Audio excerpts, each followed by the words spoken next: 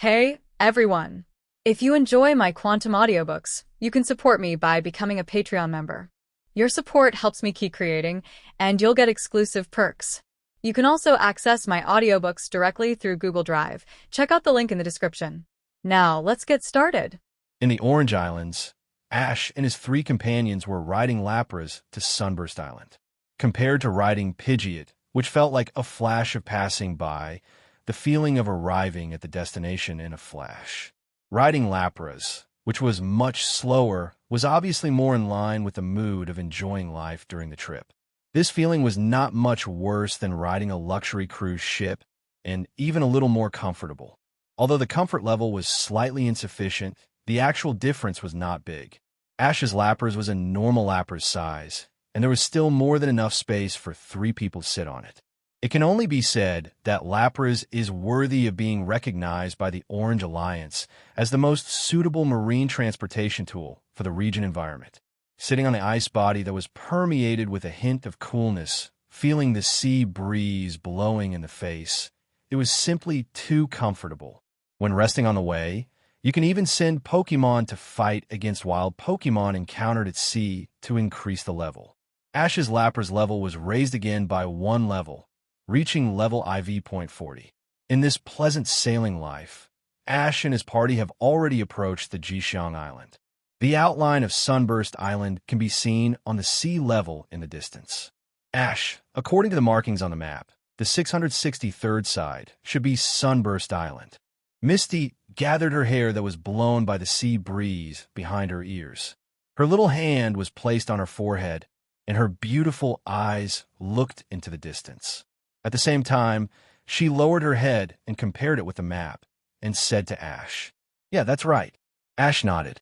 Now, he has a strong sense of direction, as long as he knows the direction through the map in advance. With his perception ability, even without the guidance of the map, there is a great probability that he can find the correct destination. As long as the psychic perception is spread out, it will not be like the original plot, where you will get lost from time to time. Ding! Trigger the plot task. Help Jingmei's brother Gong successfully see the crystal onyx, break through the technology, and burn soulful glass crafts. Mission completed. 500,000 points. Any Pokemon in the Pokemon home system will be upgraded by 5 levels, IV, 60 or below. At this moment, a reminder sounded in Ash's mind, and the mission related to Crystal Onyx was triggered. The reward is very good, and the overall strength of Pokemon is also what Ash needs most at the moment. And Ash originally planned to capture Crystal Onyx. To complete the mission, you only need to take Masami's brother Gong to watch it. Anyway, the other party only needs to see Crystal Onyx to directly realize it, and it is not necessary to capture Crystal Onyx to make his technology break through and burn a soulful work. Although he has captured the giant Onyx, he still doesn't want to let go of this unique species of Pokemon. Come back. You've worked hard all the way, Lapras. Take a good rest. Arriving at the beach of Sunburst Island, Ash patted Lapras' head and then took out the Pokeball from his waist. Lapras groaned softly, looking still full of energy. It means it is not hard at all, and the contest condition is very good. Ash smiled and put it back into the Pokeball. Then the 3 of them walked across the beach and really entered Sunburst Island. This is a small island famous for its glass crafts, and there are glass craft shops of all sizes all over the island. A large part of the fire glass crafts are Pokemon ornaments in various shapes. Ash took a quick look. Although they were all fired very delicately, most of them were similar in form, but not in spirit. Simply put, they have no soul. Although it sounds a bit illusory, and it sounds very demanding to want to fire glass crafts with soul, sometimes the pursuit of perfection is like this. Misty and Sabrina beside them were staring at them. Stephanie has never been able to resist such shiny objects, and she pulled Ash to buy them crazily. Ash was also happy to accompany them for a good stroll, and then they went to the express station on the island together and sent all the exquisite glass crafts they bought back home. After doing all this, Ash then caught a few local residents and found out the location of Zhengmei and her brother Gong's shop through them, and ran over decisively. Zhengmei, your brother is not still thinking about Crystal Onyx, is he? How can there be Crystal Onyx in this world? I think your brother is definitely insane. Since you can't burn satisfactory glass products, you might as well transfer the shop directly. If Crystal Onyx really appears in front of me, I will kneel down and kowtow to him and admit my mistake. As soon as Ash and his family walked into Gong's glass shop, they heard someone setting up a flag, and they wanted to laugh for a while. In anime, normal who talks like this will eventually be slapped in the face. If there is no follow-up plot, it will undoubtedly be a bad ending. Don't say bad things about my brother. My brother will definitely be able to conquer Crystal Onyx and burn a work that he is satisfied with. Hearing that someone looked down on her brother's ideals and urged them to transfer the shop out of the field as soon as possible, Zhengmei was anxious all of a sudden and retorted repeatedly, "Little sister, your brother may not be able to conquer Crystal Onyx, but he should still be able to burn a satisfactory work." Just then, Ash walked in and first glanced at the guy who mocked them. He had a fish face and a sharp face, which was in line with Ash's stereotype of an insignificant villain. Seeing the handsome Ash and two beautiful girls walking in, he did not stay for long. The main reason was that he was seen bullying little Stephanie, and his attitude was obviously a bit unbearable. This guy's face is rare and not too thick. Does Crystal Onyx really not exist?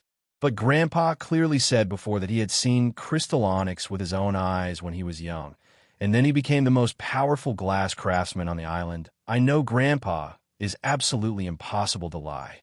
He said that there's Crystal Onyx in the world, so Crystal Onyx must exist. After denying it one after another, Masami looked a little disappointed looking at Ash and tried to convince herself. But later, even she herself didn't believe it. Her grandfather once said that Crystal Onyx was seen on this island. But these days, she and her brother Gong have turned Sunburst Island upside down, but they have not found any trace of Crystal Onyx. This makes him seriously doubt whether Crystal Onyx has already left Sunburst Island, or Crystal Onyx is a completely fictitious product made up by their grandfather.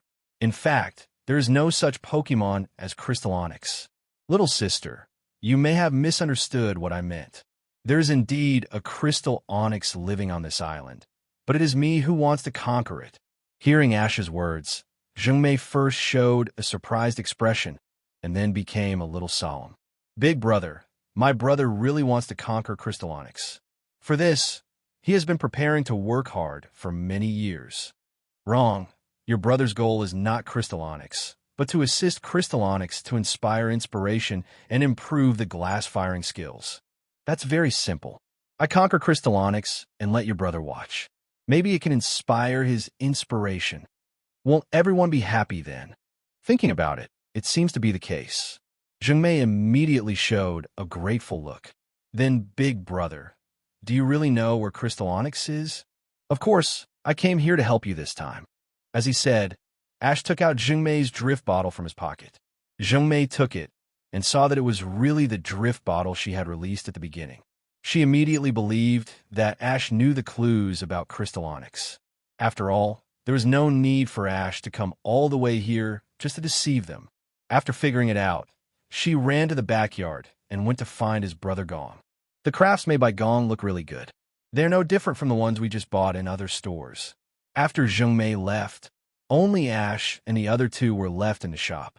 Misty and Sabrina looked at the glass products in the shop and thought they were also very exquisite.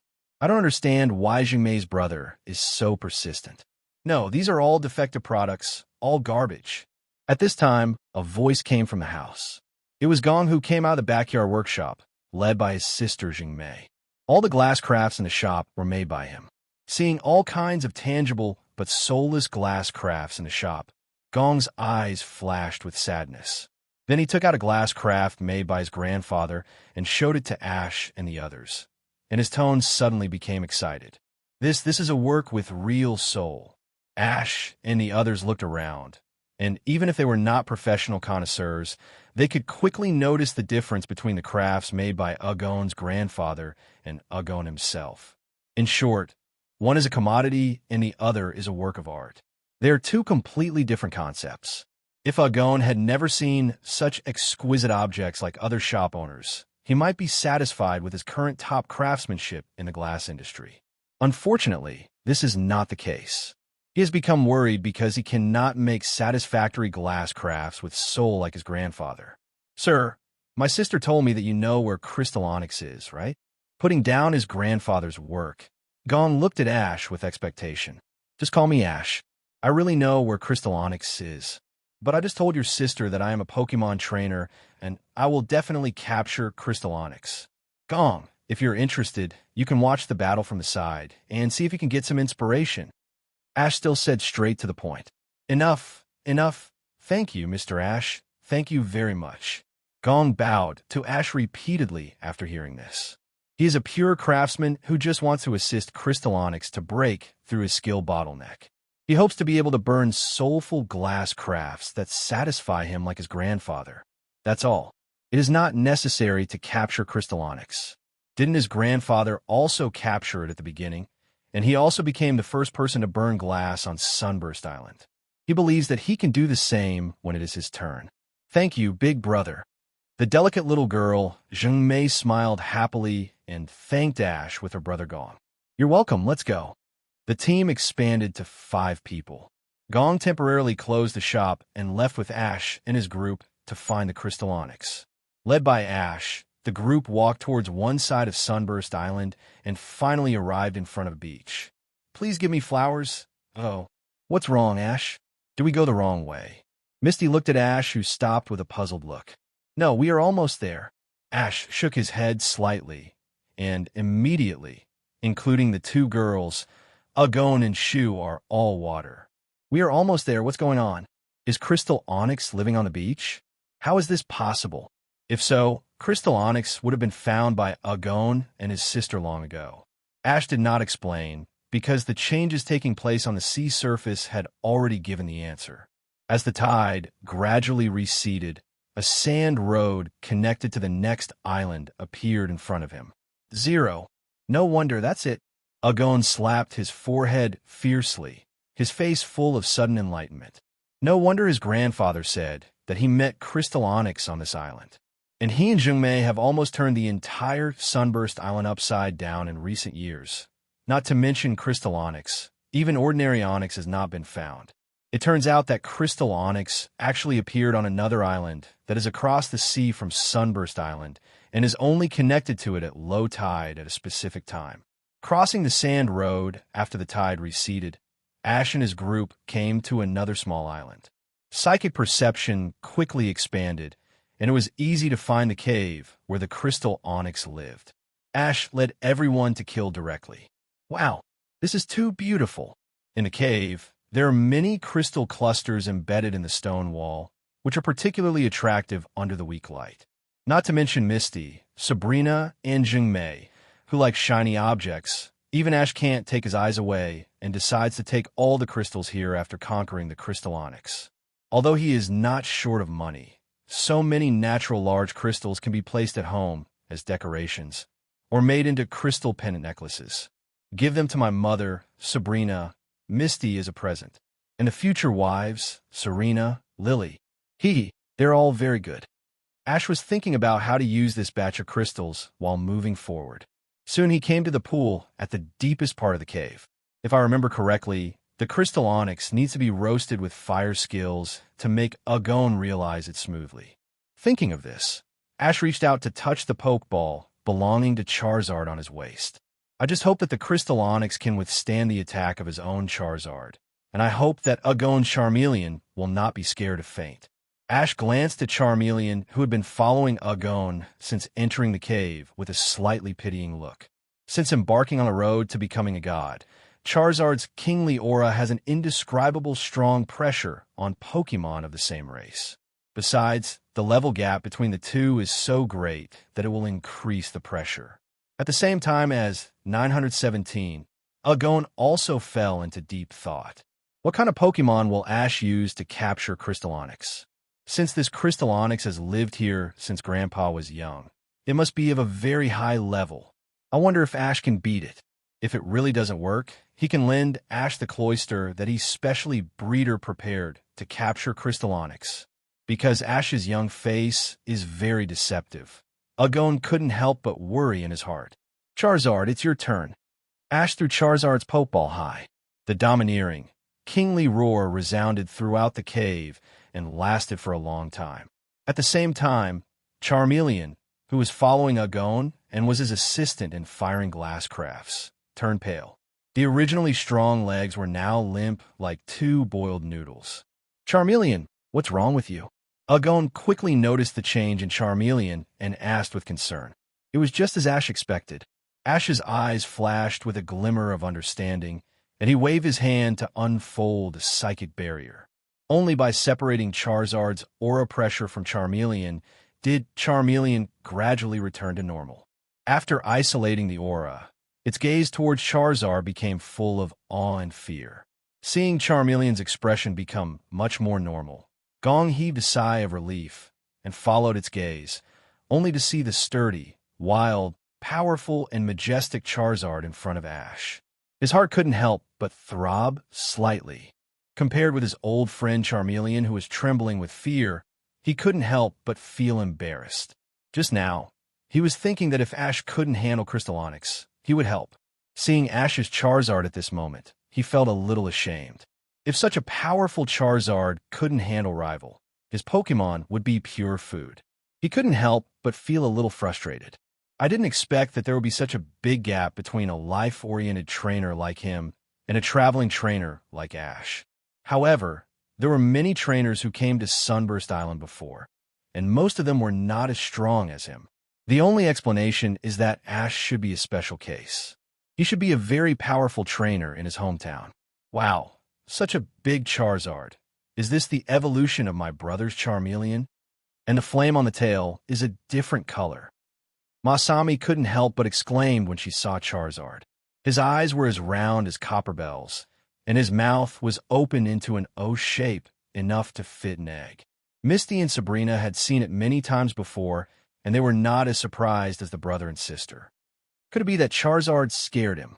Ash looked at the surface of the cave pool, which was slightly rippled.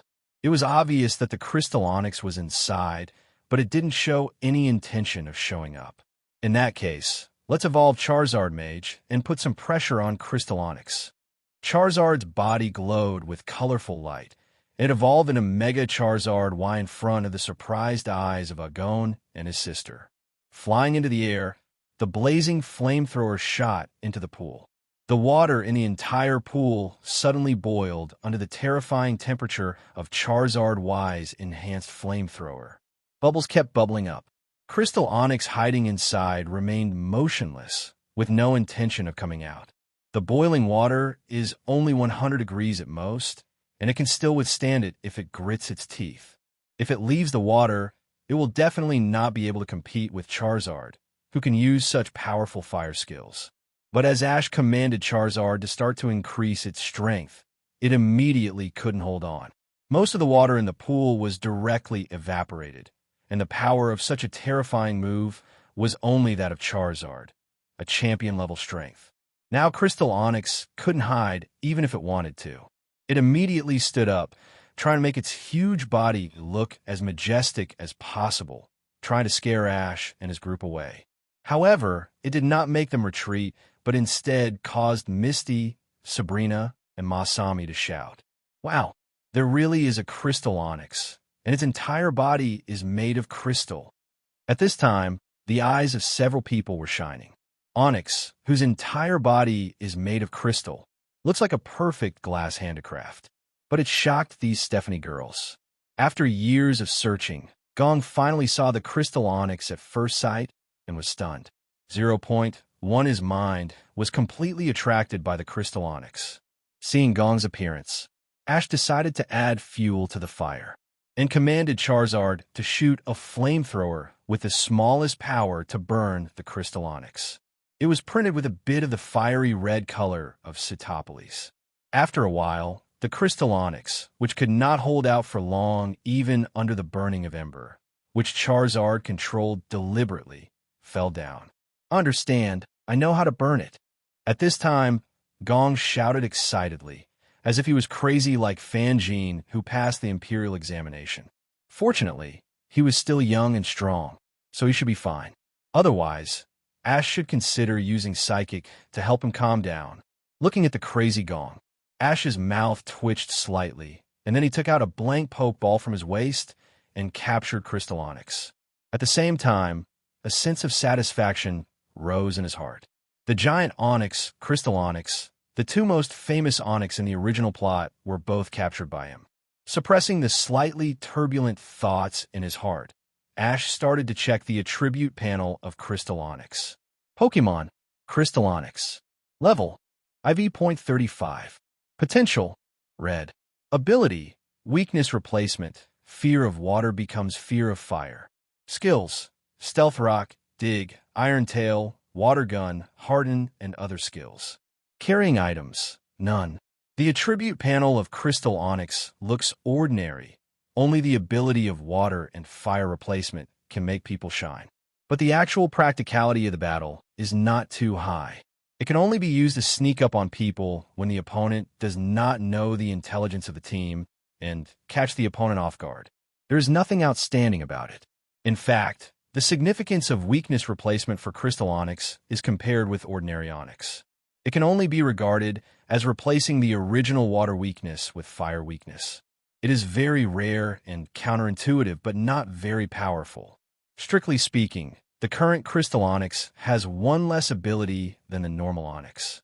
It is even more disadvantaged in comparison with the normal Onyx. Fortunately, it can learn the Water Gun skill, which can be regarded as expanding the attribute attack surface of Crystal Onyx. Overall, Crystal Onyx is not very strong in combat, except for its good looks. When it comes to level, it is incomparable to the Giant Onyx. After all, the Giant Onyx was the boss of all the Onyx in Ye Xuan Mountain. It was a wild Pokemon with elite level strength when it was captured. Putting away the attribute panel of Crystal Onyx, Ash shook his head slightly. It seems that we can only wait until the future to use the corresponding system props to strengthen the combat power of Crystal Onyx. Ding! Successfully helped Zhengmei's brother Gong to successfully see Crystal Onyx, break through the technology, and burn soulful glass crafts. Mission completed. 50 W points. Pokemon Home System upgrades any Pokemon level by 5 levels, below 4.50 level. The current Pokemon is Bulbasaur upgrades from IV.44 to 4.49. What's wrong? Agon is still studying glassmaking. If you ask me, no matter how hard he tries, it will only be like this. It's better to sell the shop as soon as possible. I've said it before, how can there be a Crystal Onyx in this world? Your grandfather must be lying to you. After conquering the Crystal Onyx, Ash and his party returned to his glass craft shop at the invitation of Agon and his sister. As soon as he returned to the shop, Agon couldn't wait to run to the workshop in the backyard, wanting to put all the inspiration he had just got into practice. After witnessing the battle between Charizard and Crystal Onyx in the cave, he really understood it. In his eyes, Crystal Onyx was like a super rare Pokemon that could be called a living work of art. Just like his grandfather back then, he understood how to really make glass crafts with soul. Just as Ash and his friends were waiting for Agon to make crafts in the shop, the middle-aged man he had seen before ran over again, still speaking rudely. He said that Masami and Agon should give up their unrealistic thoughts. However, as soon as he finished speaking, Ash took out the Pokeball. He suddenly looked like a rooster that was strangled by someone and suddenly lost its momentum, because the Crystal Onyx really appeared in front of him. The body was no different from that of a normal Onyx, but it was made of pure crystals. Under the sun, it looked extremely gorgeous and dazzling. It was really a Crystal Onyx. Wasn't this a rumor made up by Grandpa Agon to fool the children? The man's eyes were full of shock and confusion. In fact, they had heard about the Crystal Onyx from Agon's grandfather. It was just too ridiculous and was regarded as a joke, or it was simply considered an excuse for Grandpa Agon not to teach them the exclusive firing technology. They all thought you were making an excuse, but they didn't expect that what you said was actually the truth. Looking at Ash, who put the Crystal Onyx back into the Pokeball, and then looked at him with a half-smile. Thinking of what he just said, he couldn't help but blush. I have to say that Gong's craftsmanship is really amazing. This Crystal Onyx glass product looks like the real thing. Ash and others watched Gong's newly fired glass crafts. Gong fired several pieces in total, one for himself, his sister Masami, and Ash. Although they are all miniature versions, each one is lifelike, as if it has been injected with a soul. Ash, thank you 340 for your help, which allowed me to successfully fire a satisfactory work. Please accept these small presents, which are my personal little thoughts. Welcome to visit Sunburst Island often. However, Gong's enthusiasm was not enough, and he really liked it, so Ash and others gladly accepted his present, leaving the address of Pallet Town, agreeing to keep in touch in the future, and then left the glass shop. Originally, Ash planned to leave Sunburst Island directly. Just before leaving, he went to the Pokémon Center as usual to restore the contest condition for the 2 female Pokémons. Ash received a call from his mother in Pallet Town. Then he received a piece of news that surprised and delighted him. That was that his childhood sweetheart Stephanie Serena wanted to travel with him in the Johto region. His mother Delia wanted Ash to find a time to go to Kalos region to pick up Serena. Ash was also very excited about this, and he couldn't wait to meet his new wife Serena.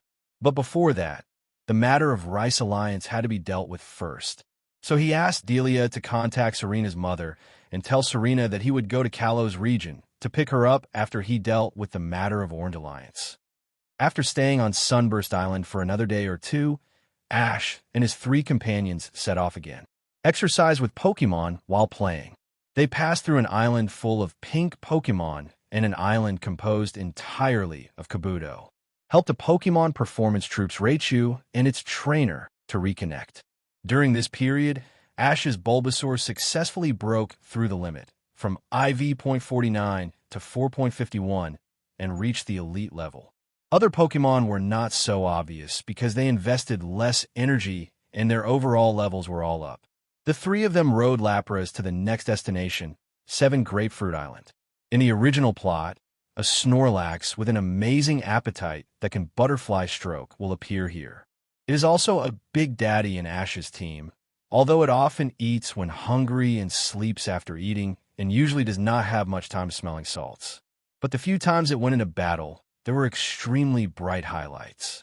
This is if it can overcome the fact that it rests most of the time, or ensure that it can wake up immediately when it is needed to fight, so that it can command the battle perfectly. A Pokemon with a strong fighting power. Ding. Trigger the plot mission. Protect the 7 Grapefruit Island Pomelo fruit from being consumed by Snorlax in large quantities. The loss ratio does not exceed 5%, and capture it without angering Snorlax. Mission reward. Snorlax Sleep Adjustment Device. After Snorlax carries this item, the trainer can adjust Snorlax's sleep contest condition through the sleep adjustment device. Any Pokemon level is increased by 3 levels. On the way to 7 Grapefruit Island, Ash heard a message from the system in his mind, which made his eyes light up. It's true that the system sends a pillow when he is sleepy. He was worried about how to solve Snorlax's sleep problem. Snorlax Sleep Adjustment Device. Bring it to Snorlax, and you don't have to worry about Snorlax resting at a critical moment and refusing to fight. With one thought, Snorlax was no longer sleepy. At worst, he could just continue sleeping after the game. The best battle conditions can be guaranteed at all times, which is really great. Based on such a useful item, Ash thinks it is acceptable to give less Pokemon level rewards. However, although the task rewards are very good, it is not so easy to complete. It is not difficult to subdue Snorlax without angering it, but the other condition is a little difficult. To ensure that the loss ratio of Pomelo fruit on 7 Grapefruit Island does not exceed 5% of the total number, it means that Snorlax must be stopped as soon as it appears on 7 Grapefruit Island. After all, that guy has a bottomless stomach. With his appetite and speed, he can easily break through the threshold limited by the system in less than 10 minutes. This is not okay. He must get this sleep adjustment device of Snorlax, and Ash will naturally not let such a thing happen. He immediately gave up the idea of leisurely going to 7 Grapefruit Island. If we go a little late, we will lose a lot. Come out, Pidgeot. Ash reached to his waist decisively, took out the Pokeball, and summoned Pidgeot. Hi! Pidgeot whistled loudly after coming out of the Pokeball, flew around Lapras on the sea, and then flapped its wings to approach Ash and waited quietly for his orders. Hey, what's wrong with Ash? Misty reached out and rubbed her sore eyes. Last night, Ash made her sleepless in the second half of the night, causing her to be so sleepy that she couldn't open her eyes at all. As for Sabrina, she even ordered Alakazam to prop up a psychic barrier and slept soundly inside. I have something to do. You can still sleep for a while. I'll ride Pidgeot over first, and then we'll meet again, Ash said to Misty.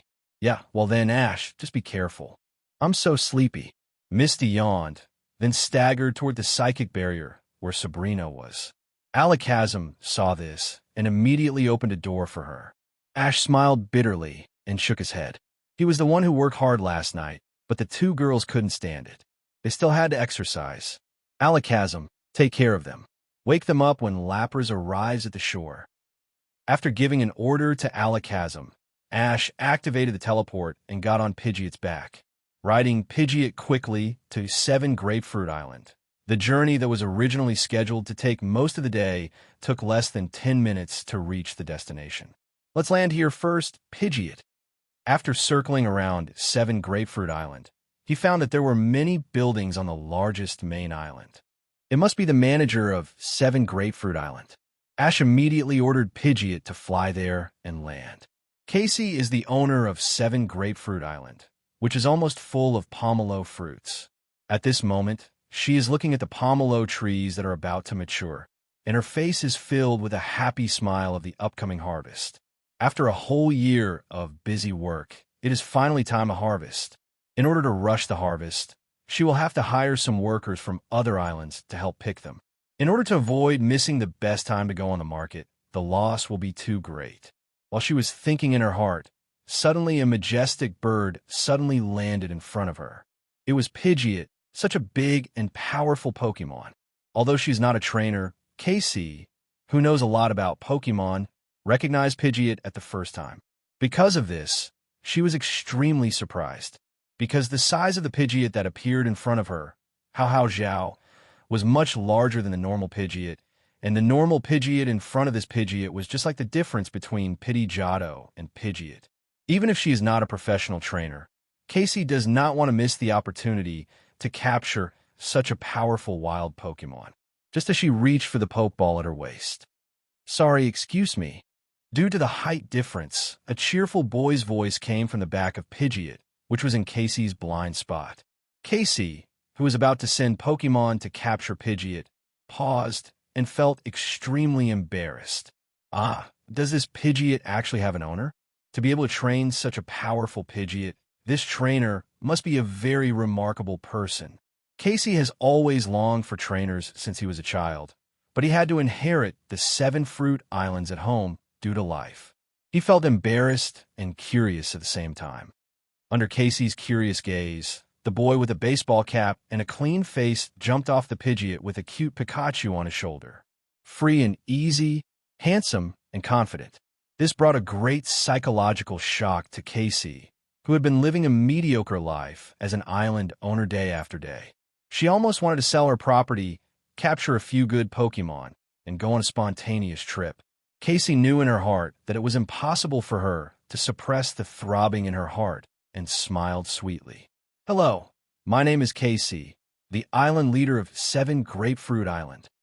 Are this Pidgeot and Pikachu your Pokémon? They look very well trained. Hello, Island Master Casey. My name is Ash, and I'm a trainer from Kanto Pallet Town.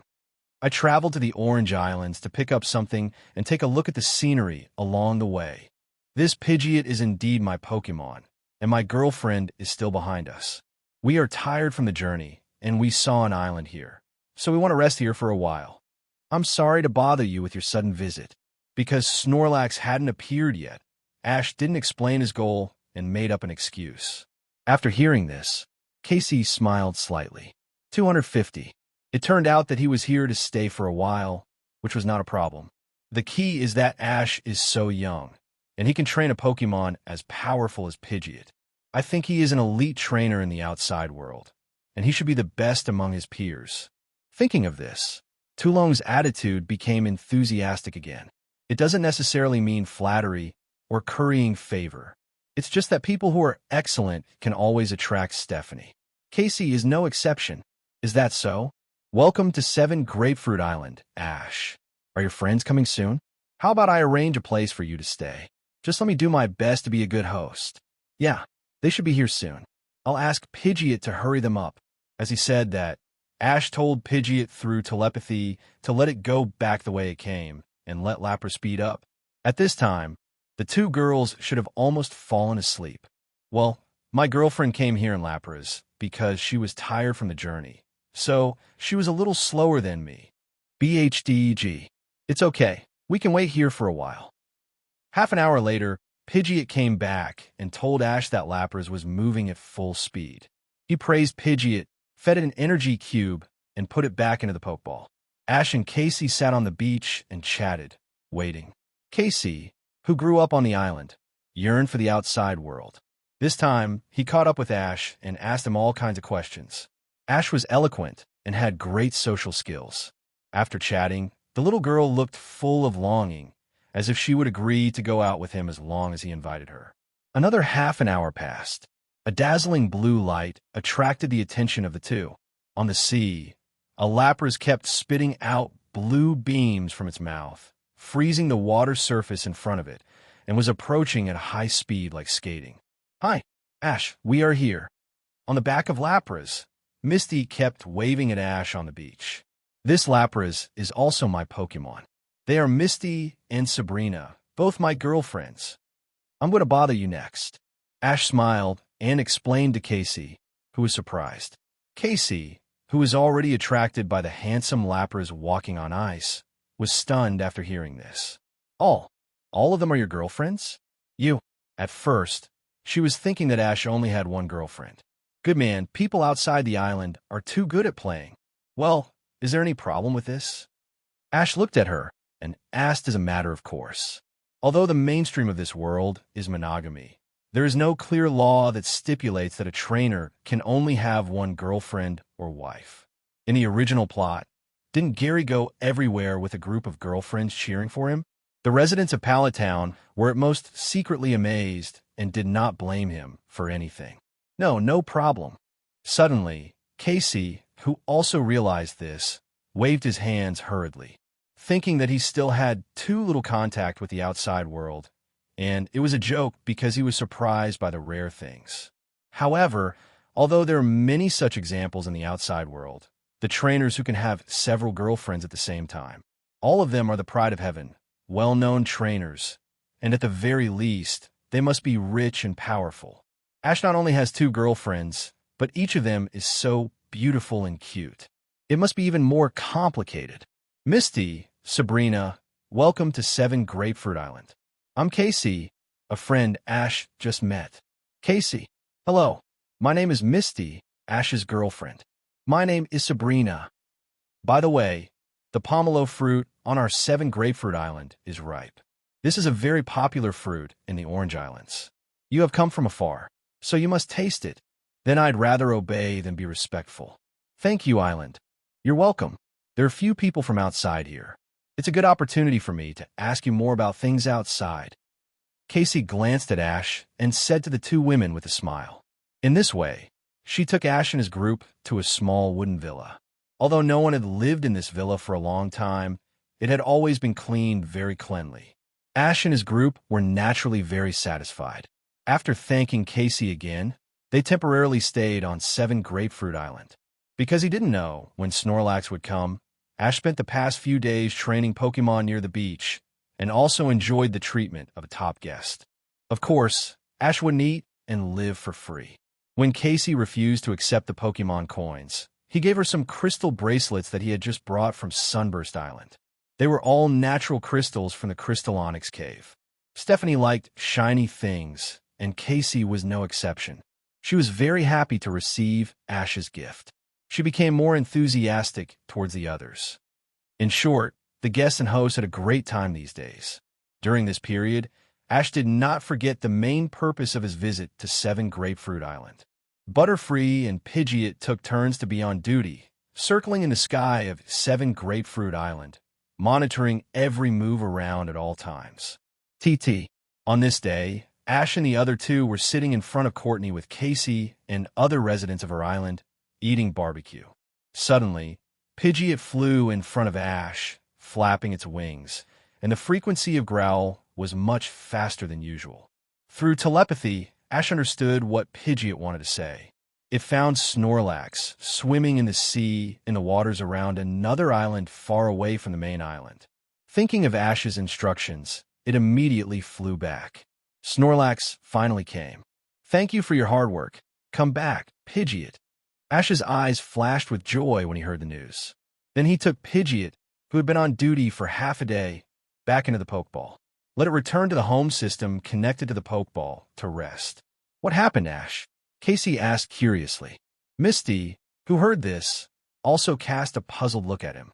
Pidgeot said it found a Snorlax, which can swim and is approaching 7 Grapefruit Island at an alarming speed. "Snorlax, what should we do?" "No, we have to organize the pickers to harvest the pomelo in advance and can't wait any longer. If we wait for Snorlax to arrive, everything will be over." After spending these days together, Casey knew that Ash was a very powerful Pokemon trainer. After only 1 year of debut, he won the Kanto Region Indigo Plateau Conference. Casey did not question why Snorlax could learn to swim and float across the sea to approach the isolated 7 Grapefruit Island. At the same time, his expression became visibly solemn. Wild Snorlax is definitely the nightmare of all plantation owners, and to some extent, it is even more terrible than natural disasters. This guy is a big eater, a bottomless pit. He will not stop until he eats all the food on the 7 islands. It would be fine if he could just eat, but the key is that the wild Snorlax are a very high level. The strength is far beyond the ability of the Pokemon trained by non-professional trainers like them, the plantation owners, to compete. At this time, they can only watch Snorlax eat up all the fruits of their hard work for a year. As for going outside to ask for help and find powerful trainers, unless the plantation is right next to the town, distant water cannot quench the thirst. By the time they find a strong enough trainer to negotiate cooperation and bring them here, the human Snorlax has already eaten everything and then escaped. So plantations with traces of Snorlax around them will hire extraordinary trainers to guard them before and after the harvest season. While guarding against Snorlax and other Pokemon stealing food, it is best to deter those humans who get something for nothing. The 7 Grapefruit Island under Casey's jurisdiction is isolated from the outside world due to the vast sea area, and the residents on the island are simple and honest, so they have never experienced such a thing before. So she never considered hiring a trainer. Now that she knew Snorlax was coming, her heart was so scared that it almost stopped suddenly. She immediately began to plan to organize the islanders to rush to harvest the pomelo and recover as much loss as possible. The rest can only blame themselves for their bad luck. At this time, she actually didn't have too much hope for Ash. It's not that Ash can't beat Snorlax. Not to mention that there are 7 major islands that may be attacked, and it is very difficult to hunt down Snorlax. Even if Snorlax can be defeated, there is no guarantee that the other party will not come back and attack other islands, unless it is completely conquered once and for all. But if it were a normal trainer, how would he dare to conquer Snorlax? Unless he thinks he has too much money to spend. Ash is a trainer who travels around every year. As the champion of the Indigo Plateau Conference, it costs a lot to train Pokemon, not to mention that he has 2 girlfriends at the same time. Although he looks very cool, there is definitely not much savings in his bank account. The monthly living expenses are probably almost all spent as soon as they arrive. How dare she expect Ash to capture Snorlax for her? Isn't this a complete scam? Having such thoughts, she can only say that she, who came from 7 Grapefruit Island, still doesn't understand the earning ability of well-known trainers in the outside world. It is impossible for Ash to capture Snorlax, and it is even more impossible for her. Even though she owns 7 islands and has a wealthy family, she can't afford a bottomless Pokemon like Snorlax. No matter how high the pomelo production of 7 Grapefruit Island is, it is impossible to withstand the consumption rate of Snorlax. How could she have the nerve to ask Ash to subdue Snorlax if she was like this? Just like that, the islanders who were originally sitting together eating barbecue immediately took action and ran to prepare tools. Some went to the dock to preheat the starting device of the boat engine in advance. They had to go to the island where Snorlax was about to arrive first and harvest the pomelo before Snorlax. Then they would go to other islands to harvest without stopping. This was a race against time and Snorlax's eating speed. Well, Casey, if you don't mind, let us go over and help. You are not professional Pokemon trainers. It's still too dangerous to fight Snorlax. I'm staying here these days, thanks to your care. Ash, who had to complete the task of subduing Snorlax, immediately suggested. Thank you so much. I don't mind, of course I don't mind. Thank you so much. Subconsciously, Casey thought that the help Ash mentioned was for Ash to help hold back Snorlax, or to send Pokemon to help pick up the pomelo. There is strength in numbers. If Ash, Misty, and Sabrina can hold up to the upper limit of Pokemon, the three of them can hold 18 Pokemon. If this force is put into harvesting pomelo, the efficiency is equivalent to 780 workers. Even though it is embarrassing to ask Ash and his guests to help, there is no other way. I can't just watch the pomelo being eaten by Snorlax. Snorlax, what do you think of my deal? Think about it. Ash waved a bag of energy cubes filled with perfect normal-type Pokemon produced by a food-making machine using good ingredients in front of Snorlax, who had just landed on the island. Casey had underestimated Ash's strength after all, not to mention the magical items in his hands, any one of which could be sold for tens of millions of Pokemon coins, and there was no market for them. It was just a question of whether Ash was willing to sell them. Let's just talk about the perfect level Pokemon food energy cubes produced by Ash's food-making machine. You only need to sell a part of it every month to get a large amount of travel funds. What's more, Ash, who just received a bonus from the Alliance, 0, is not short of money at all. Kirby, as a top foodie, the perfect energy cubes of this type have a much greater captivating power for Snorlax than the pomelo fruits on the island. In comparison, it's the difference between delicious food and chaff. Growlithe would not choose pomelo fruit. Of course, the normal flavor must be replaced with the fire flavor. Snorlax is also very fond of food, and if he wants to eat, he must eat energy cubes. The smell of that thing alone can make him drool.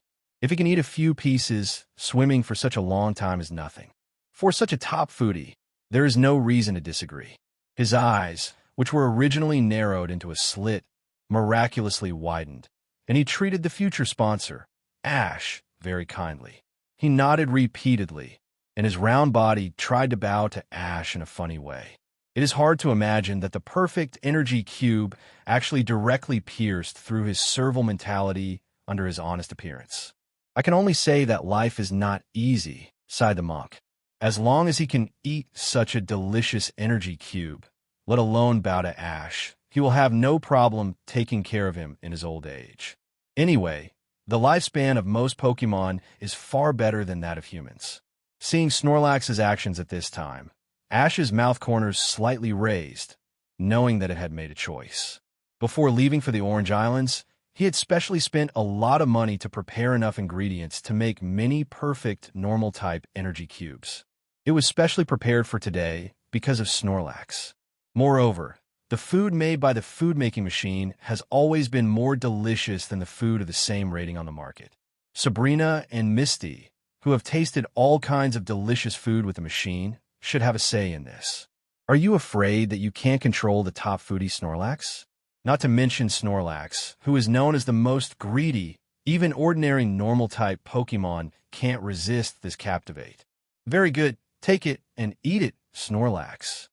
Ash's eyes lit up blue, and he used Psychic to move the bag of perfect-level energy cubes in his hand to Snorlax. He was not afraid that Snorlax would regret it after eating the energy cubes.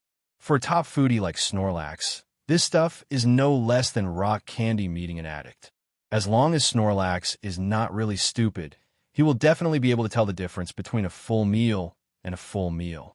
Under the premise of being fearless, Ash directly gave all the energy cubes to Snorlax without any precautions, which made it easier to gain its trust.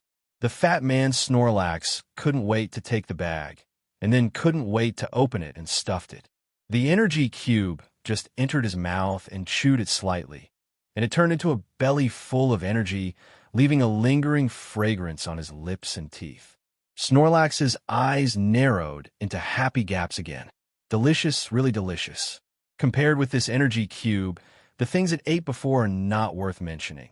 Not only unpalatable, but also not filling. The energy cube given by Ash is not only delicious, but also based on its current experience.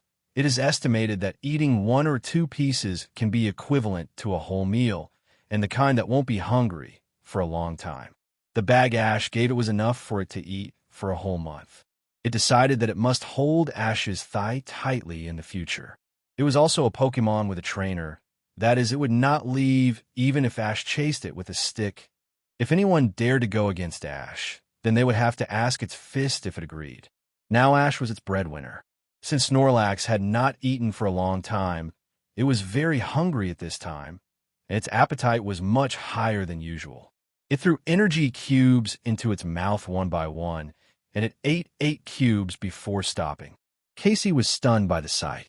She knew how expensive energy cubes were, and she felt very distressed, as if Snorlax was eating her money instead of Ash's.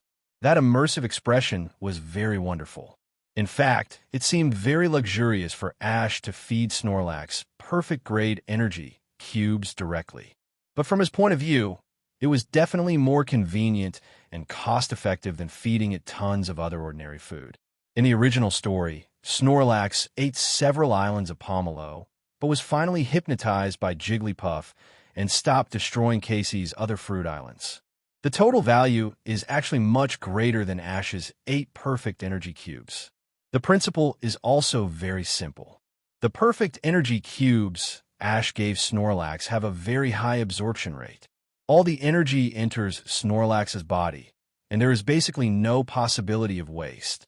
On the contrary, Pomelo, because of the absorption efficiency, 5.7 Snorlax needs to eat multiple times the amount, which is very cost-effective. Hurry up, folks, we have to speed up too. Casey and Ash have already rushed over to stop Snorlax. We have to hurry up and harvest the Pomelo. Don't let their efforts go to waste. At the same time, the workers from the main island were driving the boat to the fruit island at a high speed. At this time, they were anxious and wished they could grow wings and fly directly to the island. Because the picture of Snorlax eating crazily and eating all the Pomelo they worked so hard to grow in a blink of an eye began to appear in their minds. The blood pressure soared, and they were very anxious. However, when they arrived at the island, everything was calm. The Pomelo fruits that had been eaten up in the fantasy were still hanging on the branches. The workers were stunned, looking at each other, all confused. Didn't they say Snorlax had already attacked? It didn't look like Snorlax had come. Could it be that Ash's intelligence was wrong? Or Ash and Casey had stopped Snorlax outside the beach? To be safe, you guys pick up the Pomelo fruits here first. I'll go to the beach to see. The senior worker in the lead ordered the other workers to start picking up the Pomelo fruits, while he went to observe the situation. See what happened to Ash and his friends. After a while, they arrived at the beach where Ash and his friends were. The old worker was stunned when he saw Snorlax holding a perfect energy cube in his hand and a bag with dozens of cubes next to him. Clang! The tools in his hand also fell to the ground with a clang. No, he's presbyopic, right? Snorlax seemed to be holding a perfect-grade energy cube. As an old veteran who often had to go out to sell Pomelo, he once delivered goods to a Pokemon supply store. He remembered that the lowest-grade energy cubes in the store were terribly expensive. At that time, the store owner even showed them other levels of energy cubes. At this time, Snorlax was holding a perfect-grade energy cube that could be prepared by a top breeder. It takes 20,000 Pokemon coins to buy one. And how many years of salary can this bag of perfect-grade energy cubes in front of him be worth? His eyes shifted from Snorlax to Ash. Was that how Ash stopped Snorlax? 666. This is really too exaggerated. What can I find? Perfect-grade energy cubes. He didn't want more. Just 2 would be enough. Not long after, the workers who heard the noise came over for fear that something might happen to the old worker. They were all in shock. At this moment, the image of Ash in their minds inexplicably began to shine with golden light, the kind of rich and inhumane.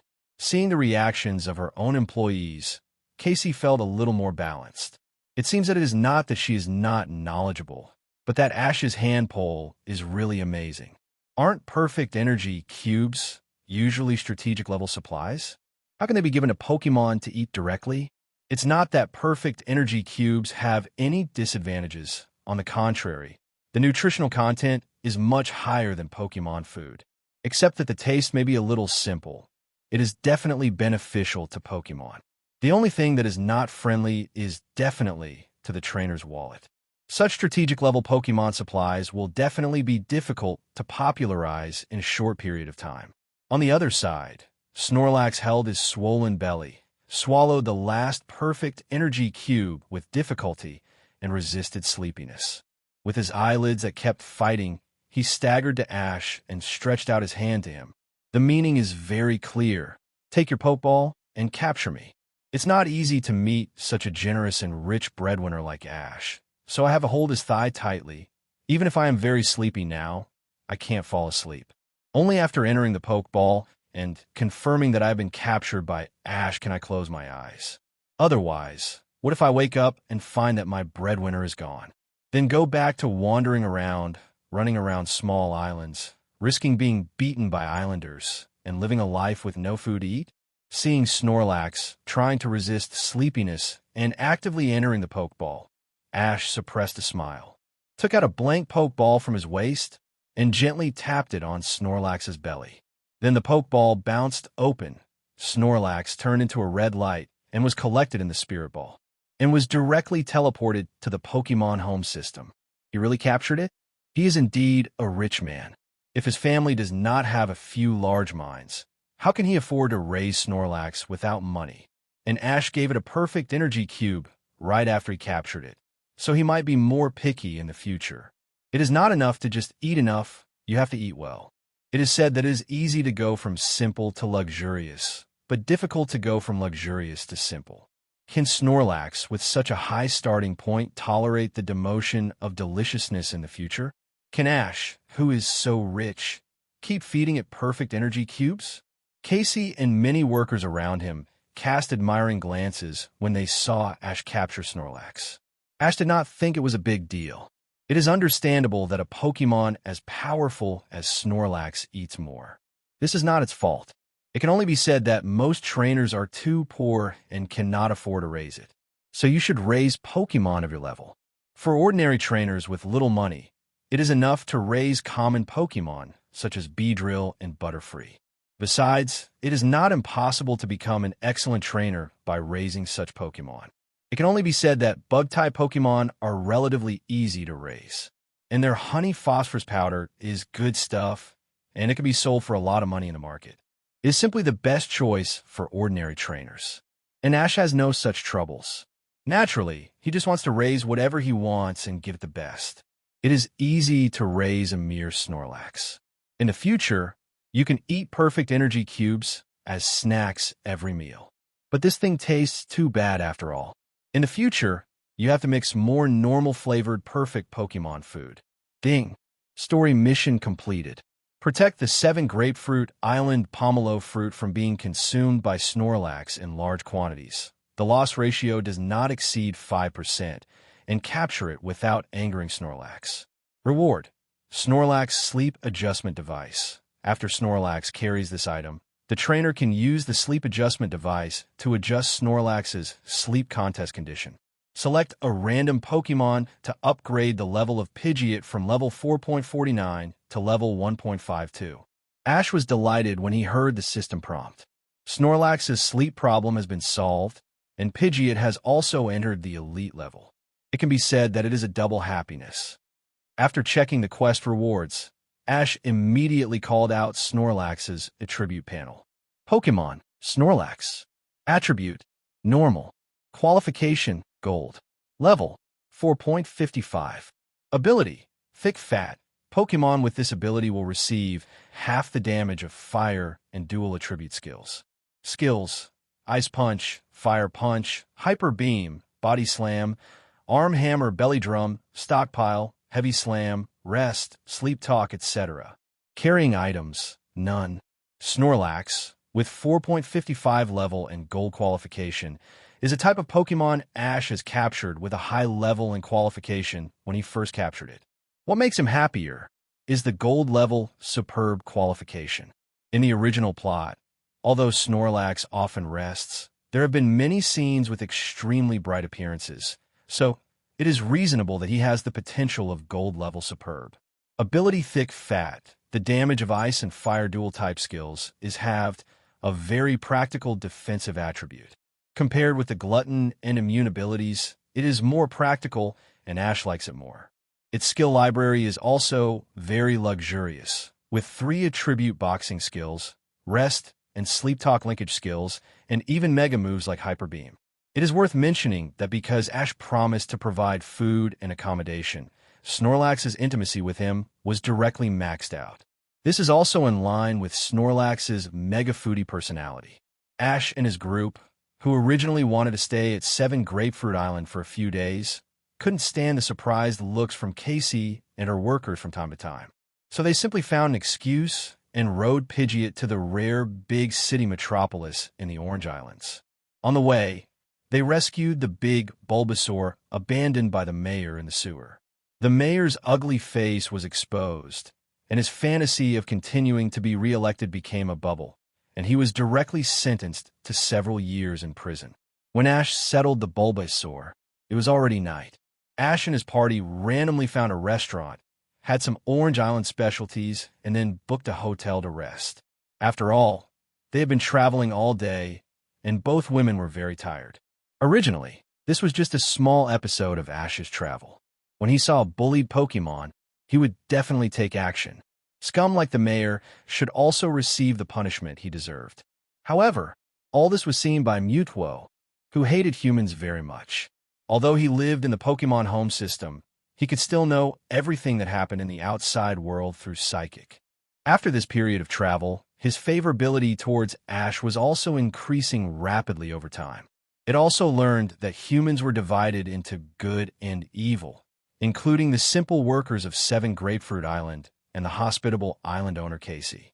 Of course, there was also the insidious and cunning mayor of the metropolis. Different humans treated Pokemon in completely different ways.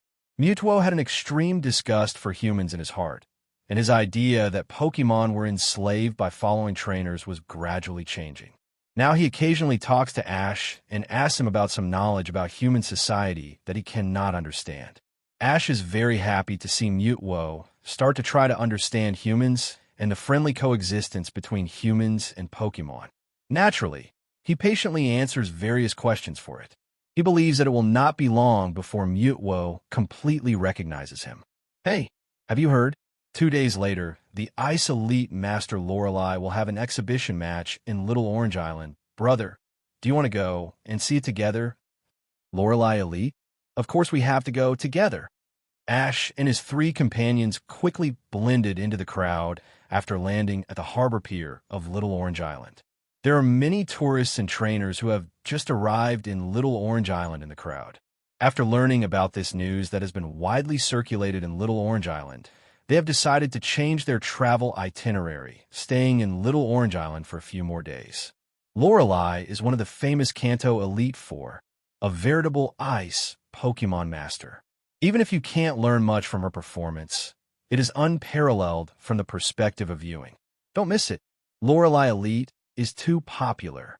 Walking on the street, listening to the discussions of the people passing by, Misty couldn't help but sigh, her tone full of admiration and respect. Ice and water have always been inseparable. Lorelei, an ice expert, has always been an object of admiration since she was a child, as she is determined to become a water-type Pokemon Master. Well, the popularity is indeed very high. Ash nodded in agreement. Whether it is strength or appearance and figure, the Ice Elite Lorelei is very popular. Even people who are not interested in Pokemon battles are likely to be impressed by her peerless beauty and become her fans like Star Chasers. Ash admired many beautiful girls in his previous life. Videos of beauties and celebrities from all over the world are his favorites. I remember you said that you challenged Lorelei Elite when you returned to Indigo Plateau. How was it? Did you beat her? On the other side, Sabrina looked at Ash and asked suddenly. Ash and Misty beside him were confused. Regarding the Elite Challenge invited by Alliance, they stayed at Ash's house to accompany Delia. The specific battle process was unclear. After returning, Ash only mentioned that he, Zhao Didi, had a fight with the Ice Elite Lorelei. As for who won or lost, Ash did not say clearly. Ash is very strong, but Lorelei is a strong person who has been standing in the Kanto Elite Trainer seat for decades. Misty did not think that Ash could beat Lorelei from the beginning, so she did not ask more. But I didn't expect Sabrina to bring up the old matter again today. Well, we won, but I think Lorelei Elite didn't send out her real main Pokémon. Ash, did you defeat Lorelei Elite? As soon as Ash finished speaking, he was greeted by Misty's extremely surprised and unbelievable eyes. Even if Lorelei didn't send out her main Pokémon, is it really that easy to defeat the Kanto Elite Four? At this moment, Misty suddenly felt that her perception of her boyfriend's strength seemed to be slightly biased.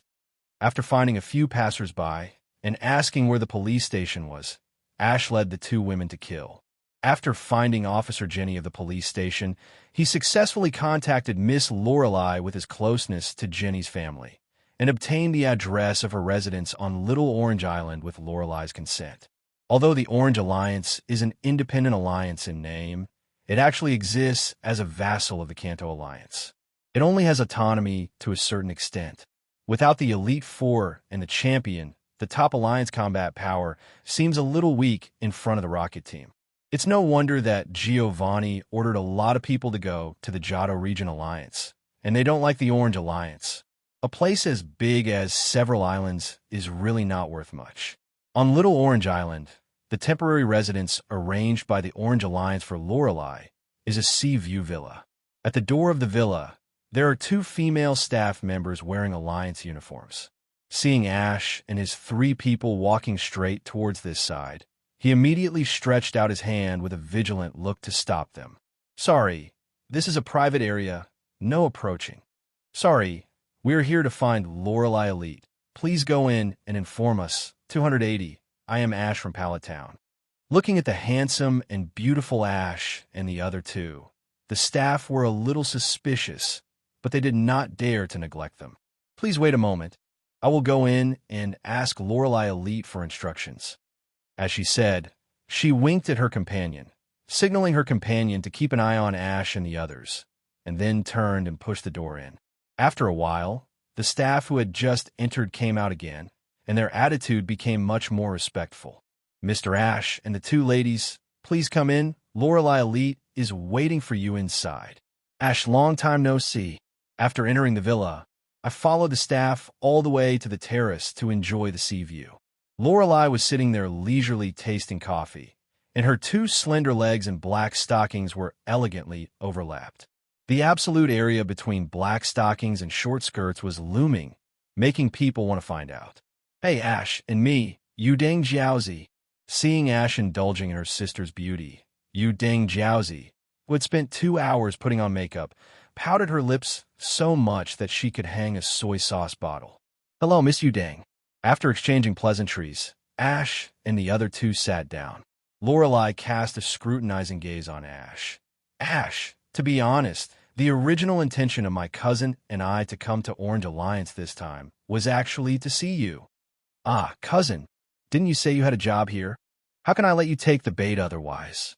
After all, I know very well that someone is not sincere. Cousin, is there anyone like you? After being teased by Lorelei, Yu Deng Jiaozi blushed and looked at Ash uneasily, fearing that he would notice something. Fortunately, Ash didn't seem to have any strange impression of what the sisters said. Really?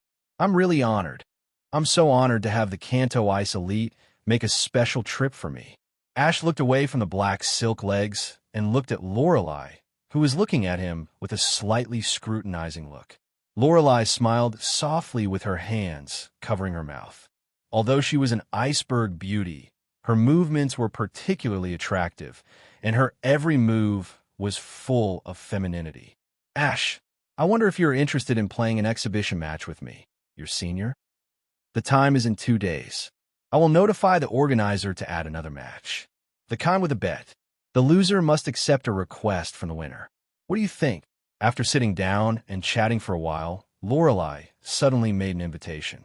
Hearing this, Misty and Sabrina, who were sitting next to Ash, became alert without waiting for Ash's reaction, BHDC. As we all know, Ash usually has limited control over his lust, which is also a common problem for men. If a mature and charming big sister like Lorelei showed her affection to him, it would be difficult for him to resist. The loser must agree to a request from the winner. It sounds a bit complicated. At this time, even Misty, who has always regarded Lorelei as an idol, doesn't want her boyfriend to fall into the trap of the other party. Although Ash claimed that he won the previous battle, he also mentioned that Lorelei might not have given her all. To be honest, although I don't know why Lorelei Elite has such a sudden whim, the conditions you gave are still too broad. So, change it to a condition that does not violate morality and does not touch the bottom line of both parties. What do you think? Ash thought about it, looked at Lorelei and smiled. Although he didn't know what Lorelei's purpose was, since the other party wanted to give him benefits, he would definitely accept it. Ding! Trigger the follow-up of the excellent couple quest. Lose to elite Lorelei with realistic acting. Do not let Lorelei foresight your intention to let her win. Task reward. 1 million points. Any Pokemon level increased by 5 levels. Top grade Never Melt Ice. Increase the power of Pokemon's ice skills by 50%. Listening to the sudden system task content, Ash's expression became visibly weird. Lose to elite Lorelei in acting? What does it mean? Was he killed by the plot? Ash narrowed his eyes slightly and thought carefully for a moment. Although the task requirements this time were a bit weird, considering that the tasks issued by the system had never been disadvantageous to him. I think it was because only losing to Lorelei this time would be more in his interest. Okay, it's a deal. Lorelei agreed without thinking. At the same time, he immediately informed the staff of the organizer of this exhibition match to temporarily add an exhibition match.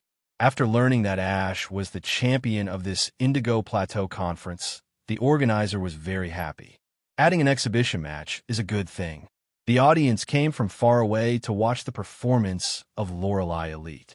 What's more, Rival is even better than their designated trainer and is the popular court's conference champion. The gimmick is fully utilized, and it will definitely attract more people to watch the game. This time, it is just right for the people of the Orange Islands to understand the style of the outstanding young trainers outside, so that they don't have to stay on the island all day and sit in the well and watch the world. At night, at the beach villa of Little Orange Island, the top-notch child touched her belly and forced her eyelids to fight. Cousin, didn't we agree to just chat? How come we have upgraded to Pokemon Battle? And if you beat Ash this time, what do you plan to ask him to do for you? The top-notch child who knows Lorelei's character knows very well that she is very purposeful in doing things. She dared to challenge Ash during the day, which must be the confidence of winning. Now she's a little worried that Ash will suffer at the hands of Lorelei. Ash seems to have never lost since his debut, which is really amazing. After the Indigo Plateau Conference, she also won the battle with her cousin, but she knew that Lorelei did not go all out in that game. She was afraid that this incident would affect Ash's mood. Somehow, since the Indigo Plateau Conference ended, Ash's figure has gradually occupied her heart.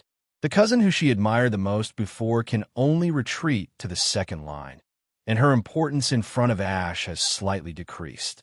If Ash were here, he would be extremely surprised that the M attribute of the top-notch ace was maxed out. This was a completely unexpected good thing for him. Ash has always been open to beautiful women. I didn't realize that you care about Ash so much before. AOZ, you're not in love with him, are you? Looking at the worried top-notch ace, Lorelei joked with interest. No, cousin, we can't make such jokes. Hearing this, the top-notch ace spoke a little stuttering. He looked like someone's panicked heart was exposed. 2 days passed in a flash, and in a blink of an eye, It was the day when Lorelei was going to hold an exhibition match. At this time, half of the people in the Orange Islands had gathered outside a stadium. However, only a small number of people were able to enter the venue with tickets to watch the game, and the rest could only stand outside and watch on the big screen. But this did not affect these people's enthusiasm for Lorelei at all. Although Ash and his two friends didn't buy tickets, he was one of the protagonists of the performance hall. When they arrived at the venue, they found the staff and showed them their Pokémon Pokédex to show their identities, and then they were respectfully invited to a lounge. It's called a lounge, but it's more like a VIP viewing room, which is in an excellent viewing position and basically no outsiders disturb you. The three of them sat on the large and comfortable sofa in the lounge, eating snacks and fruits sent by the staff, waiting for the start of the exhibition match. According to the arrangement here, the first to play the exhibition match with Lorelei is said to be a new generation of genius trainer from the Orange Alliance, and has a bit of official background. After his match is over, it will be Ash's turn. Therefore, the three of them need to wait here for a while. At the same time, in the venue, the gongs and drums were loud, and under the attention of the crowd, the exhibition match officially started with the enthusiastic cheers and shouts of the audience. Lorelei wore a white short skirt similar to a Marine uniform, an officer's hat, and high heels, and walked onto a command platform with a smile. Opposite her was the young trainer arranged by the Orange Alliance to challenge her. Because she attached more importance to the match with Ash, Lorelei did not give the opponent enough performance time to ensure the viewing experience, as she did in the previous exhibition matches held in various places. She even subconsciously revealed some flaws to guide and improve the command level of the opponent trainer. Instead, in the stunned eyes of the opponent, she summoned Pokémon and carried him away in a few seconds. Not only the passerby trainer, but also other audiences in the venue were stunned. Isn't it over? It's been promoted for so long and ended so quickly. What we saw was all one-sided crushing. Where's the exhibition match? Where's the unparalleled visual impact and viewing experience? Okay, it's my turn to play. In the lounge, seeing the passerby trainer lose, Ash patted the shoulders of the two women, stood up, and walked outside. Please give me flowers. Next, please welcome the second performer to the stage. While the audience was still not reacting, they began to express their dissatisfaction, and the sound of the broadcast spread throughout the venue. As soon as Ash walked out of the lounge, he almost bumped into a uniformed woman wearing glasses who was running towards him in a hurry. Ash, it's your turn to go on stage for the exhibition match. After the temporary decision of the event organizer, if you can hold on for a little longer under Lorelei Elite, the event organizer is willing to increase the fee for inviting you to the stage by 5 times. Looking at the flustered and solemn woman, Ash's mouth curled up a little.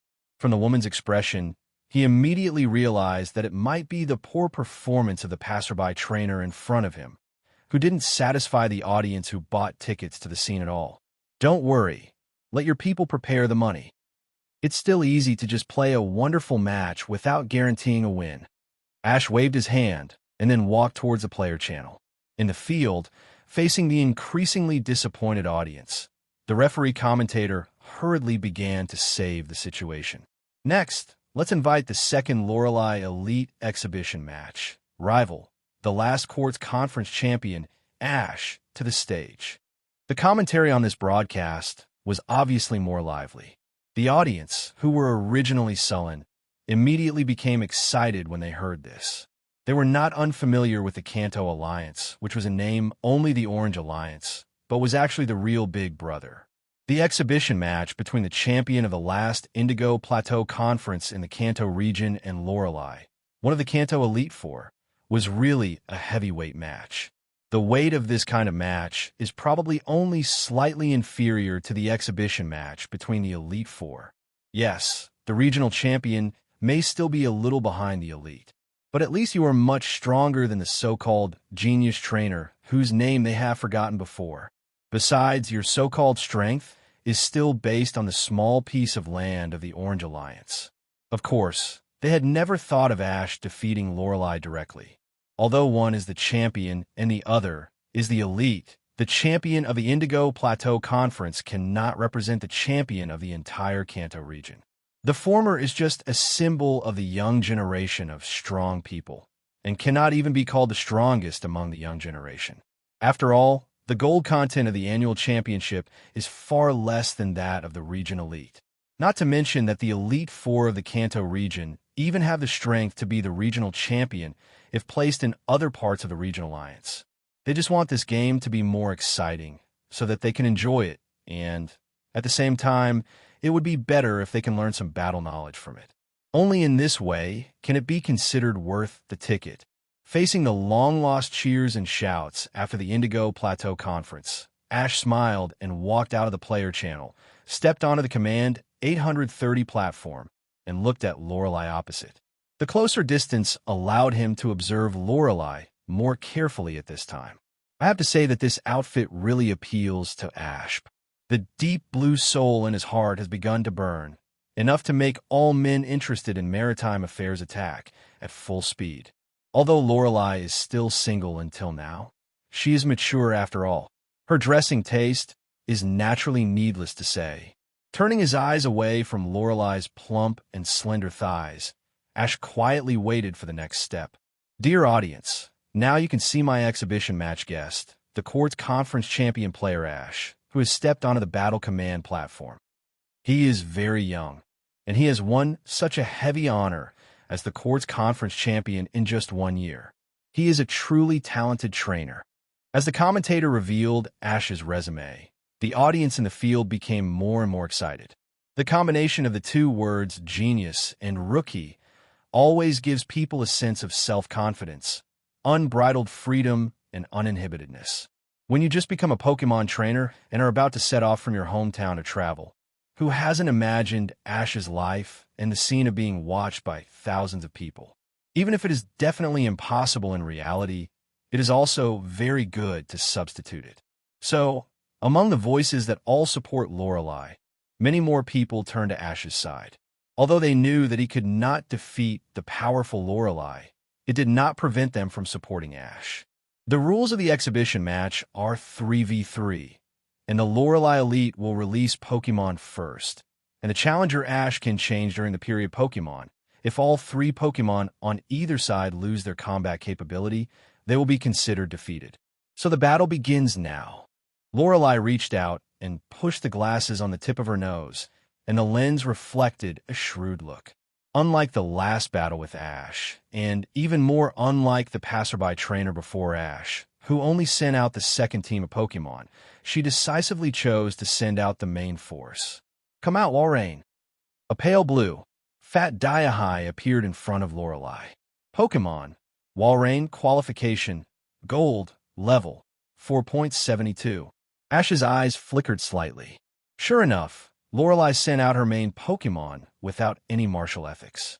During the Elite Exhibition match, she didn't send out her first lineup of Pokémon at all.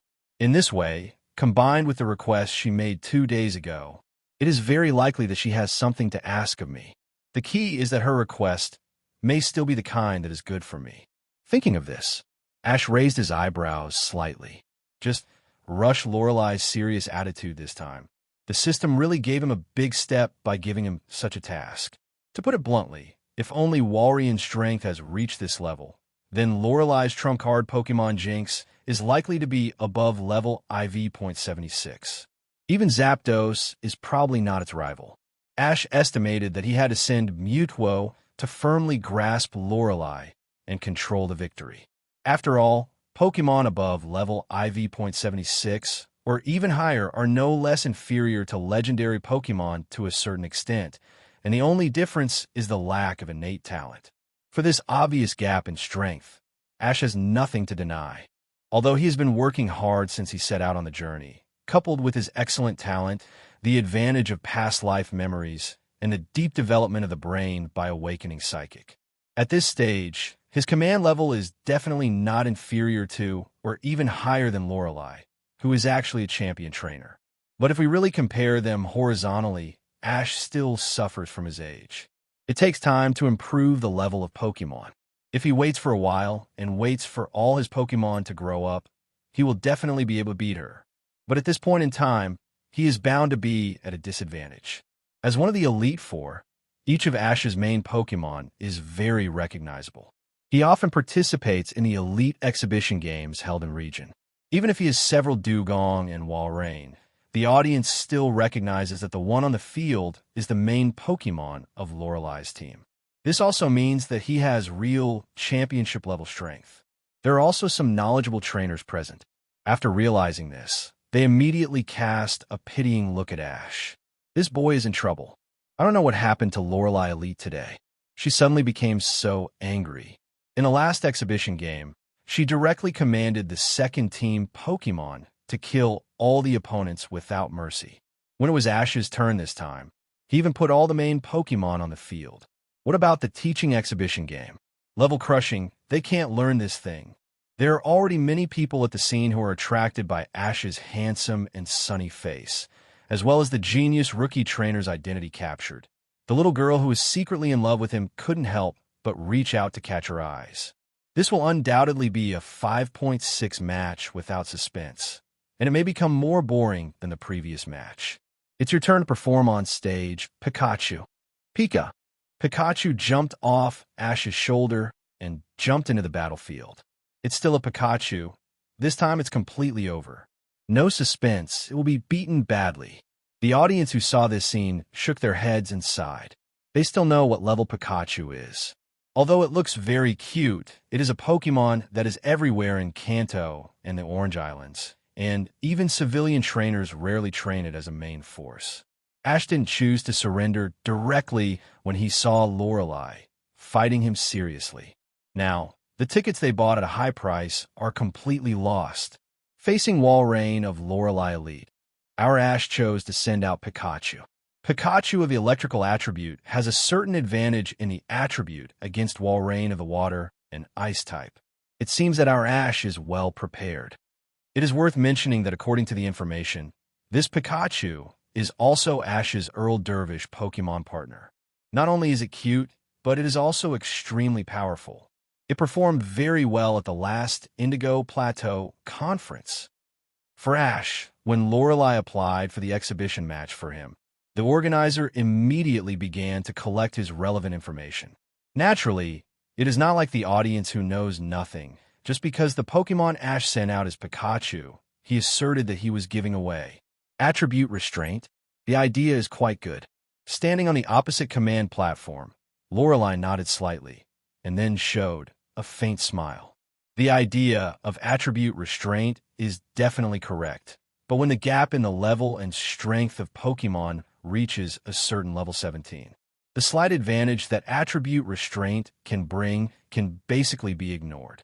At the Indigo Plateau Conference, Ash's Pikachu also appeared. She has already figured out the specific strength of the elite Pokémon. The strength gap should not be too big. According to her speculation, Ash likes Pikachu very much and even gave it a top-grade electric-type secret treasure with a large power increase, which increased the power of Pikachu's electric skills. It is certainly enough to face ordinary trainers, and even her second team's main force can be defeated. But this time, Lorelai, who wants to win the game at all costs, specially summoned the main force of Trump Card's first team from all over Kanto. Walrein, use Ice Beam. Lorelai issued an order, intending to make a quick decision and send Pikachu away with a few Ice Beams. Seeing Lorelai's anxious attitude to win him, Ash also complained slightly in his heart. What on earth do you want me to do when you are so anxious? Don't underestimate my Pikachu. Use Thunderbolt. Pikachu. Accompanying Ash's command, Pikachu was filled with dazzling saffron sparks. The electric current gathered into a huge thunderbolt, which directly faced the ice beam shot by Walrein. The two powerful moves collided with each other, and the ice beam, which exuded a cold breath, was in an absolute advantage. As expected, Walrein, whose strength has entered the third-level god level, suppressed Pikachu right away. The two moves did not even have a slight stalemate in the air, and the thunderbolt on the column was completely consumed by Dong Guangdong in a blink of an eye. Following, the ice beam, whose power was only slightly reduced, attacked Pikachu. All the audience who saw this scene were shocked. I can only say that Lorelei Elite is worthy of being the Elite Four of Kanto region. As the oldest region, the Elite Four here are comparable to the champion-level trainers of other regions. It is not difficult to understand that there are several champion-level trainers who have broken through the champion level and reached the third-level God level. Although the birth of each third-level God-level Pokémon requires the painstaking training of the trainer, there is no possibility of promotion without several years. It is also worth mentioning that Pikachu was not seriously injured in this skill battle with Walrein. The on-the-spot dodge, after judging that the skill battle was not successful, was very timely. Ash is worthy of being the champion of Indigo Plateau Conference. What is a genius rookie trainer? This is a truly excellent trainer of the younger generation. Before the game, Ash and Pikachu had agreed that the winner of the final battle would still be Lorelei. But try not to perform deliberately in the battle. After all, the opponent is also a champion-level trainer, and if the performance is too obvious, it will be easy for her to foresight. As soon as the battle with Lorelei started today, Ash also felt that he was a little worried. The last exhibition match with Lorelei at the court's main venue did make him a little proud. After all, Lorelei is recognized as the strongest Ice-type specialized trainer in the Kanto region in the past 10 years. How could she be so easy to deal with? Pikachu, Thunderbolt. Walrein Encore, Ice Beam. Lorelei looked at Pikachu with some surprise. After all, it was only at the elite level during the Indigo Plateau Conference, and it was not even in the most difficult Pokémon echelon for Ash. At that time, she thought that Pikachu was a weaker type among electric-type Pokémon, and its future was uncertain. Who would have thought that after only a few days of not seeing each other, Ash's Pikachu's strength has ushered in an amazing breakthrough and directly entered the champion level? It's really scary. Think about it carefully. Ash has only been traveling for a year, and the main Pokémon are almost enough to form a team composed of all champion-level Pokémon. Ash, the better you perform, the more I will win this battle today. Lorelei's attitude became more and more determined, and the attack directed by Walrein became more and more fierce. The combination of water and ice skills made Pikachu particularly uncomfortable. His little hand and left arm were frozen, and his speed dropped sharply. Although Pikachu was always at a disadvantage, he still presented a wonderful battle with Walrein for the audience. Pika. Finally, with a cry of pain, Pikachu fell under Walrein's Ice Beam attack. It can only be said that Pikachu's acting skills are indeed not covered. It was only willing to open its eyes when Ash went over to pick it up. In fact, with its speed, it can definitely drag on Walrein for a long time. Although it can't beat the opponent, it won't lose so easily. But Ash felt that since the result was already determined, he just needed to complete the task seriously. The only thing to be careful about is not to be too casual and let Lorelei foresight your slack contest condition. As Pikachu lost, the venue cheered and applauded. People shouted Lorelei's name loudly. At the same time, there were also Lost Elf sisters in the crowd who cheered for Ash. Ash's Pikachu is really good, as it can fight back and forth with Walrein. Get ready for battle, Ghastly. Ash sent out Ghastly, who had not been seen for a long time. Walrein's biggest feature is that he is tough and takes a lot of beatings. After the battle with the previous Pikachu, his physical strength is still quite large. Although the level gap between the two sides is quite obvious, most of Ash's main Pokémon carry perfect level attribute enhancement items and have top quality qualifications. It will definitely be very difficult to deal with. Okay, Ash's second Pokémon is Ghastly. Let's look forward to whether it can defeat Walrein. After seeing Pikachu's previous outstanding performance, the audience did not dare to underestimate Ghastly. Although they were a little confused in their hearts, why Ghastly, as Ash's main Pokémon, did not evolve to the final form. But they did not dare to underestimate its combat ability at all. Ghastly? Interesting. Let me see its strength. Looking at the Ghastly floating in front of Ash, Lorelei said with a smile, "Use Hypnosis, Ghastly." Walrein rests. Ash had just ordered Ghastly to use Hypnosis, but before it released the hypnotic light wave, Walrein on the opposite side had already collapsed to the ground, falling into sleep contest condition. Ghastly, use Dream Eater. Walrein, use Snore. As soon as a strange red light flashed in Ghastly's eyes, he was interrupted by Walrein, who was snoring loudly, and even showed a fearful expression on his face. As expected of the trainer, who is the best at using ice Pokemon in Kanto, Lorelei was responding to every move at this moment, and she cared much more about the outcome of the battle than in the performance hall in Kanto. Even Ash couldn't help but sigh. These elites in Kanto are really smart. They don't show their eagles until they see the rabbit. It's really hard to get them to do anything serious. Now that he thinks about it, he made a bet with Fighting Elite Bruno for a huge when Onyx took the conquest. The opponent underestimated him and sent out the second-tier Pokemon. This should be his first time to fight with the Kanto Elite, who sent out the main Pokemon in the first tier. Ghastly, Shadow Ball. Walrein, use Sleep Talk. Walrein, who used Sleep Talk, opened his mouth and spit out ice shards in midair to detonate the Shadow Ball shot by Ghastly, and the remaining ice shards also shot at Ghastly. Fortunately, Ghastly dodged in time. Seeing that Walrein was about to wake up from the sleep contest condition, and Ghastly's attack was still ineffective, Ash decisively ordered Ghastly to use the curse attack. Ghastly's expression became painful and distorted, and a strange purple light lit up around his body, turning into a beam of light and hitting Walrein, who was still in the sleep contest condition below. Walrein was cursed. Now Ash's Ghastly should have a chance. The top-notch prodigies watching the game on the sidelines glanced at him from time to time. Ash murmured in a low voice.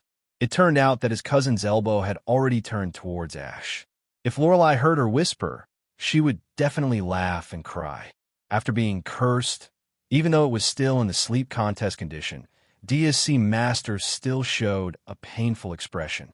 Obviously, it was a very uncomfortable experience to suddenly lose physical strength. But this time the curse also woke it up from a deep sleep. Ghastly, Hypnosis. Ash continued to use Ghastly's Hypnosis, which was far superior to ordinary Ghastly, to force Walrein to fall into a coma again. Next, it just needed to wait for the effect of the curse to come. Walrein fell into a coma again. As the challenge party, Lorelei could not change Pokemon and could only continue to try to use the Sleep Talk skill to attack Ghastly. However, Sleep Talk still depends on luck to a certain extent. The threat of his skills to Ash Ghastly was not high. After easily dodging several rounds of attacks from Walrein, it finally couldn't hold on and fell down, falling under the effect of the curse. Wow, it's Ghastly, a ghost Pokemon.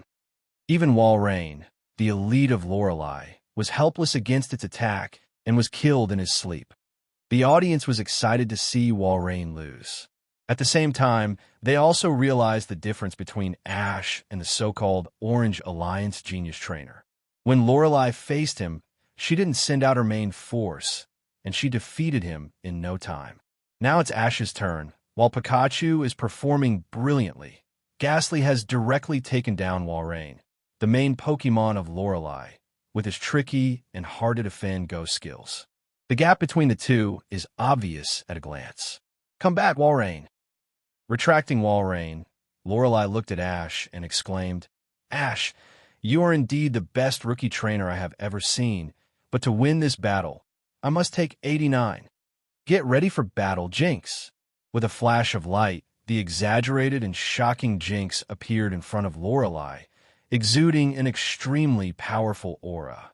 Pokemon, Jinx, qualification, Gold, level, IV.78. The level of this Jinx is as high as LV78. He still underestimated the true strength of the Ice Elite Lorelei.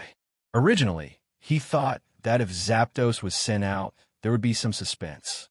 Now it seems that even Zapdos will be suppressed by Song Jinx. Despite the attribute restraint, Ghastly was immediately covered by Jinx's Icy Wind, which was comparable to Blizzard. The already limited physical strength was rapidly consumed. As soon as the Icy Wind, good job, ended, it was condensed by the energy in Jinx's hands. Ball was directly blasted out of the field and lost his ability to fight.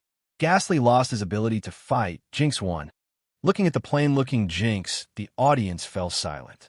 Ghastly, who had just been fighting with Walrein, was defeated without any ability to fight against Jinx, whose attributes were restrained. The strength of this Jinx is too terrifying. Thank you for your hard work, Ghastly. Ash took back Ghastly and then decisively sent out Charizard. He was only one step away from completing the task, so he didn't dare to act too obviously. Lorelei, on the opposite side, watched the Indigo Plateau Conference all the way, so she naturally knew his main Pokémon Charizard. Facing Jinx with Ice and Psychic attributes, if he didn't send out Charizard, it would definitely be easy to arouse suspicion. Charizard, Flamethrower. Jinx, Icy Wind. Facing Ash's tentative attack, Lorelei also did not relax her vigilance. At the Indigo Plateau Conference, she found that Ash's command level was very high.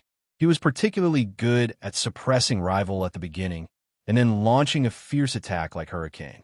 So he couldn't get any chance at the beginning of the battle. Although Charizard's level was lower than Jinx, it had an advantage in attribute. It couldn't fly. In terms of flexibility and mobility, it was obviously far superior to her Jinx. It must be said that the Pokémon cultivated by Lorelei was really powerful.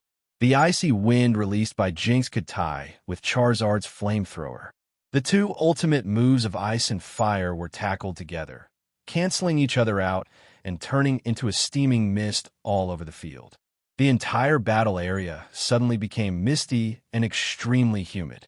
It had no effect on Ash, who had Psychic, but it was very visual for Charizard, who was flying in the sky, and it was not conducive to command at all. Jinx, Icy Wind plus Hail. When Lorelei saw the mist filling the field, she made the fastest response that could help Jinx expand her advantage. 837. Icy Wind plus Hail.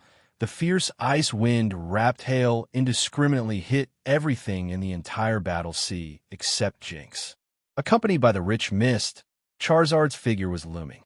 At this time, it was not too far away from Jinx. With its speed, it could immediately launch a fierce attack against Jinx, but unfortunately, it was directly discouraged by the hail that fell in detail. Charizard, Flame Whirlpool. In desperation, Ash could only command Charizard to use the Flame Whirlpool to cover himself and form a Fire Circle defense. He couldn't help but sigh in his heart. The Elite Four are indeed the Elite Four. This on-the-spot reaction ability is really strong. Jinx, Hurricane, use Ice Beam continuously after the rain. At the same time, Lorelei, who had completely suppressed Charizard, continued to operate. Her eyes lit up with blue light, and the fierce blizzard controlled by Psychic was originally an attack skill, which was now directly completed by Jinx as a large-scale control skill. Blizzard was dropped indiscriminately on the entire field, trying to limit Charizard's actions to the greatest extent, BHDB, and give it a heavy blow. At the same time, in the extremely cold and low visibility, several blue zigzag beams were suddenly shot out. Ice Beam.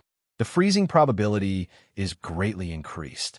Charizard's arms and lower abdomen have obvious external injuries. If he continues to stay in this situation, he will definitely lose. Ash narrowed his eyes slightly. Charizard, try to break the situation. Use Flame Charge. Charizard, who received the order, gritted his teeth and took off, burning with dazzling orange flames all over his body, constantly resisting the damage from blizzard and hail around him. The temperature in the field began to rise rapidly, and Charizard, wrapped in flames, charged at high speed.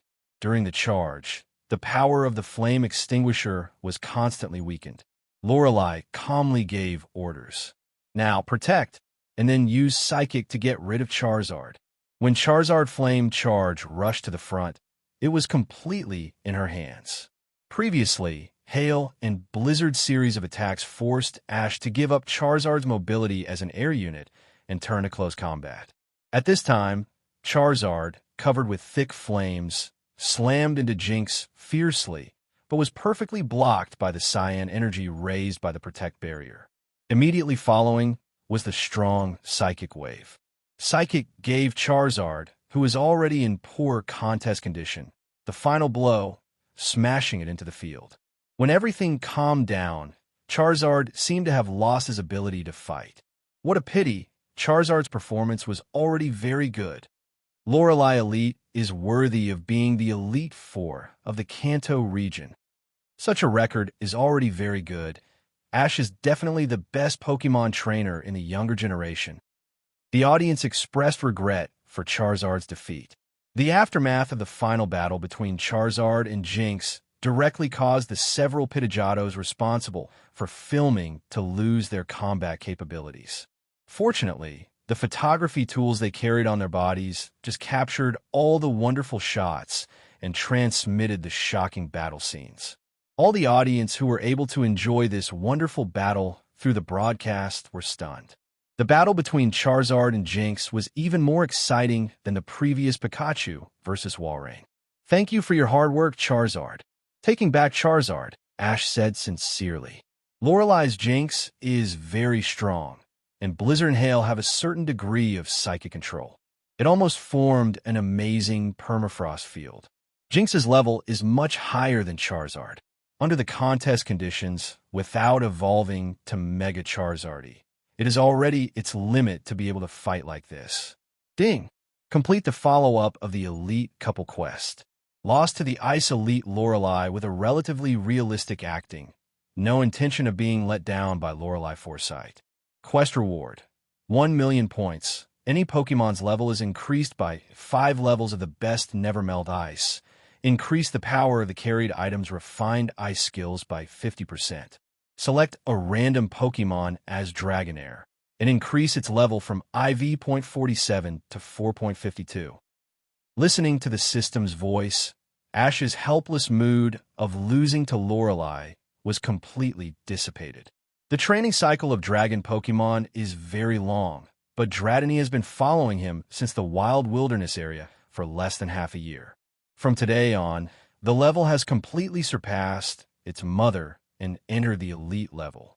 It's not too far to be promoted to Dragonite. After the game, Ash and his 2 friends got together with the Lorelei sisters. Misty felt a little disappointed. Ash, who had been undefeated all the way through the journey, finally lost. Although she knew it was normal to lose to her idol Lorelei, she still felt a little sad. Fortunately, Ash himself didn't seem to have any psychological burden and didn't seem to care much about this matter. In the living room of the beach villa, "Ash, my request is very simple. That is, when you decide to travel to Johto region, take Jiaozi with you." "Ah, cousin, what are you talking about?" Hearing this, all Stephanies present except Lorelei were dumbfounded. The look they gave to Jiaozi became strange. Facing the scrutinizing eyes of Misty and Sabrina, Jiaozi's pretty face suddenly blushed. DB, Ash was also somewhat unexpected. No wonder the system indicated that he must lose this battle. It turned out that Lorelei Elite was trying every means to send her cousin to him. "How? This shouldn't embarrass you." "Well, I'll admit defeat. I'll notify you when the trip to Johto region begins." Nodding, Ash subconsciously glanced at Jiaozi. She was clearly arranged by her cousin Lorelei, and she obviously didn't dare to look at Ash at this moment. She was afraid that Ash would think that she had asked Lorelei to do this. Fortunately, although Misty and Sabrina were a little surprised by this, they did not have any dissatisfaction. In this way, Ash and others stayed in Lorelei's villa for a few days. Feeling guilty, the top-notch prodigy tried hard to build a good relationship with Sabrina and Misty. Both women had good personalities and got along well with her. Ash recognized the top-notch prodigy, so they would naturally get along with her in a friendly manner. After all, they would live together in the future. Their bottom line in this regard was that Ash should not bring that kind of dubious Stephanie home. On the 3rd day, Ash said goodbye to Lorelei and the top-notch prodigy sisters and was about to leave. Downstairs, the weather suddenly changed drastically. It was summer, but it was snowing heavily. Ash immediately launched Psychic to explore, and then found that the Pokemon living in the wild around the villa began to become restless and began to migrate in one direction.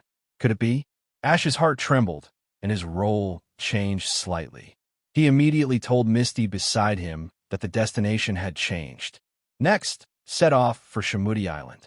Meanwhile, on Fire Island, which is far away from Norman and is located near Shamudi Island, Gil Yuta drove his huge airship, which was powered by a double-digit attribute energy treasure, and descended into the sky of Fire Island. Several strange electric magnet circle devices trapped the careless fire god Moltres. Moltres was furious when his territory was invaded by humans who looked like ants in his eyes, and he let out a fierce cry growl. The blazing flames around him rose, forming a long dragon of flames that was about to burn all the broken circles that trapped him. However, Moltres was surprised to find that his flames had no effect on these devices made of iron rings. Instead, the flame power in his body was constantly being absorbed by the device, and then transformed into a more powerful force to restrain him.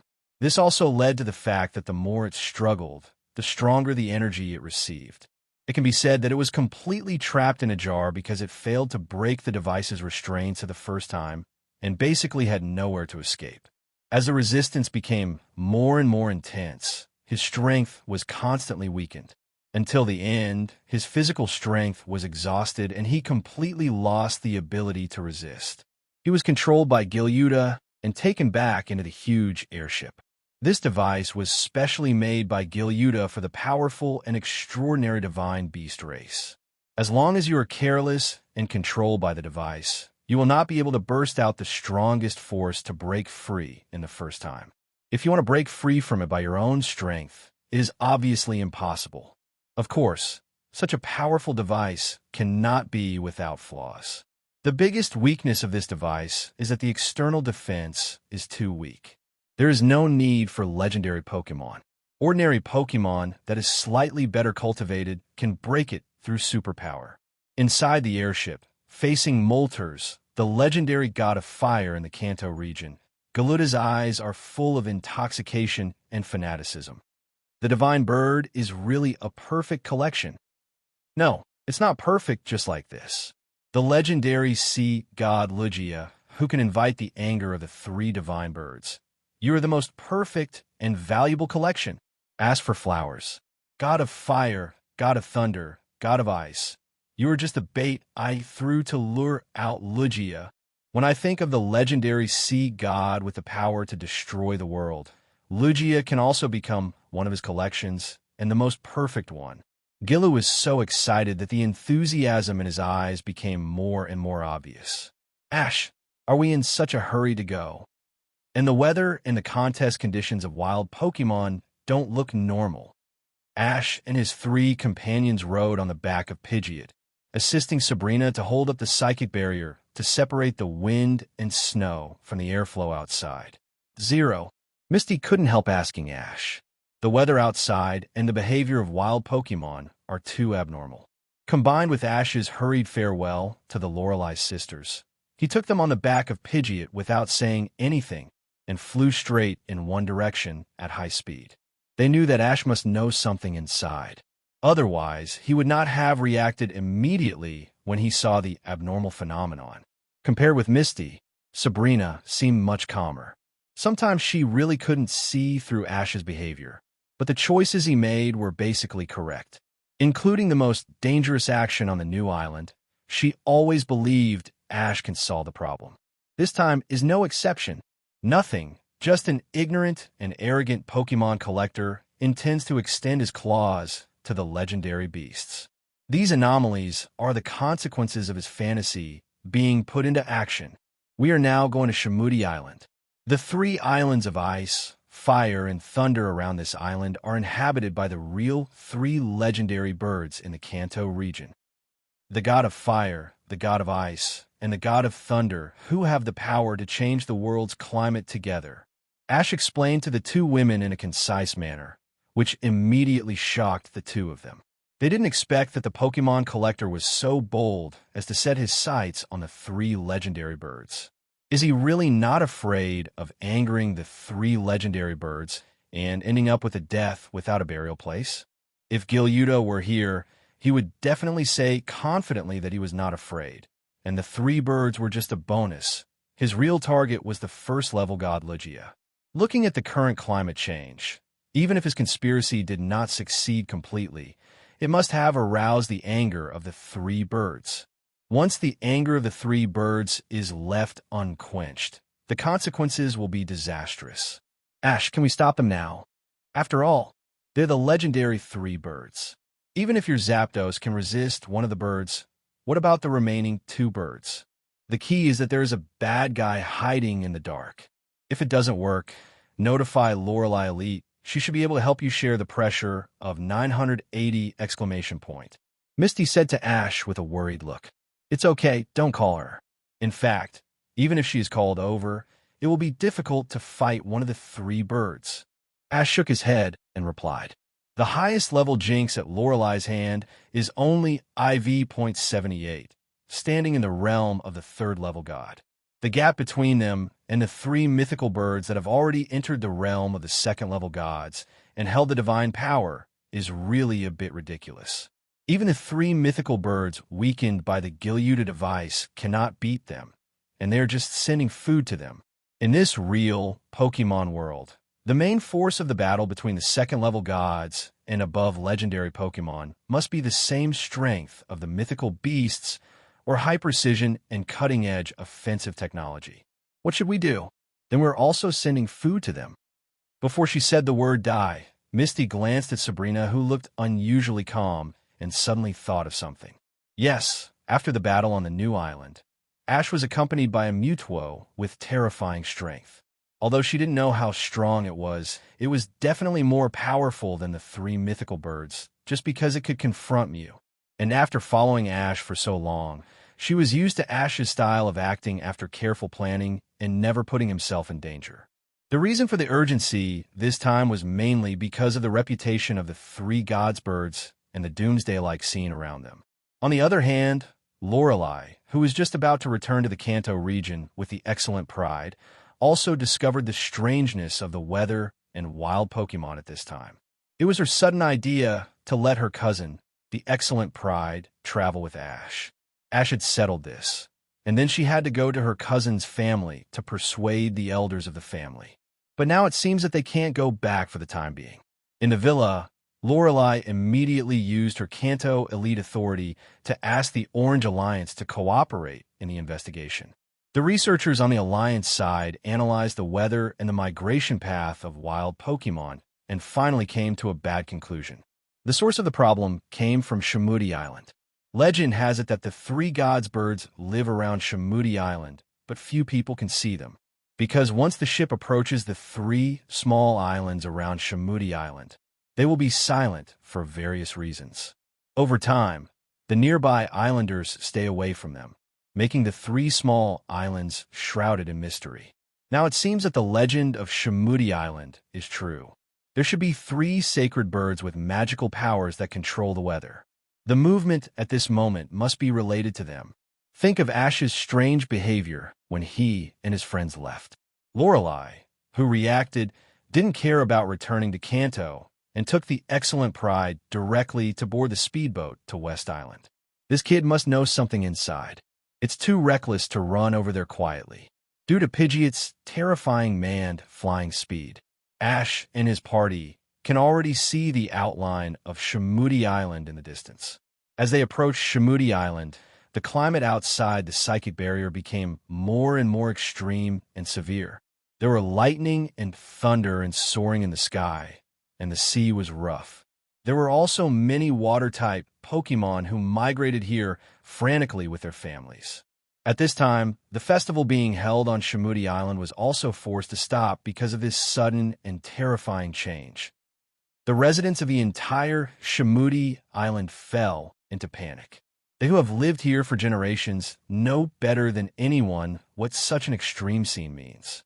At this moment, a raptor accompanied by a thunderous cry broke through the dark clouds in the sky and swooped down at a high speed through the flashing electric snakes in the sky. All the people attracted by the noise stopped their panic movements and looked up at the top. As the distance continued to close, everyone on Shamudi Island was able to get a glimpse of the full appearance of the raptor, a Pidgeot that is very common in the Kanto region. However, it is completely different from ordinary Pidgeots. It is tall and mighty, with strong and powerful wings, sharp claws, cold and sharp eyes, and it seems that sparks are shooting out of it. It exudes a kind of soaring in the sky, totem momentum all over its body. This is a bird of prey that anyone who sees will be amazed by. is trainer's mount. On its back, there is a combination of a man, 2 women, and a Pikachu. The 2 women stand behind the boy, while Pikachu lies on his shoulder. It is not difficult to see that the group is obviously led by the Pikachu boy wearing a hat. This fierce and strong 5.2-meter-tall Pidgeot should also be Pikachu's Pokémon. When the anger of the 3 gods of fire, thunder, and ice is ignited and the world is on the verge of destruction, an excellent commander will come to Shamudi Island, obtain the tokens of the 3 gods, and place them in the temple. Then the saint will play the festival song with a flute to calm the anger of the 3 gods and restore peace to the world. Looking at Ash on the back of Pidgeot, a legend that has been passed down from generation to generation, but has never been believed by most residents before appears in the hearts of almost everyone participating in the festival. Could it be that the Pikachu in front of him is the hero who can save the world as predicted? Seeing the dark clouds covering the city, huge waves and strong winds, and the doomsday-like scene, everyone couldn't help but have questions in their hearts. After seeing Ash, the girl who had been a little at a loss because of the sudden change in the world, wearing the post-contest costume, seemed to have found her backbone. Her anxious and flustered mood quickly stabilized, and she walked forward quickly. In the wide eyes of Misty and Sabrina, she closed her eyes and pursed her lips and kissed Ash on the face. Puff! Ash, who was suddenly attacked and kissed, looked at the beautiful Saint Flora in a daze. Flora looked at Ash and the other 2 happily. There were 2 beautiful female companions around him with different styles. It can be seen that Ash is a romantic boy.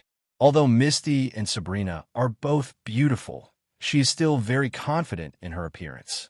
Moreover, she has the saint costumes in the main venue of the festival, and her charm value is slightly higher than usual. The information in Ash's mind began to run rapidly. Flora's original intention of this kiss was obviously biased towards her duties as a saint and the rules of the festival. Yes, that's right, I haven't seen her before. There is no emotional connection between us. 17. This is my first kiss. Looking at Ash, Frilla blushed and said happily, I know, and I also know the legend of your Shamudi Island. I won't waste any more nonsense. Get the flute ready and go to the temple of the Hippo King. Misty, Sabrina, please protect her together and leave the rest to me. Ash, who didn't want to waste time, gave orders decisively and assigned tasks to Frilla, Sabrina, and Misty. Then he rode on Pidgeot again and soared into the sky. Frilla, who was confused and frustrated, and Sabrina, who hadn't had time to complain about Ash, left behind. Why is Ash so attractive to Stephanie? It's ridiculous that a beautiful Stephanie would kiss him on an unknown island. How did he know the legend of Shamudi Island? And how did he get the tokens of the 3 gods and put them in the temple guarded by the Hippo King to blow the ritual song to calm the rage of the 3 birds? Also, after taking her first kiss, he was like nothing happened, with no response at all. The key is whether he is the excellent commander who can calm the anger of the 3 birds in the legend. At this moment, countless doubts lingered in Flora's little head. Well, I don't know what to call it, but should we go to the Hippo King temple mentioned by Ash now? The 2 women looked at each other, and finally Sabrina, who was calm, communicated with Flora, who seemed not very smart. Although they didn't know the specific situation, the only thing they were sure of was that as long as they acted according to Ash's arrangement, it would be right. Oh good, follow me. At this time, Flora, who had reacted, could only temporarily suppress the many doubts in her heart. With Misty, the 2 women walked towards the Hippo King temple while making a secret decision in their hearts. Regardless of whether Ash is the excellent commander who can calm the anger of the 3 sacred birds in the legend of Shamudi Island, he must be taken down. Don't ask, the first kiss is the first kiss, and the saint on the island has such a rigid requirement. If it was another man who landed on the island today, he would not have given her a strong visual impact, like Ash riding a Pidgeot, and he would be very ugly. Then I can only apologize. The red tape and feudal dregs on our island should have been abandoned long ago.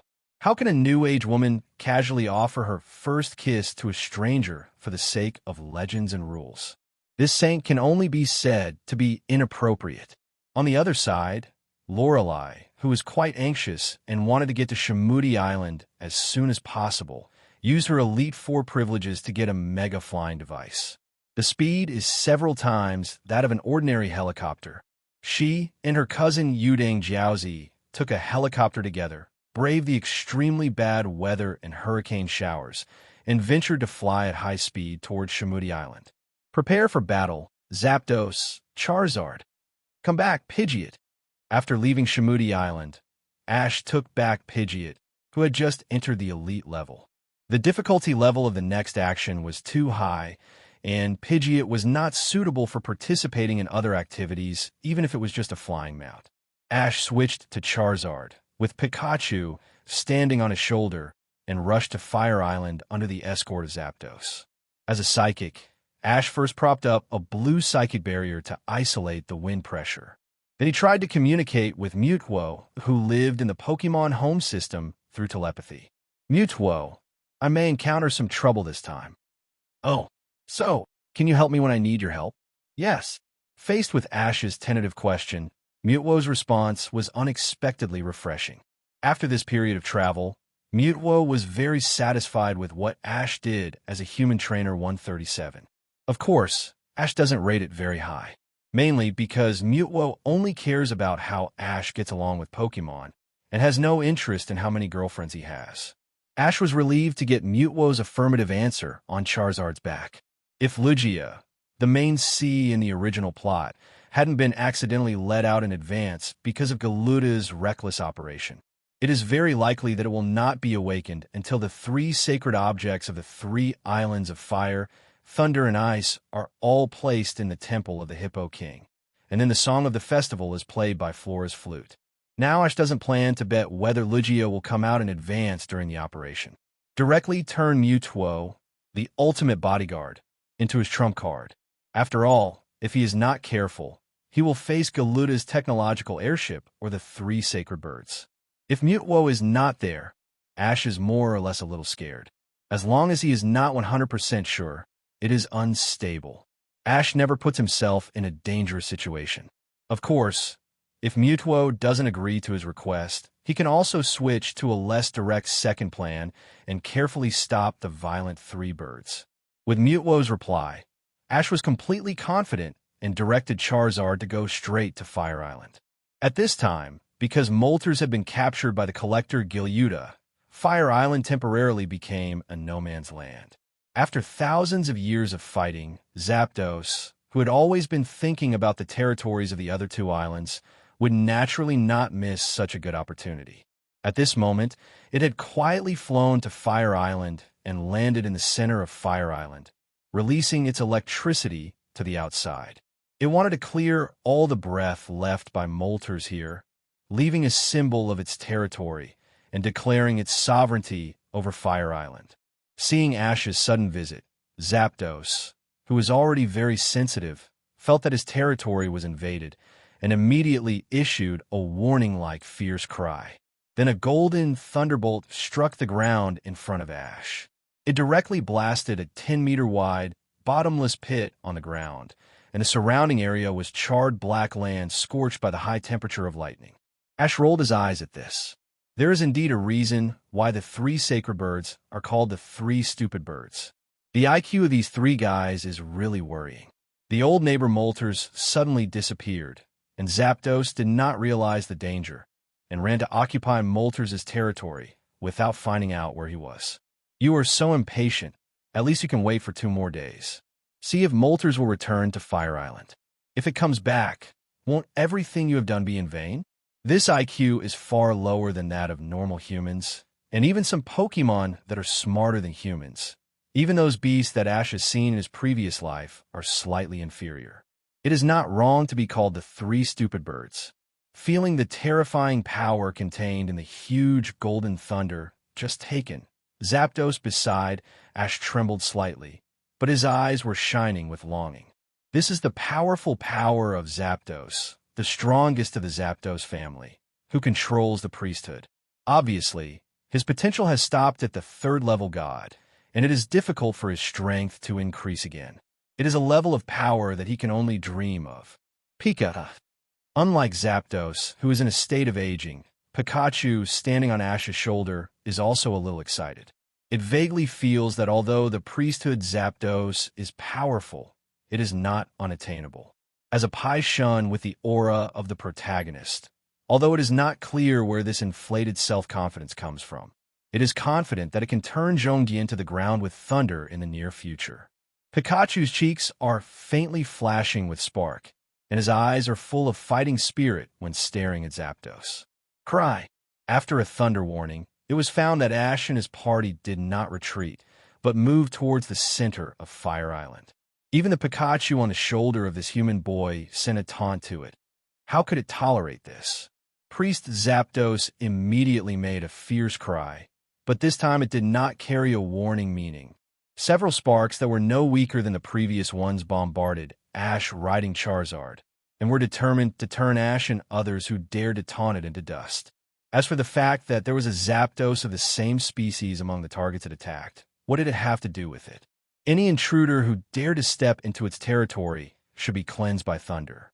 Priest Zapdos, who had already sentenced Ash and his party to death in his heart, released several thunder attacks, and then continued to release discharge power to cover the entire Fire Island with peace of mind, striving to occupy it completely as quickly as possible. But strangely, the expected bombardment did not come as expected, and the thunder released seemed to have lost its response. The priest Zapdos looked back in confusion and saw a dark purple psychic barrier covering Ash and his party. And the thunder trick it released was completely swallowed up by the barrier, emitting strong psychic fluctuations. Cry! Zapdos, who was not very smart, was completely confused. What happened? In addition to the mysterious big white bird in the sea, there was actually a Pokémon that could withstand the thunder chain attack released by it with all its strength. You are so disobedient. Why don't you just let us take the token of Fire Island? Ash shook his head slightly, and then said to Mutwo, who appeared beside him at some point. Mutwo, who had been unhappy with the priest Zapdos in the Pokémon home for a long time, nodded and just raised his right hand slightly. Psychic's big hand suddenly shot out, and the priest Zapdos was like a rooster with its neck strangled, flapping its wings nonstop. It looks like the last struggle before being slaughtered. Ash told Mutwo the cause and effect of this incident. Mutwo was already very raging about the crisis caused by the three mythical birds of fire, thunder, and ice, which might lead to countless innocent wild Pokémon falling into despair. At this moment, he was ruthless in attacking Zapdos.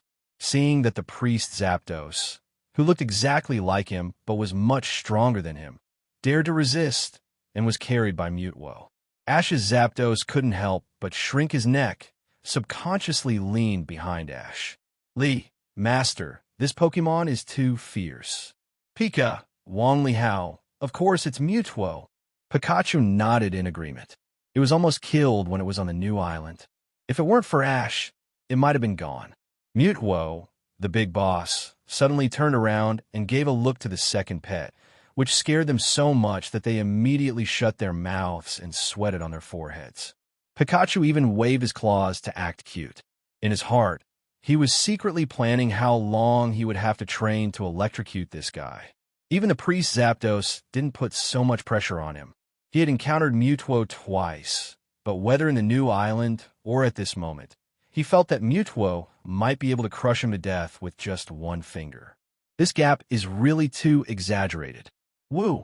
The priest Zapdos, who was like a little chicken and was pinched by Mutwo's psychic's big hand and could no longer be arrogant, was full of disbelief in his gradually clear eyes.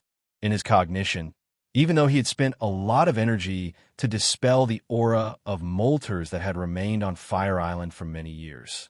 But it was definitely not something that ordinary Pokémon could deal with. The psychic Pokémon that appeared in front of it was obviously a terrifying existence with strength comparable to that of the big white bird. But why would such a Pokémon obey the orders of a human trainer who was as weak as an ant? Shouldn't that be something that ordinary Pokémon would do? Sensing the shocked, confused, and puzzled look from Zapdos, Mutwo curled his lips slightly. It naturally looked down on ordinary trainers. But who made the target Ash the most special? Compared to those first-level gods who have lived for countless thousands of years and witnessed countless events on this planet, and are mentally mature, Mutwo's mind is now like a baby who is not even 1 year old. After experiencing the dark side of humans, 063 met Ash at the critical moment when he was about to completely turn black. Unlike ordinary trainers, Ash is sincere to Pokémon. At the beginning of the new island, he was even willing to sacrifice his life for Earl Dervish's Pokémon partner Pikachu. It brought a real shock after Giovanni's twisted mind. It also made it regain confidence in the human species. After this period of travel, it made it completely convinced that there is a true friendship between humans and Pokémon, and no longer doubt it. Such a trainer is definitely worthy of its trust. And there is nothing wrong with being Ash's Pokémon. That space like a paradise is a little small, but the environment inside is so comfortable to live in. Moreover, this mysterious and unpredictable method of opening up a different space is simply horrifying. If the priest Zapdos saw it, he would definitely understand how stupid his idea was at the moment. Mutwo complained slightly in his heart, and then looked at Ash, wanting him to decide how to deal with this Zapdos. If it doesn't affect the battle, then take it away like this. If it does, knock it out and take it away. Ash touched his chin and thought for a while before saying to Mutwo. With Mutwo by his side, the highest force as an absolute guarantee, he only needs to complete the task step by step. According to the explanation in the original plot, if the situation continues to deteriorate, it may lead to the end of the world. So even if he didn't receive the system task this time, he must help Lugia calm the anger of the 3 birds. This also means that accompanying Chia is the key point of this operation, regardless of whether Ash has the ability to solve the incident of the 3 birds independently. They must first collect the tokens of Fire Island, Lightning Island, and Ice Island and take them to the temple where the Hippo King is. Then let Saint Flora play the song of the festival with the flute to summon Lugia to calm the anger of the 3 birds. Anyway, since we have met them, it is definitely okay to bring the priest Zapdos with us. If we let it continue to wander around outside, if it is caught by Gilyuda, it will take a lot of effort to rescue it. Ash doesn't want to add trouble to himself and make trouble for no reason. Hearing Ash's words, Mutwo knocked out the priest Zapdos with a psychic without hesitation. Although trapping Zapdos and walking it will not affect its battle, it still thinks Zapdos is noisy and noisy. Looking at the second-level priest Zapdos thrown to the ground by Mutwo, Ash raised his lips slightly and resisted the desire to subdue it by sigh. After all, this thing has a priesthood. Once any unknown problem occurs, causing the global climate to be unbalanced, and then affecting the whole world, it will be a big deal. Although the 3 divine birds are still weak, their role in nature is not small at all. At the same time, seeing the strongest Zapdos of the same race being thrown to the ground without any honor, Ash's Zapdos also felt a little sad. He thought it was the strongest in Ash's team. It was a little arrogant at ordinary times. It would rather live in an insulating ball than live with Ash's other Pokémon. But now after seeing the terrifying strength of Mutwo, the slight pride in its heart quickly disappeared. Zapdos, your senior is in your hands. Let's go to the next island. Psychic was fully launched, and then after taking the Moltres token on Fire Island through the air, Ash instructed Zapdos on the side. Zapdos nodded very servilely, without any previous pride of the Divine Beast race, and flew honestly to the front of the Divine Zapdos. After all, compared to Mutwo, who can easily kill Zapdos, the strongest priest of its species, it is nothing. The upper limit of its potential is only the 3rd-level god. It won't be long before Charizard and Pikachu can catch up with it. It still has to hold Ash's thigh tightly to see if it can pile up some mysterious resources for itself and raise its strength limit. After all, there have been many Pokémon in its team before whose potential has broken through their own upper limit and obtained a leap-forward improvement.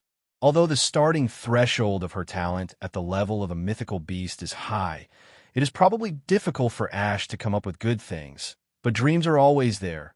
What if they come true? Thinking of this, Zapdos quickly grabbed the unconscious priest Zapdos with his claws, flapped his wings happily, and flew to the next island behind Ash.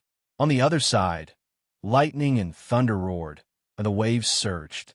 Thanks to the efforts of the trump card flying members, Lorelei and Yu Ding Jiaozi, who came from afar, finally saw the topography of Shamudi Island. Jiaozi, you must protect yourself later. According to the Orange Alliance, the 3 divine birds with divine duties here are much more powerful than ordinary divine birds. Okay, cousin, I wonder how Ash is doing now. Will he be in danger? Don't worry. That guy is very strong and smart. Although he can't beat the 3 divine birds, it's still easy to run away. On the flying device, looking through the window at the turbulent waves below, Lorelei smiled calmly. After fighting with Ash twice, she still recognized Ash's ability. Hey, I'm really lucky. I actually encountered 2 Zapdos, rare Pokemon I haven't seen before, and Charizard with excellent talent. You all have the qualifications to become my collection. At this moment, a huge mega airship that can even be called a flying palace flew here. Ash heard Galuda's voice amplified by the loudspeaker on the airship. At this time, in the control room of the airship, Galuda's eyes were full of surprise. Originally, when he drove the airship to Lightning Island and found that Zapdos was not there, he was a little worried and prepared to go to Ice Island first. On the way, he passed by nearby and found that soaring in the sky suddenly lit up with dazzling golden sparks. Subconsciously guessing that Zapdos might be here, Gilyuda quickly turned around and rushed to Fire Island, which he had already been to once. Unexpectedly, there was a surprise. Not only was there the Zapdos he was looking for, but there were actually 2 rare ones. Apart from Zapdos, the rare Charizard with a blazing flame burning on its tail that day is also worth collecting. This size and size are rare in the Charizard group, although it is not as precious as the legendary beast. It is also the most precious collection among ordinary Pokemon. The second surprise is the mysterious Pokemon in humanoid form that he has never seen before. He dares to guarantee that no matter whether it is the Pokédex data of each region or the myths and legends handed down from ancient times, there is no Pokemon with similar descriptions. To a certain extent, this may be a perfect collection comparable to Lugia, the god of the sea. As for the Pikachu on Ash's shoulder, it was ignored by Gilu. This kind of rubbish Pokemon is obviously not worthy of appearing in his collection list. Looking at it a few more times will make him feel that it is a waste of energy. Such a cute pet is probably only liked by the delicate little girls in his family. This time I can catch them and give them as a present. As expected, Mewtwo, Zapdos, and Charizard were all angry after hearing the broadcast saying that they would take them all as collections. Except for Ash, they don't take other trainers seriously, even the Elite Four and the regional champions. Now there are humans who want to take them and collect them. It's really unreasonable. Pika. At the same time, the Pikachu who was not named was even more angry. What do you mean this skin is worthless compared to them and has no collection value? How dare you look down on it so blatantly? Ding. Trigger the plot mission. Destroy Galuda's airship and rescue Moltres who was captured by him, and then defeat Moltres head-on. Mission reward. Charizard hidden ability Awakening Potion. Pikachu level increase IV.5, 2 million points. Ash was stunned. He was previously puzzled that the scene called the theater version in the original plot actually had no mission reward. I didn't expect that it would still be triggered after Gilyuda appeared. And this mission reward is really generous. Charizard's exclusive hidden ability potion and Pikachu's level reward are simply too good to be true. As one of the most powerful Pokemon in Ash's hands, except Mewtwo, Charizard is impeccable in every way, but it is a bit regrettable that there is no mutation or hidden ability. At present, the hidden ability potion can finally make up for Charizard's regret that it is not a shortcoming. It is really a good surprise. Not to mention the level increase of Pikachu, it is now a champion-level Pokemon.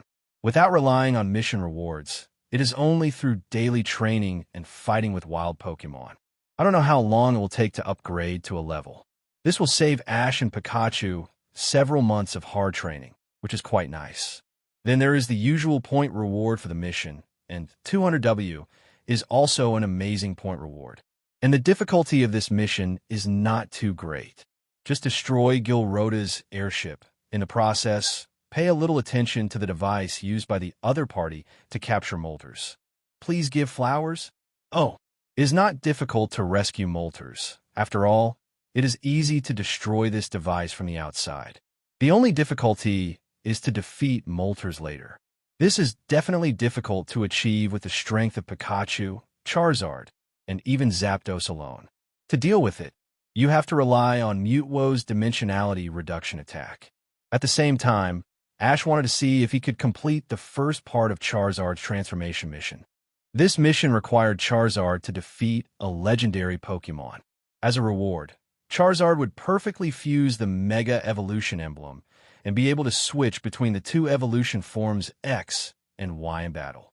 Ash was still looking forward to Charizard being able to switch between the two evolution forms X and Y in battle like Mutwo. He planned to take a gamble and let Mutwo do it, while Charizard tried to kill Molters to see if he could complete the mission. There was no way. It was unrealistic to want to use Charizard's current champion-level strength to challenge Molters, a second-level God-level priest. So he wanted to try to exploit the loopholes in the system mission. Of course, it didn't matter if he failed in the end. The worst thing would be to postpone it for a while. Do you think Ash can successfully get the tokens of the three gods and return here smoothly? At the same time, Xiao Plague. Furula stood at the entrance of the temple, looking at the doomsday scene outside, and couldn't help but murmured in worry. The saint had never seen such a scene before, and even with the prophecy, she still had no confidence in her heart. And just now, a huge wave directly hit the shore when a ship on Shamudi Island wanted to sail. The environment outside was obviously so bad that ordinary people could not imagine it. At this time, Ash must have been risking his life, shuttling through thunder and lightning, overcoming layers of difficulties, and always avoiding the rage of the three gods. Take one step and count 10 steps, and work tirelessly to find a way to obtain the token of the three sacred birds. Furula imagined the dangerous situation where Ash's life fire might be extinguished at any time, and she became more and more worried. If it was just because of Ash's outstanding temperament and good looks before, there's a high probability that she had a little good impression of Ash as an excellent commander who saved the world and calmed the anger of the three birds. Now, Furula's good impression of Ash is rising rapidly. This should be regarded as a good story that starts with appearance, falls into talent, and ends with character. Just like the legend, an excellent commander will definitely find a way to overcome difficulties. The Hippopotamus King put his hands behind his back, and his eyes, full of wisdom, also looked at the doomsday scene outside. It seems to be comforting Furula and comforting himself. As a local Pokemon, I am afraid no one understands the power of the God of Fire, the God of Thunder 923, and the God of Ice better than it. That is a power that is enough to destroy the world when combined. Of course, the Hippopotamus King is mainly referring to the doomsday scene caused by the destruction of the balance of the climate. And the powerful trainer, under their raging anger, was just a slightly stronger ant. This excellent commander wanted to reach the three islands safely, and to take the token and bring it back here without being discovered by the main bird. The difficulty is self-evident. It even seemed to be an impossible task to it. Although he was extremely pessimistic, the Hippo King still held on and did not show it. He still stood with his hands behind his back, staring at the turbulent sea and the Pokemons who were constantly migrating here with worried faces. On the other side, although it was clear that Ash had Mutwo to rely on, Misty was also a little worried when she saw the increasingly thrilling extreme weather outside. However, after seeing Sabrina, who knew Ash's strength best, look like she had it all figured out, her worries faded a little. She was even a little curious. She had met Ash earlier than her and traveled together, but she was still worried at this moment.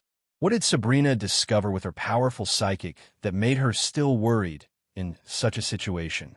Ash is full of confidence. Sabrina's confidence comes from Mutwo, of course. As individuals with psychic, her knowledge of Mutwo is much higher than Misty's. Although the noise made by the three birds looks scary, every time Ash mentions them to her, his tone is very relaxed. Only when he faced Mewtwo and Nijima, he seemed extremely solemn. Moreover, she had a psychic comparable to the strength of elite Pokémon, but she couldn't even breathe when facing Mewtwo, and she felt that the opponent's solation could control her. She deeply understood the horror of Mewtwo. In her opinion, unless Ash and Mewtwo did not intend to fight, Mewtwo could easily knock down all three birds.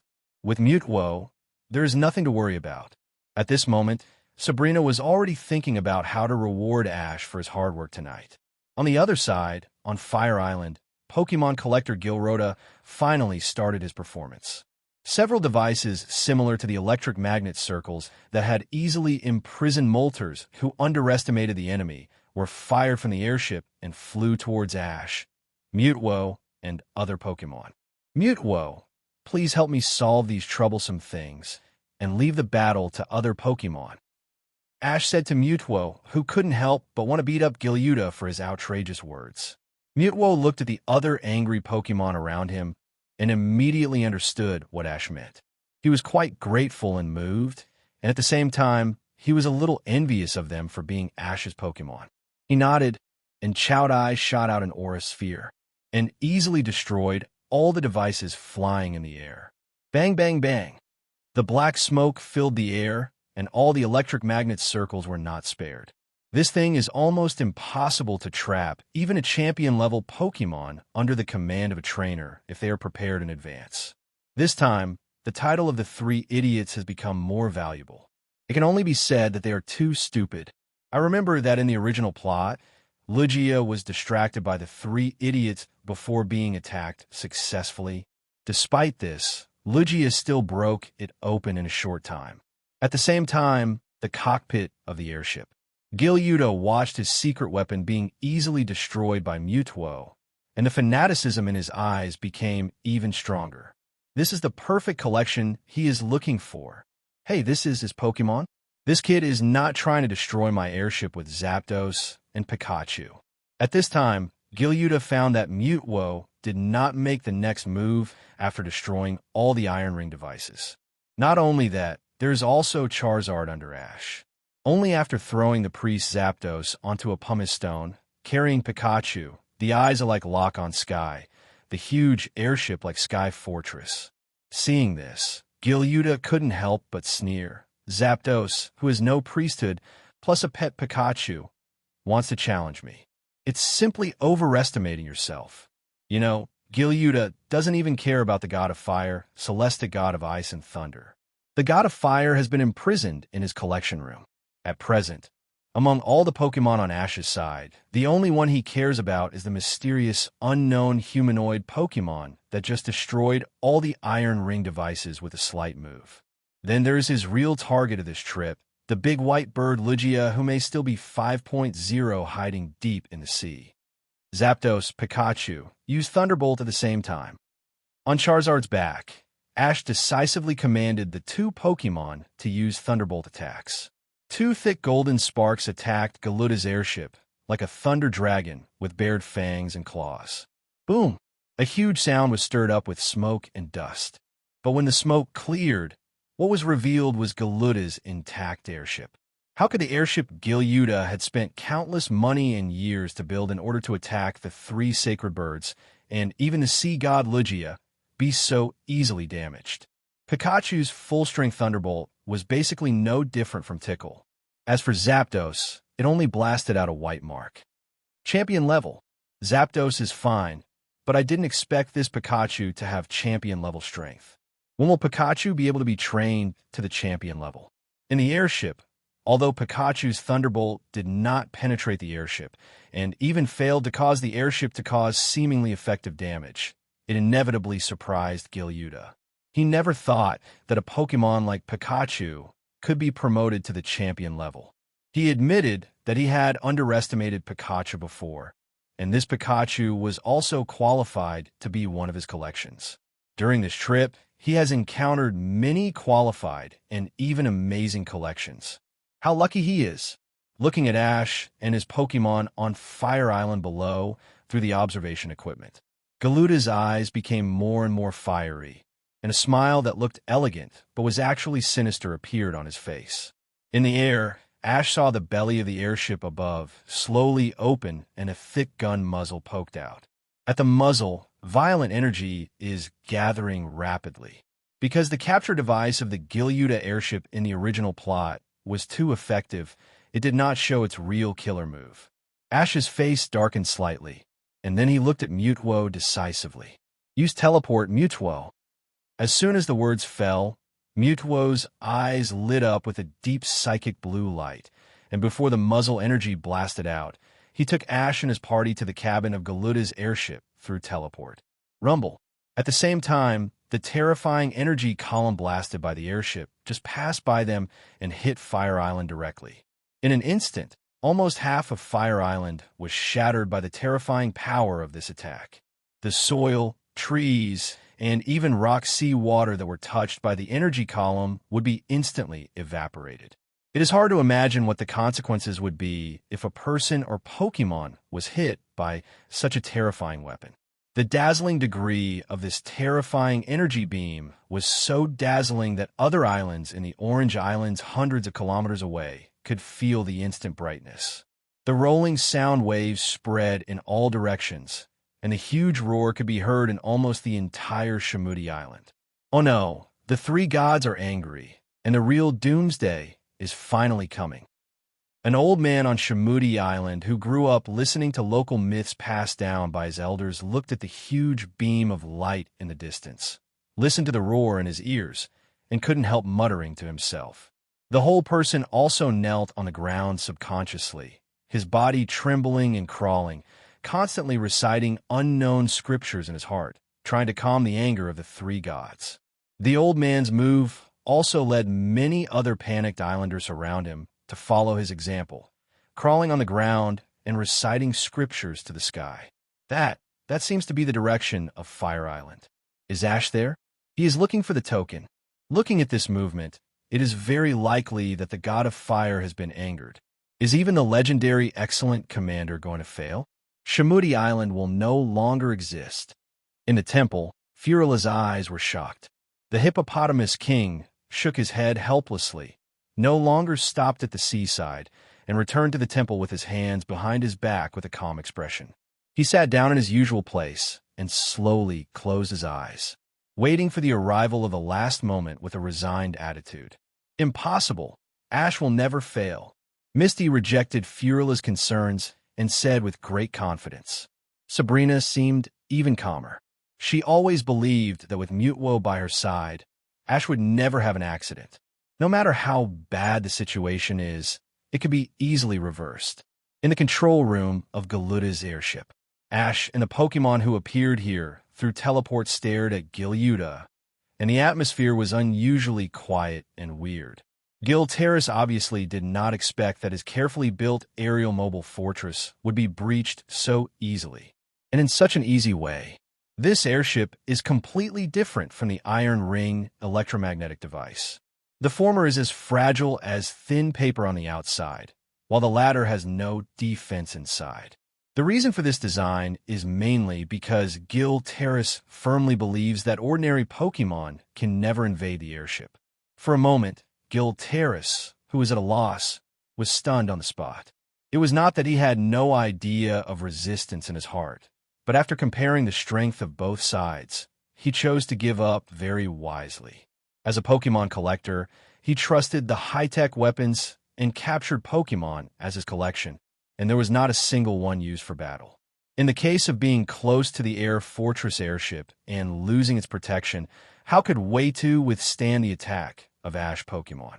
Ash, with a cold face, showed a nuclear smile to Gil Terrace, who was desperate. When Gil Terrace took out the high-tech weapons, even he felt a great threat. Fortunately, Mutwo's psychic was strong enough to make the whole process look safe. Pikachu, Thunder Shock, shock others to death. Just make sure they don't die. Pikachu. Pikachu's Thunderbolt attack had some personal grudges against Gyuda, who just looked down on him. He decisively gave Gyuda the most refreshing electrotherapy service without electrocuting him to death and ensuring that his life was not in danger. At this moment, Pikachu seemed to be the king of thunder and lightning, Yang Yongxin, and his kind eyes seemed to be asking, "Are you still going online?"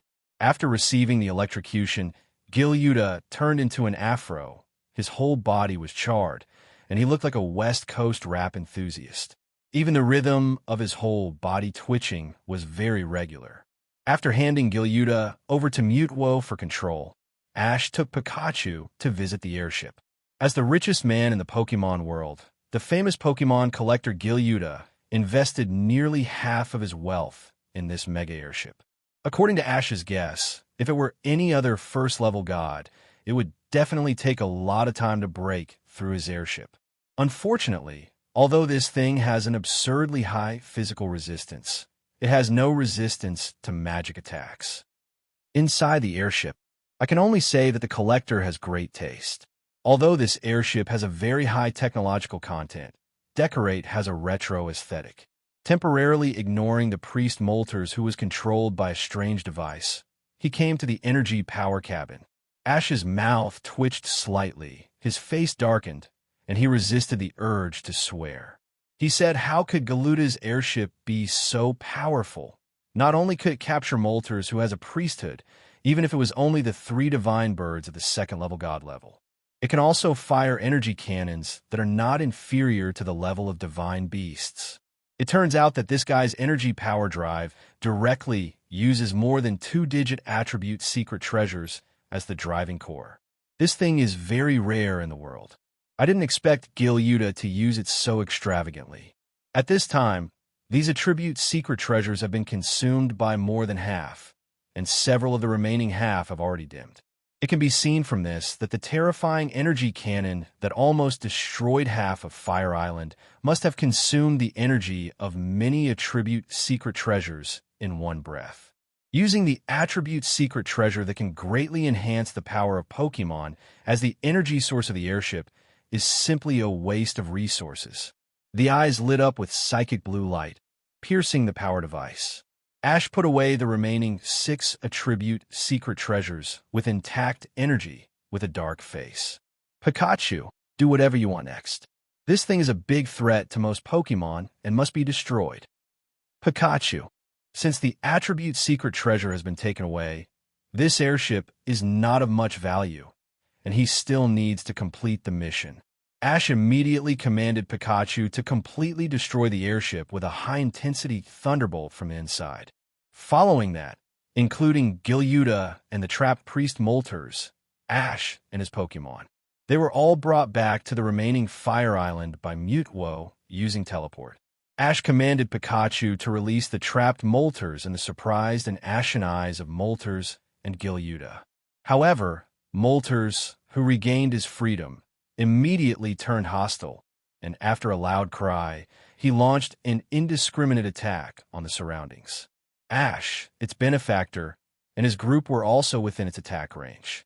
It can only be said that there's a reason why these 3 divine birds who control the priesthood are so annoying in the original plot.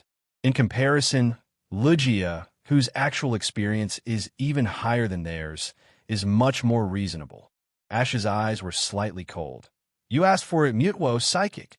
Mutwo naturally raised his right hand, staring coldly at Moltres, who was spewing high-temperature flames in the air. Bang, bang, bang. The powerful psychic shock wave directly blasted it away. Seeing this, Gilyuda, who fell to the ground, immediately showed an expression of disbelief. Is this mysterious Pokémon so strong? It defeated the furious Moltres with just one blow. You know, when he captured Moltres, he also relied on the other party's carelessness and the capture device that he invested in research and developed for several years to successfully capture Moltres. As a result, Ash can suppress the priest Moltres with this mysterious humanoid Pokémon alone. Where did this Pokémon come from?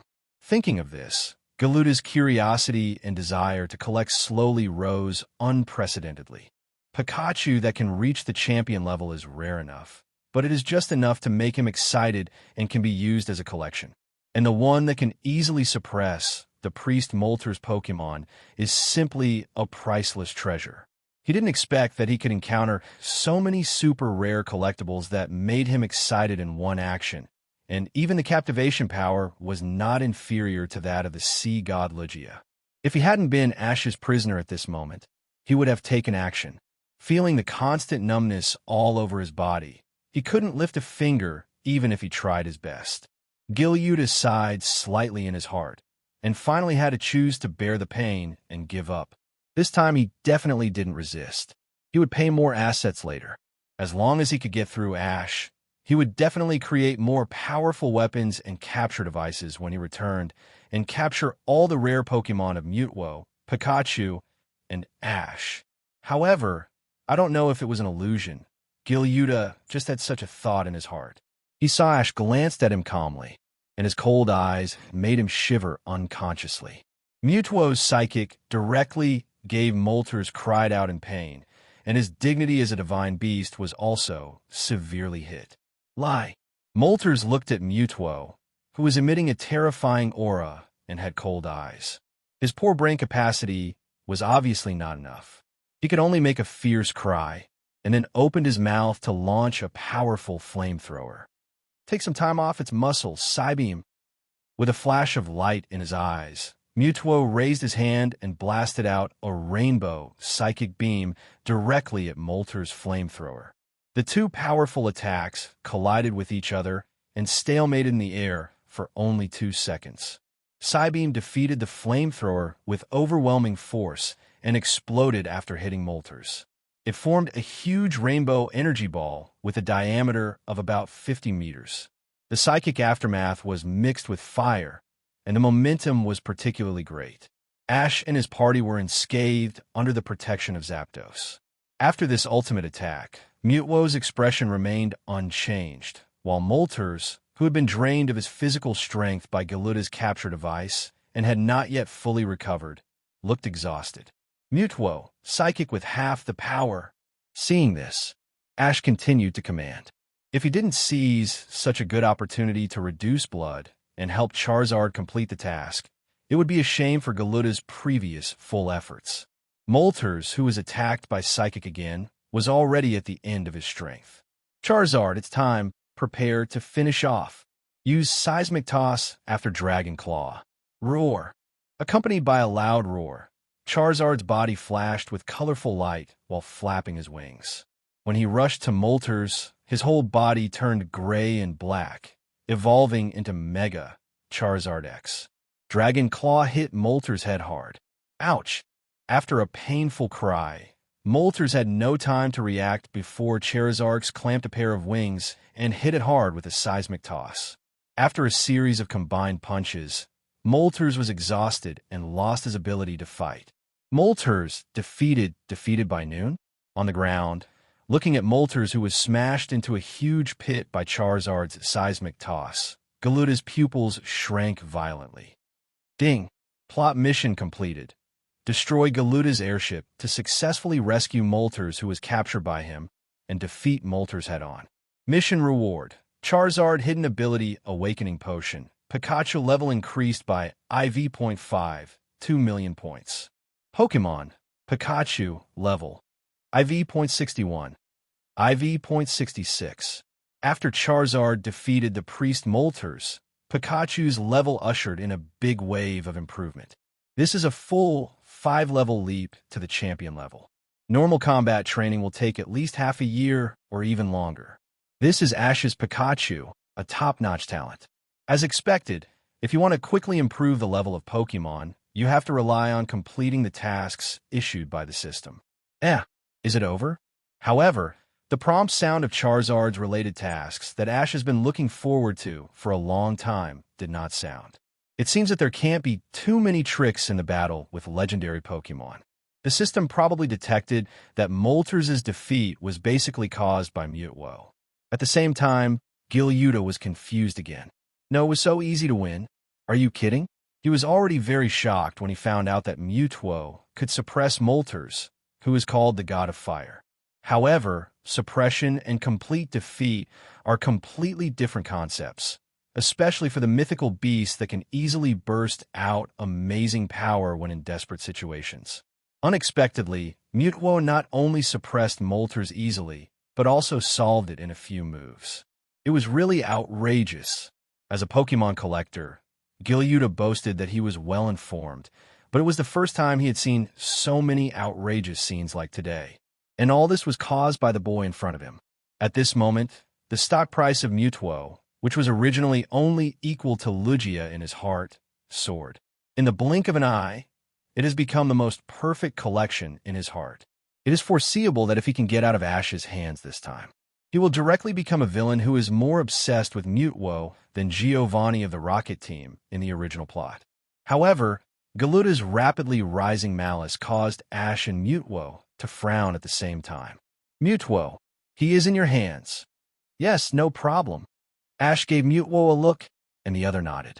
Then Psychic directly invaded Galuda's brain, tampered with his memory, and even transformed his thoughts.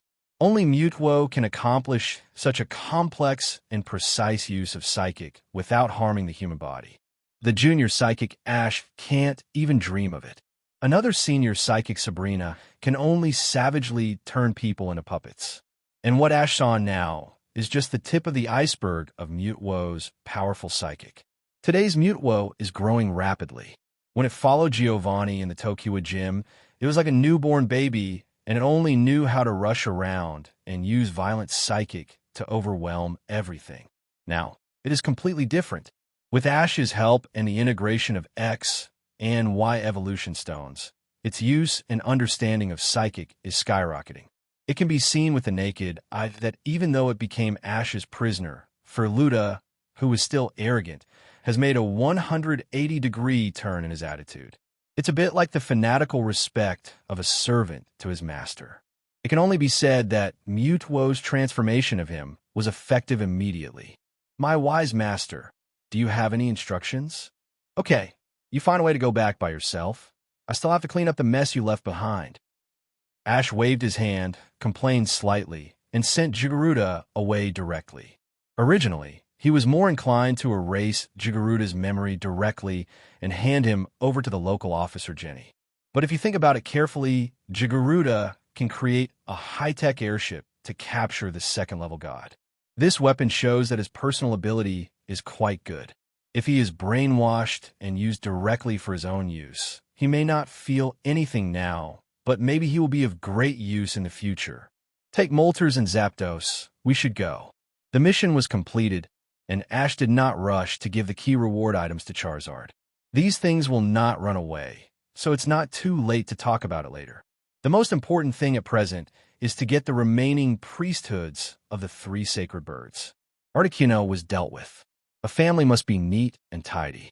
Although these 3 stupid birds fight nonstop when they meet, they're the official idol group after all.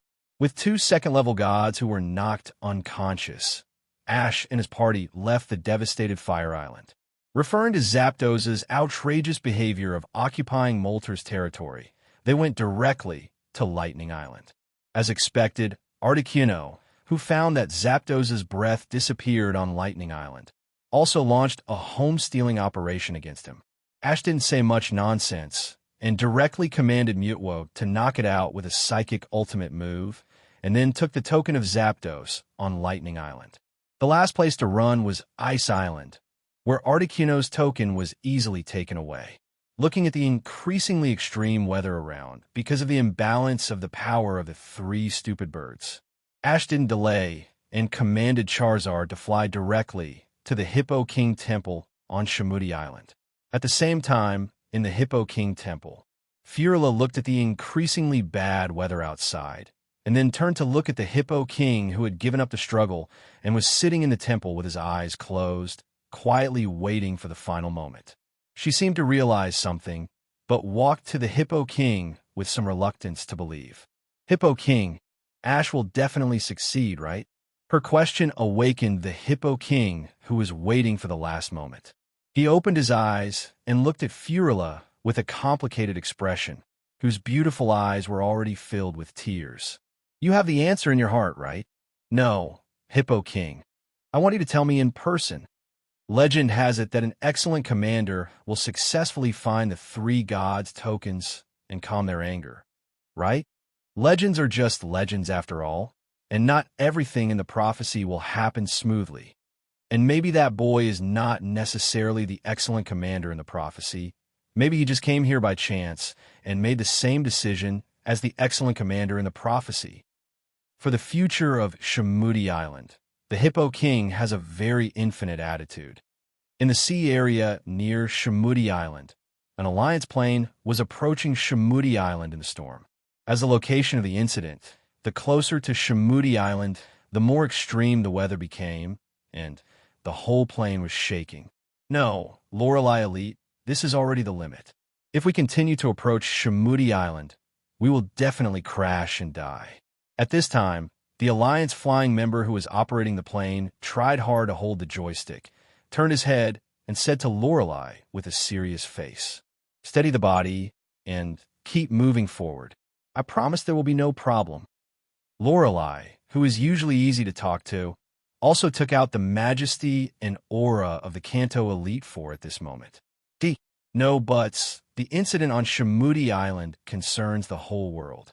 If it cannot be solved smoothly, no matter where you hide, you will not be able to escape this catastrophe. Then he shook them in front of the dull-eyed Flora and the Hippo King, reminding her /it that it was time to start working. Oh, I see. Flora's expression was still a little dazed, and she subconsciously reached out to take the token handed over by Ash. According to the method that had been practiced several times with the Hippo King before, the token was placed in the corresponding position in the temple. Then he took out the sea flute and prepared to play the festival song to summon the sea god Lugia. Ash has already defeated the three gods by himself. Is there any need to summon the sea god Lugia? Besides, Ash spoke to me in such a friendly tone just now. It must be because of the kiss I gave him before he reacted. I really want to travel with him. The saint, Flora, wearing a ritual dress, looked holy and elegant on the surface, preparing to play the festival song, but she couldn't help but have a mess of thoughts in her mind. Just as she was about to play the song, the Hippo King finally reacted from his daze. No matter how you think about it, something is wrong. Legend has it that when the anger of the three birds is ignited, an excellent commander will help the sea god Lugia to calm the three gods. As a result, Lugia hasn't even appeared yet, and the three birds have been beaten to submission by Ash and his Pokémon, and they don't even respect their status as mythical beasts. Are the current trainers so strong? It's actually possible to single-handedly kill three gods in such a short time. Since his evolution, the Hippo King, who has always served as a temple priest here and thought he was still keeping up with the times, felt for the first time that he might be completely out of touch with the times. At the same time, he had an extremely strong awe for the world outside Shamudi Island. Ash, you are finally back. Misty and the other two girls didn't even look at the three birds that were thrown on the ground and piled up like a monk and ran directly to Ash. Yeah, I'm back. Ash nodded and put Mutwo back into the Pokeball. Remembering that Mutwo was created by Team Rocket and defected, the two girls could understand Ash's reaction. There are many residents on Shamudi Island, and there are many people and eyes.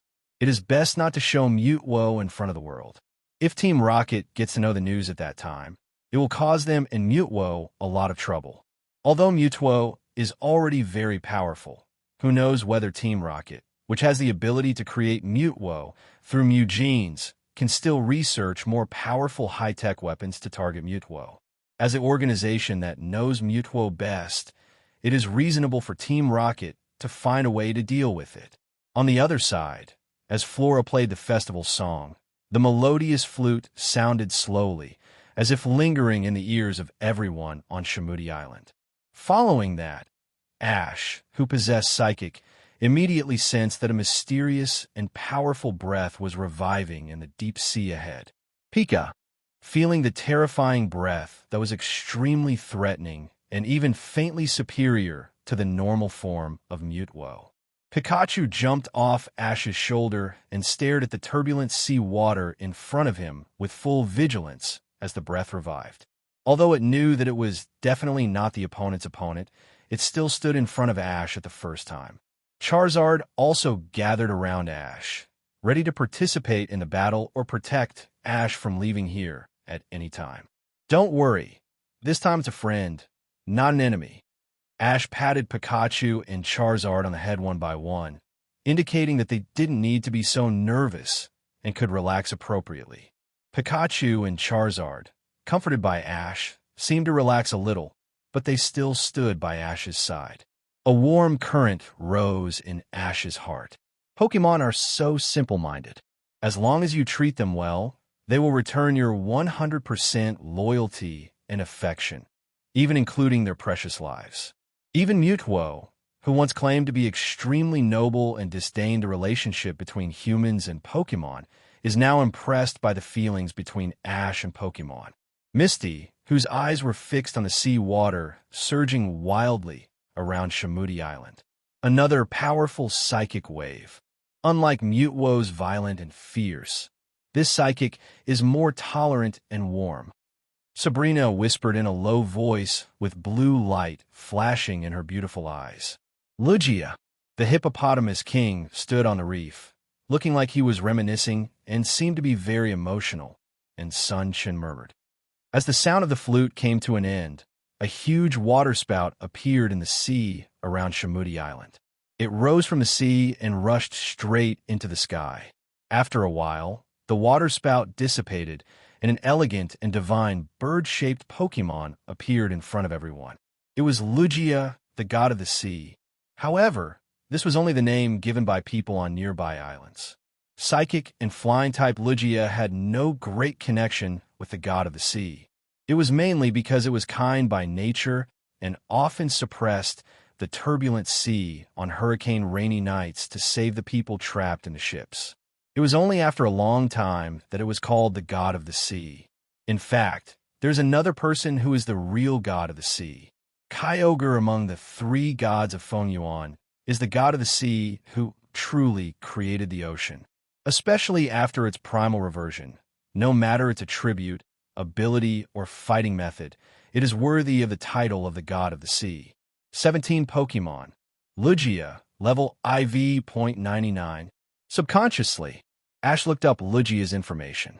The level was about as high as he imagined, 3 levels higher than Mutwo in the New Island period. Except for Ho-Oh, who he met when he just started traveling and didn't have time to check the level, Lugia is definitely the highest level Pokémon he has ever seen.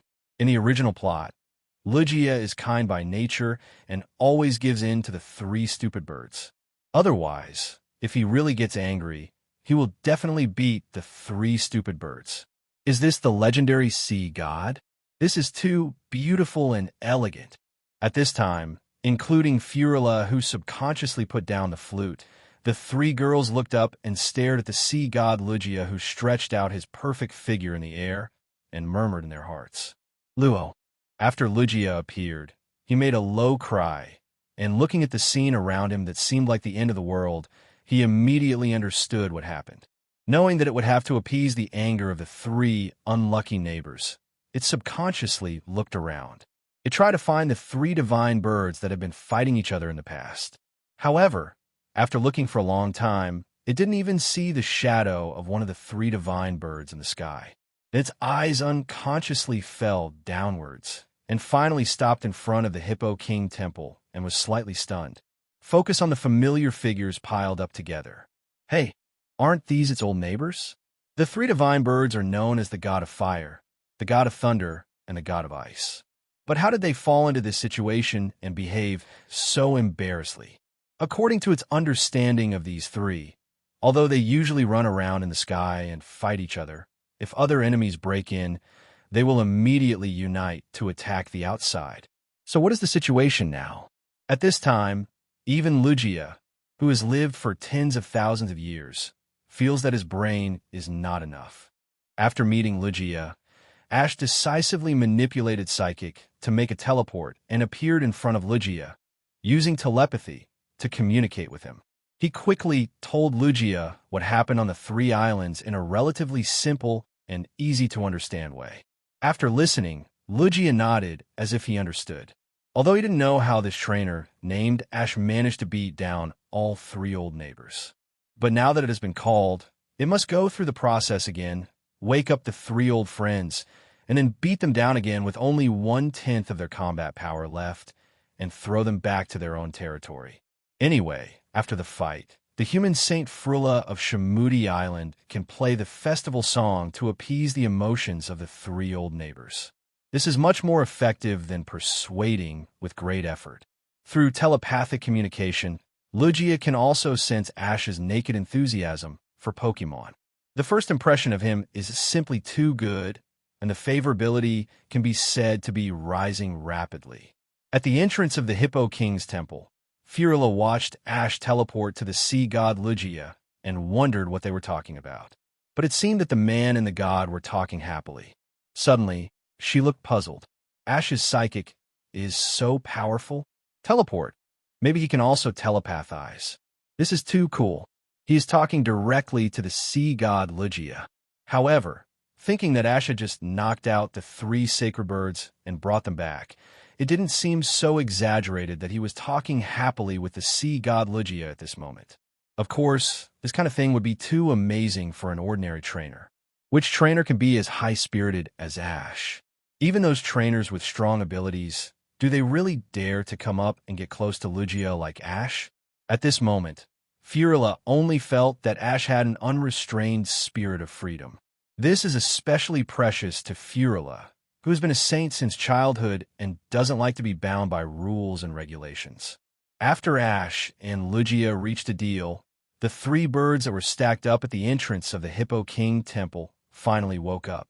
Although they did not restore their full contest condition combat capabilities, they were definitely able to move freely. Lugia, it's up to you next.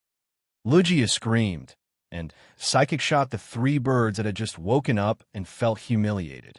They were extremely jealous of their enemies and rushed towards Ash into the air and began to beat them unilaterally. Charizard, you try it too.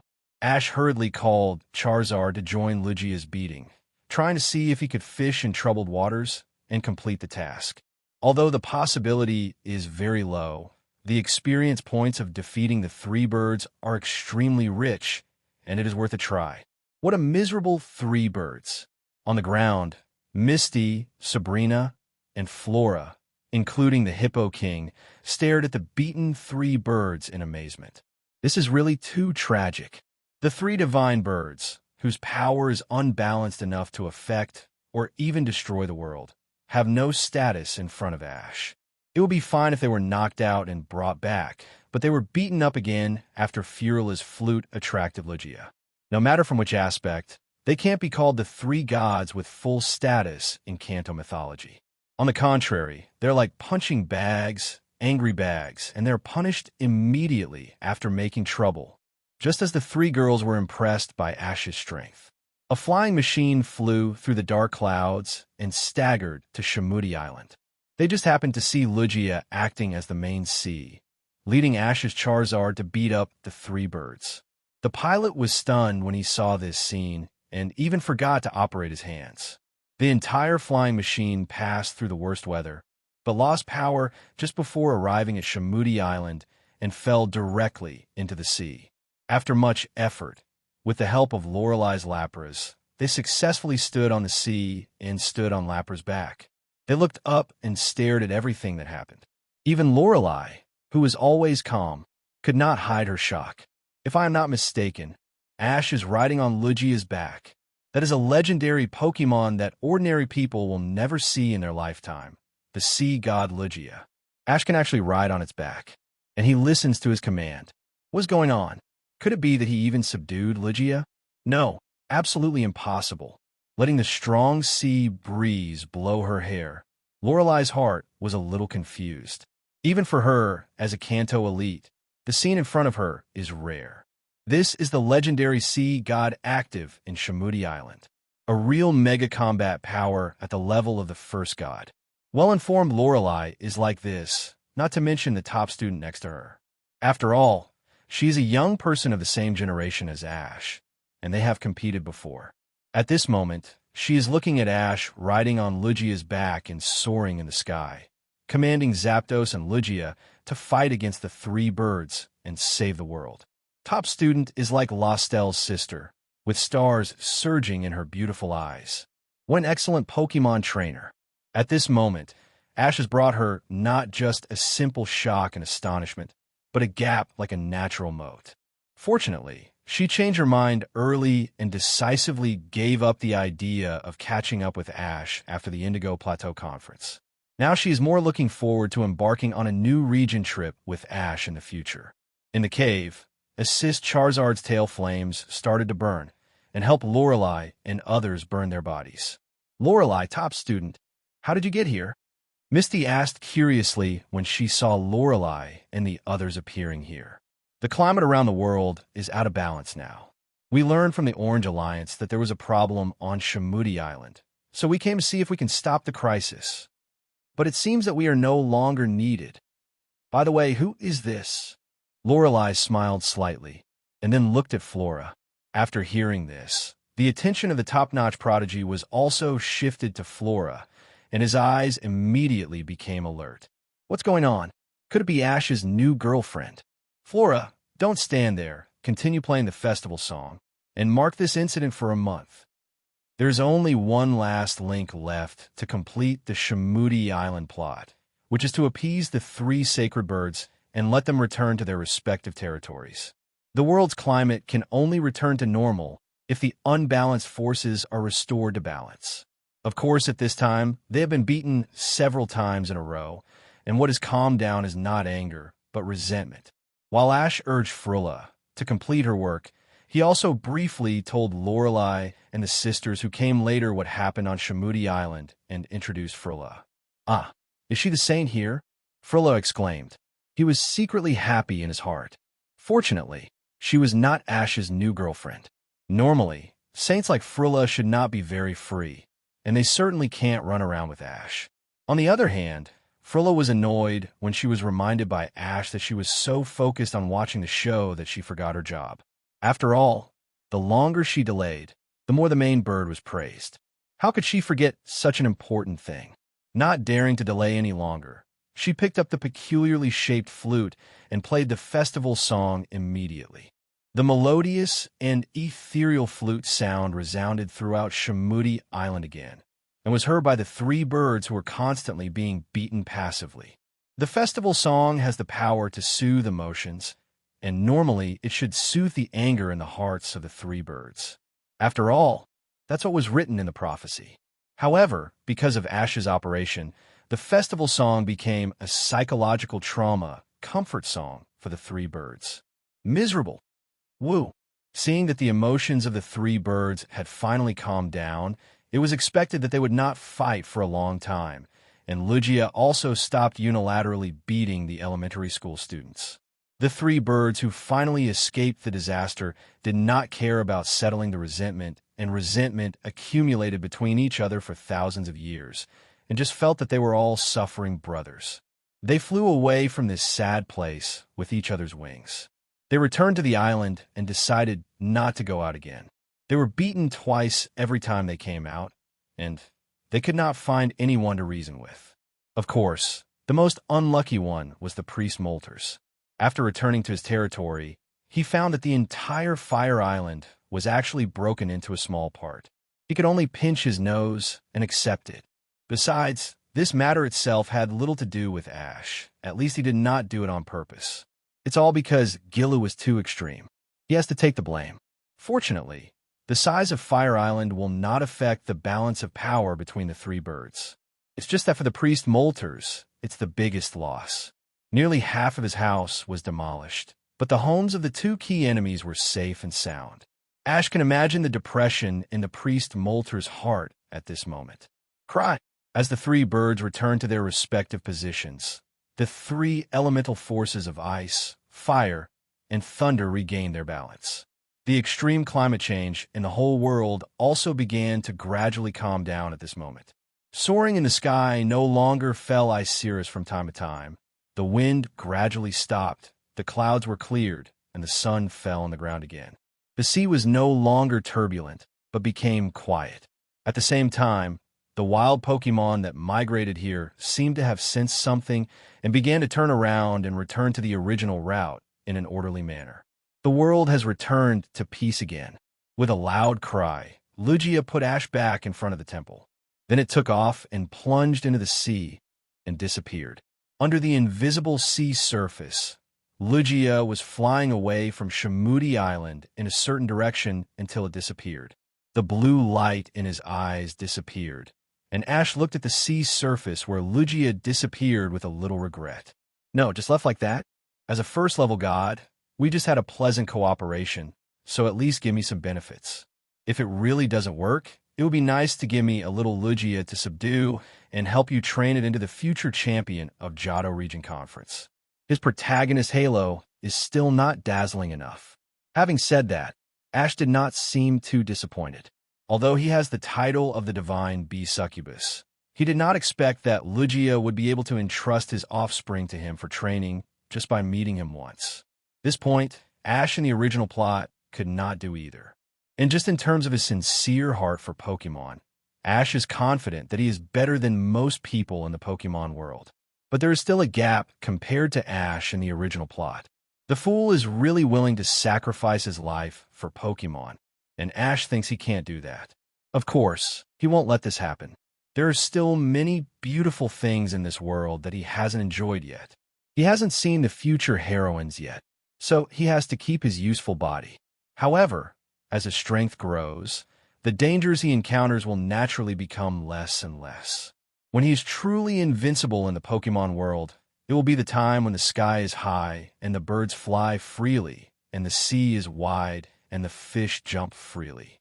It seems that with the proud character of the real, top-level mythical beasts, it is impossible for human trainers to subdue them. The ones who can be subdued are at most the Pokemon with limited potential in the mythical beast race, and they can't break through to a higher level of strength, such as the Zapdos that Ash subdued. At the entrance of the Hippo King Temple, Lorelei looked at the matter and ran away cleanly, without leaving much time for Lugia, the god of the sea, to talk about her feelings with Ash. I sighed in my heart that it was just as expected. In fact, I felt a little relieved in my heart. For now, she represents the Kanto Pokemon Alliance. From the Alliance's point of view, if Lugia really becomes Ash's Pokemon, the old guys in the Alliance will certainly be restless, and there are also guys who are ready to covet Lugia's power. In the final analysis, Lugia's weight is still too heavy. If it were the three mythical birds, they would be surprised at most. After all, it is not a power that can change the Alliance at any time. Ding! Get the favor of the sea god Lugia. Get reward. Lugia's intimacy increased by 50%.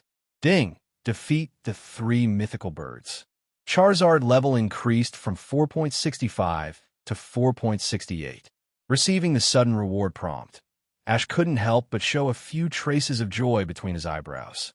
The previous task rewards have been given, and the rewards of Lugia and defeating the three mythical birds are purely unexpected. He didn't receive the corresponding tasks in advance.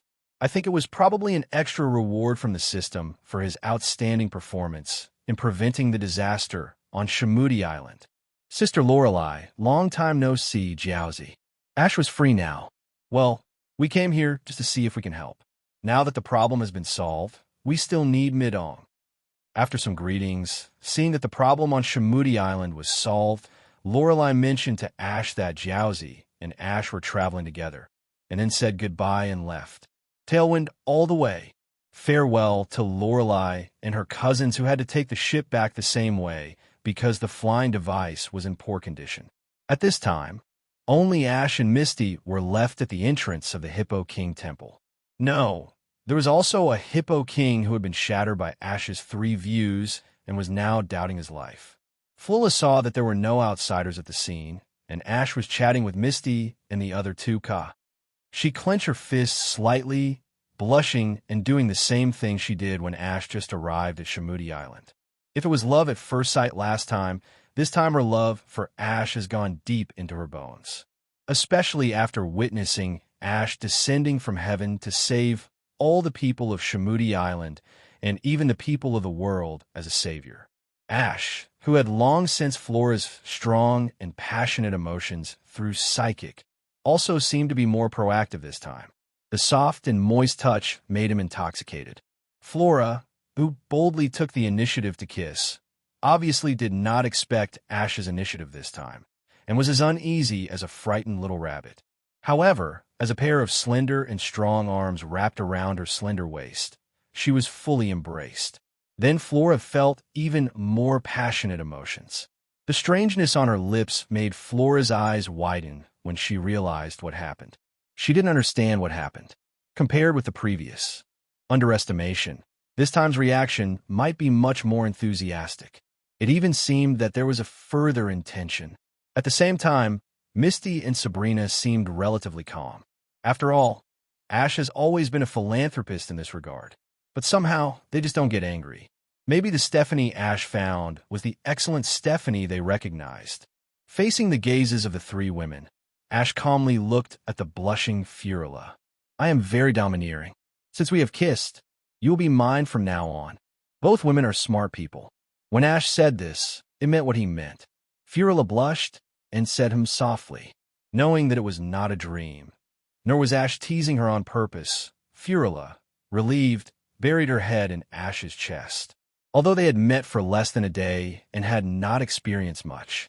But no matter from which aspect, Ash's every aspect perfectly met her mate selection criteria, and it could even be said that he far exceeded her psychological expectations. With such a perfect object, she naturally had to seize it.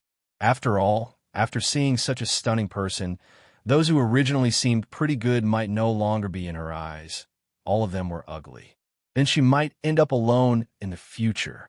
Sure enough, that sentence was absolutely right.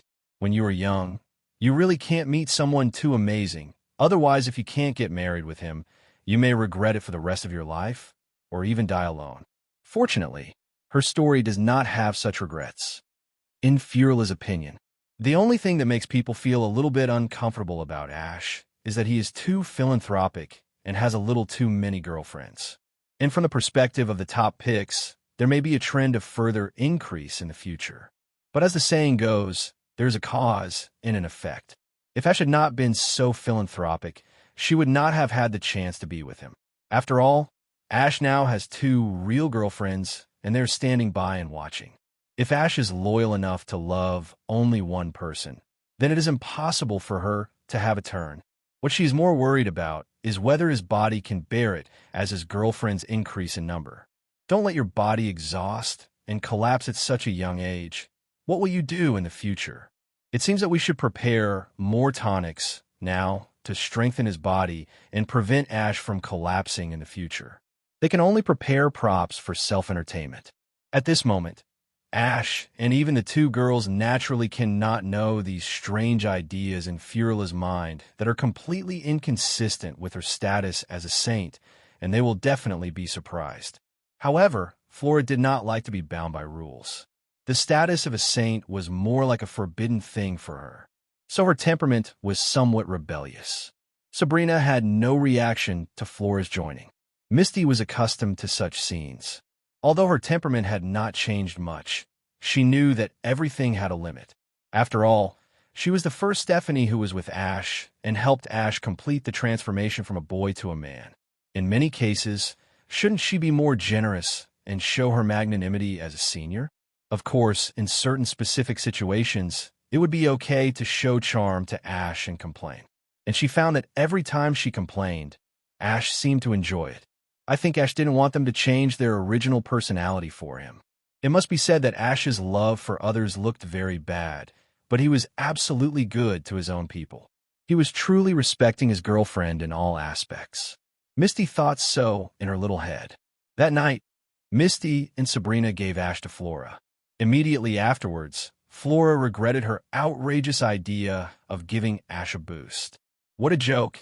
Ash's body is so healthy that he would not have any problem even if he had a dozen girlfriends. He is just like an ironclad ox, and he has no idea what hard work is. Anyway, she has learned a lesson today. Ash helped Flora, who had tears of happiness in her eyes, and her pillow was wet with tears, to cover her with a blanket. Then, He appeared on a vacant lot on the beach of Shimudi Island. After using Psychic to confirm that there was no one nearby, he prepared to strengthen his Pokémon and use the necessary props. At this moment, Ash seemed to have sensed something through Psychic, and a gleam of light flashed across his eyes. Such a familiar breath, fluctuation. Before he finished speaking, a waterspout suddenly rose from the sea. Then two figures, one big and one small, appeared in front of him. After seeing who was coming, Ash was surprised. At this moment, the one who appeared in front of Ash was Lugia, the god of the sea who left at the speed of light during the day. The slightly round figure beside it was also Lugia, but it was in its infancy. Luo, after a conversation, Lugia also explained the purpose of coming. It wanted to entrust its child to Ash. Don't worry, Lugia, I will definitely take good care of Silver. The future Silver Conference in Johto region will be a good opportunity for it to experience it. Luo, you can contact me through this feather when you're in danger. After a telepathic communication, Lugia gave Ash the feathers transformed by his power. Then it looked back at its child and disappeared into the sea again. If it weren't for the fact that little Lugia looked a little sad, Ash would have wanted to jump up and make a victory gesture. Please give me flowers? During the day, he just complained a little in his heart, but he didn't expect Lugia to really hear it. Although it did not become Ash's Pokémon, it actually sent its child Silver to Ash. Silver is the little Lugia from the Lugia mother and child that appeared in the Whirl Islands. You know, in the original plot, even if the silly thing risked his life to solve the three gods birds incident, he did not receive such treatment. But thinking of the silly thing in the original plot, it seemed very reluctant to even command Charizard. On the other hand, Ash is not only unfathomable in strength now, but the Pokémon that follow him have all made unexpected progress. In contrast, the silly thing does not have many particularly outstanding advantages except that he has the same or even more outstanding love for Pokémon than Ash. So Ash is relieved. It is estimated that Lugia's idea is similar to that of the Dragonair mother he met in the wild wilderness area at that time. In the original plot, the silly thing couldn't even train his own Pokémon well, and even had to trouble others for help and guidance from time to time. It would be strange if Lugia could safely hand over little Lugia to him for care. Now Ash has shown a powerful ability that absolutely suppresses the three mythical birds, and his love for Pokémon is only slightly inferior to that of the silly thing. Only then would Lugia deeply trust him and entrust his most important child Silver to him. Otherwise, this would never happen. If it were really that easy to capture legendary Pokémon, people would not be so excited when they saw Ash capture just an ordinary Zapdos. For Lugia, the strength of the first-level god is also accumulated slowly over a long period of time. If you want to speed up this process, finding an excellent trainer is definitely a good choice. After all, the long 100 years of human life are just a blink of an eye in the eyes of a mythical beast like Lugia. If his own child can quickly pass the weak childhood with Ash, he can also do his own things more confidently. For example, from time to time, he can train the three neighbors. Without its mother, little Lugia was obviously a little shy when it was alone with Ash, a stranger it had never met before.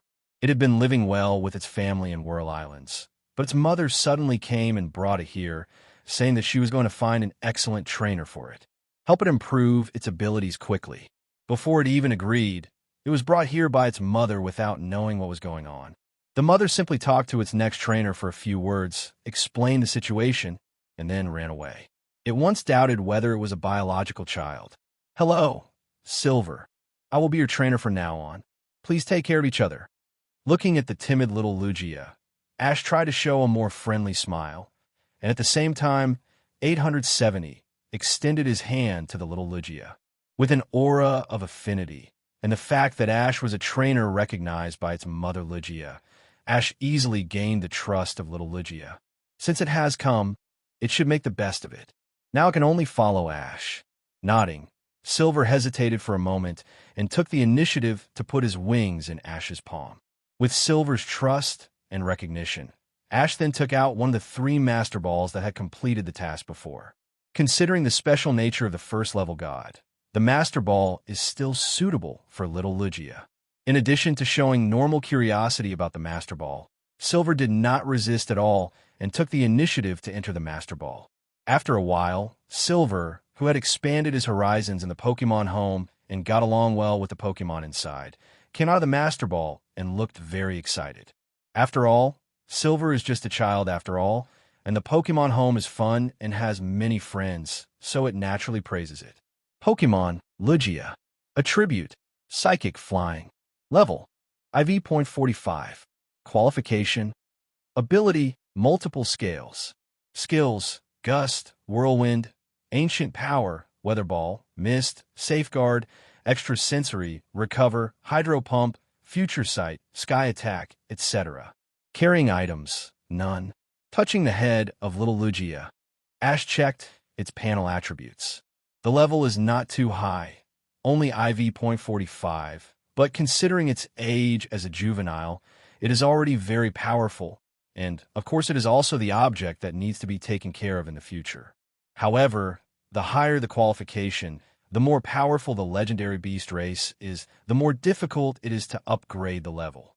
At the same level, the experience points they need to upgrade one level may be several times more than ordinary Pokémon. Although little Lugia is only IV.45 now, the experience points it needs to upgrade now are almost catching up with the experience points required for ordinary elite Pokémon. But this is normal. After all, at the same level, little Lugia can beat most ordinary Pokémon without attribute restraint. It has been almost 10 years since this little Lugia was born. Lugia's mother sent it to Ash, which is the right person. Leveling up is not a big problem for Ash, who has the Pokémon system. It is true that the difficulty of directly upgrading through combat experience accumulation has increased exponentially. If Ash wants to use actual combat methods to level up little Lugia, it will undoubtedly take much more time than before. But in addition, Ash can completely feed little Lugia rare candy or complete the upgrade tasks. The speed of leveling up will definitely be many times faster than when little Lugia followed his parents in Whirl Islands. In fact, Lugia was also sent to Ash with the pain of helping little Lugia grow faster and better. Little Lugia has high talent. Maybe, with Ash's training, he will soon catch up with his parents and stage a battle of love and filial piety. The ability is not a regular oppression ability, but a hidden ability of multiple scales. When the physical strength is full, the damage received will be halved. It is a very practical ability. As for the oppression ability, it is really useless for the powerful beasts. Anyone who uses it knows it. It's okay if it's just bullying. If the battle between the beasts is almost the same as no ability, it will naturally suffer a big loss.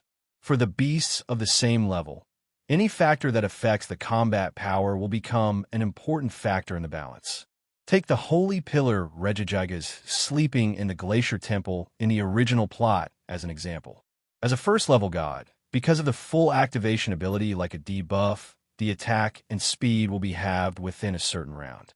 This immediately puts it at an absolute disadvantage in a battle of the same level.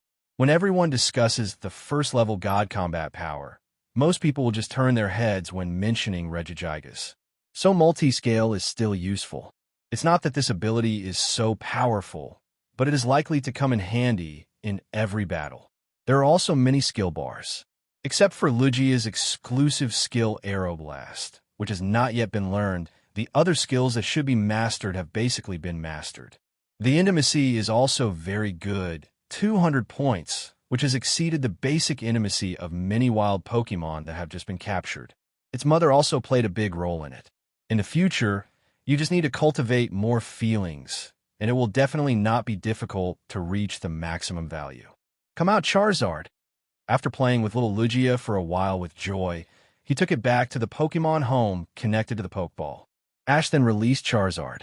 Charizard also vaguely felt something, and the light became 4.5% more expectant and excited. Ash smiled slightly and took out the awakening potion of Charizard's hidden ability. The small glass bottle was filled with orange-red liquid. It seemed as if there was a small dragon swimming inside. When his eyes fell on it, he felt a slight burning and stinging feeling. "Are you ready? Spray it out." "Roar." Charizard roared loudly, his eyes firm. Ash opened the bottle stopper, felt the hot breath, signaled Charizard to open his mouth, and fed all the potion into its mouth through Psychic. As the orange liquid flowed through its body, Charizard let out a dragon roar that was much louder than before. Then, in Ash's surprised eyes, a shocking change occurred. Roar! Red energy bodies continued to flow out of Charizard's body and coagulated quickly like blood, but unlike the turbidity of ordinary blood, it was very pure. Just like the crystal clear ruby. The energy bodies that turned into substance continued to accumulate on Charizard's body surface and formed a large cocoon in the blink of an eye, wrapping Charizard's body completely. Pikachu looked at Charizard's changes at this moment with a surprised expression. "It's really an unexpected change." Ash was also amazed. If he didn't believe that the system props would never have any harm, and if he didn't sense Charizard's increasingly vigorous vitality through Psychic, and through the red crystal cocoon, he could see that the flame of Charizard's tail, which symbolized vitality, was still burning. Ash should be worried at this moment. After all, this is a strange change that has never happened before. One person and one pet stared at Charizard wrapped in the ruby-like cocoon. A moment later, crack! 17 accompanied by a crisp cracking sound. A huge crack appeared from top to bottom on the red crystal that wrapped Charizard. The crack quickly spread to the surroundings like a spider web, and in a blink of an eye, the cracks were all over the giant crystal. Following that, the crystal broke and fell off bit by bit. What was strange was that the crystal that fell to the ground had no entity, but turned into a red energy body again and sank into the ground, dyeing the saffron-colored sand on the ground red. As the crystal that wrapped Charizard broke, Charizard's sturdy figure appeared in front of Ash and Pikachu again without any obstruction. The overall image did not change much, but if you look closely, you can still find that Charizard not only has a stronger body, but also has dense flame patterns on the surface of his skin. The changes before and after are similar to the changes before and after the strengthening of Golzin in Ultraman Tiga that Ash had seen in his previous life. Of course, the appearance of Charizard, which is covered with flame patterns and almost blends into his original skin color, is definitely much more handsome than the monster Golzin. At the same time, Charizard, who came out of the red crystal and felt the surging flame power in his body, seemed particularly excited, as if he had been injected with chicken blood. From the appearance alone, Ash certainly couldn't tell how much Charizard had changed compared to before. He immediately summoned Charizard's attribute panel. Pokémon Charizard. Attribute Fire. Level 4.68. Ability Fierce Fire. Hidden ability Blood Rage. For every 1% decrease in physical strength, the attribute of all races increases by 3%. Skills Air Cutter, Dragon Claw, Flamethrower, Flame Vortex, Fiery Abyss, Heat Wave, Flare Blitz, etc. Intimacy Full value. Compared with the previous attribute panel, Charizard only has one more hidden ability, Blood Rage. The ability introduction is very simple, but the effect is also rough enough. For every 1% drop in stamina, Charizard's species strength attribute will receive a 3% overall increase, and its effect can only be described as incredible. You should know that most Pokemon abilities usually add less than 20% to Samson's combat power, and this is a relatively powerful ability. Some abilities don't even help Pokemon at all. On the other hand, Charizard's ability's HP limit is too high, and the more stamina is lost, the more terrifying the increase in all attributes will be. Under ideal contest conditions, if the 1% residual HP contest condition is reached, Charizard's combat power may usher in a terrifying increase of nearly 300%. It is not impossible for this incredible level of combat power increase to even allow elite-level Pokemon to compete with champion-level Pokemon. Of course, even if you can't get stuck at the maximum HP, it is still easy to maintain a 1/3 HP contest condition in the battle. At that time, Charizard will trigger the two types of Fierce Fire and Crazy Blood simultaneously. One increases the power of Fire-type skills, and the other directly increases the attribute value. Charizard will become a veritable low-blood god of war. This is not the kind of low blood that cannot be played, and under the low blood contest condition, its combat power will become several times more than the full blood contest condition. There is a qualitative difference between the improvement of attributes and the improvement of strength levels. Generally speaking, a small increase in attributes is enough to make Pokemon's strength rise to a higher level. Take a simple online game as an example. A player with attack, defense, and speed of 10 is facing a player with attack, defense, and speed of 100. It is basically impossible to make up the gap in the middle by skill. The latter kills the former as easily as pinching an ant. With the hidden attribute Crazy Blood, the ordinary ability Fierce Fire, plus the top quality carrying item Charcoal, plus the ultimate Charizard cultivated by the Charizard God quest, he will become a mega god of war that can completely crush the same level or even cross-level battles. If the level difference is not too outrageous, even if it is a large level, Ash is confident that as long as he uses Charizard's two abilities Charizard 153 reasonably, he will have a chance to defeat the opponent in one fell swoop. Ash is very satisfied with the new hidden ability he just got.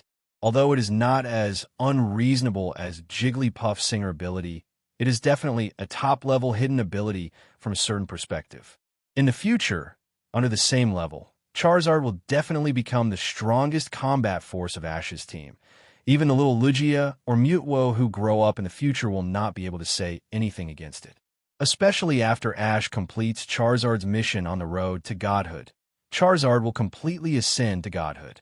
Speaking of Mutwo, we can only look forward to whether the tasks related to the hidden ability Awakening Potion can be triggered in the future, or whether it can be directly swiped out from the system store. Replace its useless oppression ability, and then it would be best if it could awaken a Mega Buff that is not inferior to Charizard's Blood Madness ability. Mutwo may even come out on top later. Charizard is also very clear about the changes in himself. Otherwise, it would not be so excited when it came out of the red crystal. Pika. Seeing Charizard's improvement as if he had been reborn, Pikachu was also sincerely happy for it. Come out, Lapras. And Snorlax. After putting Charizard back into the Pokeball, Ash immediately threw two Pokeballs into the air. In a flash of white light, Snorlax and Lapras appeared in front of him. Whoa. Exhaling a faint mist, Lapras looked around in confusion for a moment before turning his gaze to Ash. As for Snorlax, he was in the sleep contest condition as soon as he came out, and his even snoring made Ash feel helpless. Ash decisively took out the top-quality Never-Melt Ice and the sleep adjustment device from the system warehouse. After giving them to the two Pokémon to carry, Snorlax could be woken up by just a thought. Of course, after each intense battle, it takes longer to recover through sleep. If it is forced to wake up during this period, its combat power will be greatly reduced.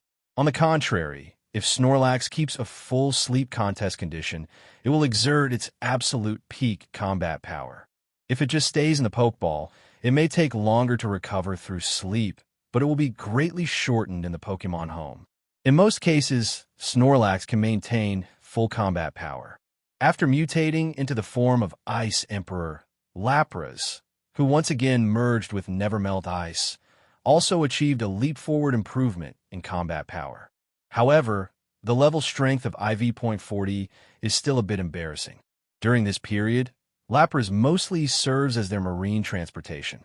Ash also plans to train Dragonair in the near future to try to make it transform into Dragonite, while devoting some energy to cultivating Lapras. After completing all this, Ash took back all Pokemon, pick up Pikachu, and teleport back to the room. After carefully placing Pikachu, he returned to bed and fell asleep with tears still on his face and his arms. Because Ash solved the Three Birds incident and saved the entire Shamudi Island, he was now treated as a distinguished guest by all residents of Shamudi Island.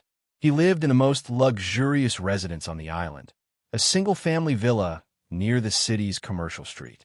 Early in the morning of the next day, Pikachu, You've been so busy accompanying me for a trip. Go back and have a good rest. Pika. On the first floor, in front of the small room specially prepared for Pikachu, Ash touched Pikachu's little head. After placing Pikachu, Ash went to the bedroom closest to the second floor. Pushing open the door, Furula was still asleep at this moment. She was exhausted last night. As a rookie player who participated in the battle for the first time, she met Ash, who was completely unable to defeat the top boss and was easily defeated every time. After being abused in various ways, she had to open the microphone to beg for mercy, which saved her face a little. About half an hour later, Misty and Sabrina held a simple welcome ceremony for Furula under her shy gaze.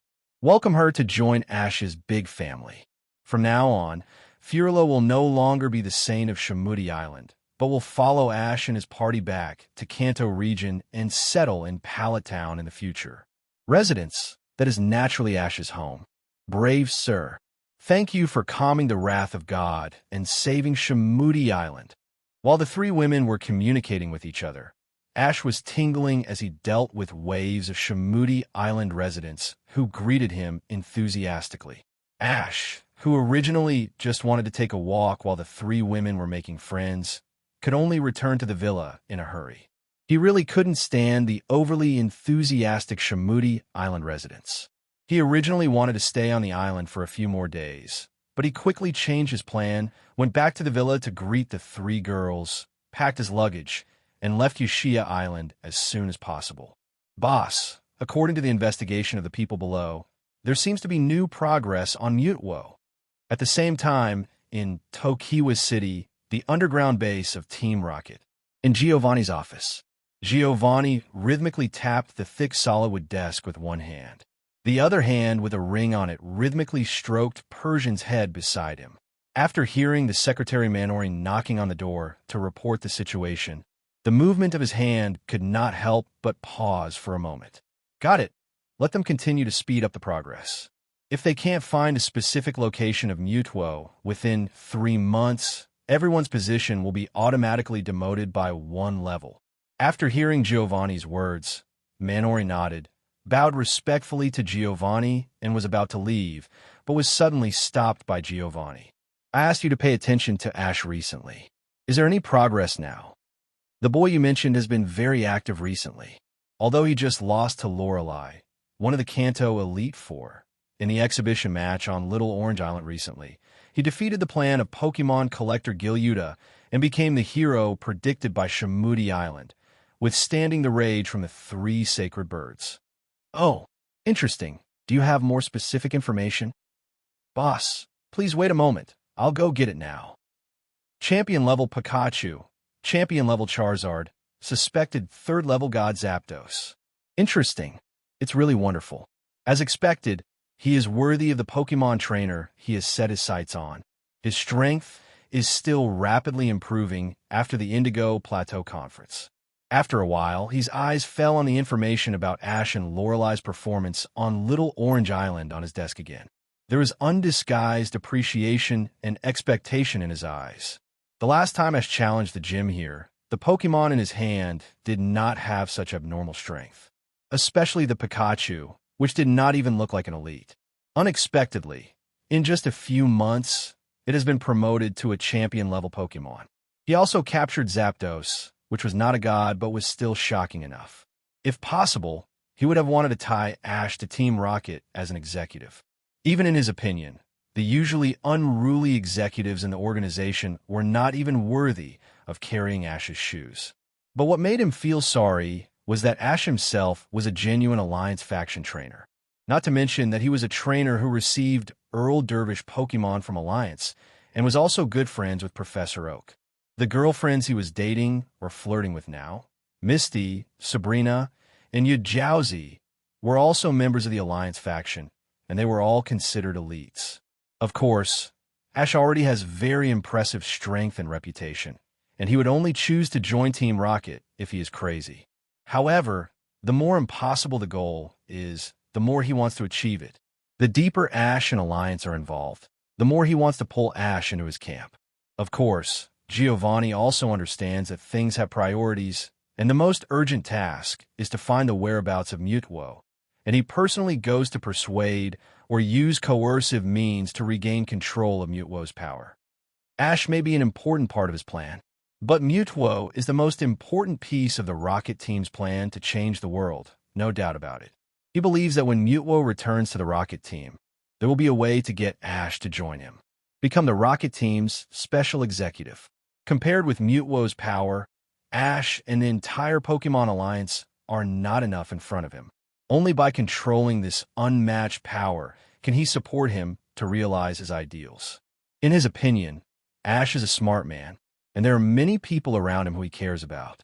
This is his biggest shortcoming.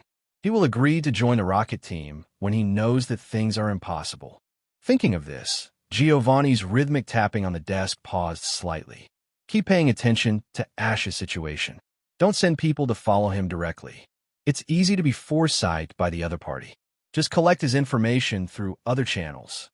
Remembering the detailed introduction of Ash in the information, mentioning his psychic, plus there's an absolute psychic strong Sabrina around him, Giovanni specifically instructed. Understood, boss. I'll pass on the instructions right here. Makoto was quite upset about Giovanni's undisguised admiration and respect for Ash, but she could do nothing about it. After all, the talent and ability that Ash showed were indeed rare in recent decades. It had only been a year since he started traveling, but he already had several champion-level Pokémon, and there were quite a few elite-level Pokémon. Not to mention the legendary Pokémon Zapdos. If it weren't for the information about Ash clearly recording everything, she would have refused to believe it. After all, even the champion-level trainers with recognized talents and the strongest strength in each region had never had such an amazing growth curve. It even had a bit of fantasy meaning. It was just that she and the special executive of Team Rocket were far inferior to him, and they were not in Giovanni's eyes. Otherwise, he wouldn't have been obsessed with Ash, a trainer of the Alliance faction with a decent background. He always sent people to monitor his every move. Aunt Delia, when will Ash come? In Pallet Town, at Xiao, BHCB, Xi's home, Serena, who has been traveling in the Kalos region for a while and has caught several Pokémon, has called Delia for the nth time to ask about Ash's recent situation. Delia was mixing the beaten egg liquid into the flour and preparing to bake desserts, and her hands were moving nonstop, smiling at the cute and lovely girl on the screen. Soon, he should be back in 2 days. For Serena, Ash's childhood sweetheart, Delia really likes her from the bottom of her heart. Otherwise, she would not have gone to such great lengths to trick Serena from the distant Kalos region to travel with Ash. Oh, okay. Please tell Ash that I will wait for him in Lumiose City. Serena happily replied after receiving Delia's reply at the Pokémon Center.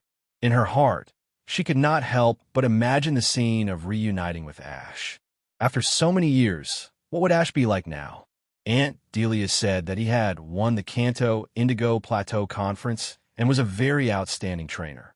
He should be a very reliable boy who could give people a full sense of security, just like when he was a child. Serena's little head was thinking randomly, and her bright big eyes were full of longing and expectation. It can only be said that the childhood filter was really full. Everyone, get ready as soon as possible. We are ready to leave. Shimudi Island, the living room of the big villa where Ash temporarily lived. After escaping from the street and returning to the villa, Ash naturally did not plan to stay here any longer. We are so anxious. Don't we have to stay for a few more days?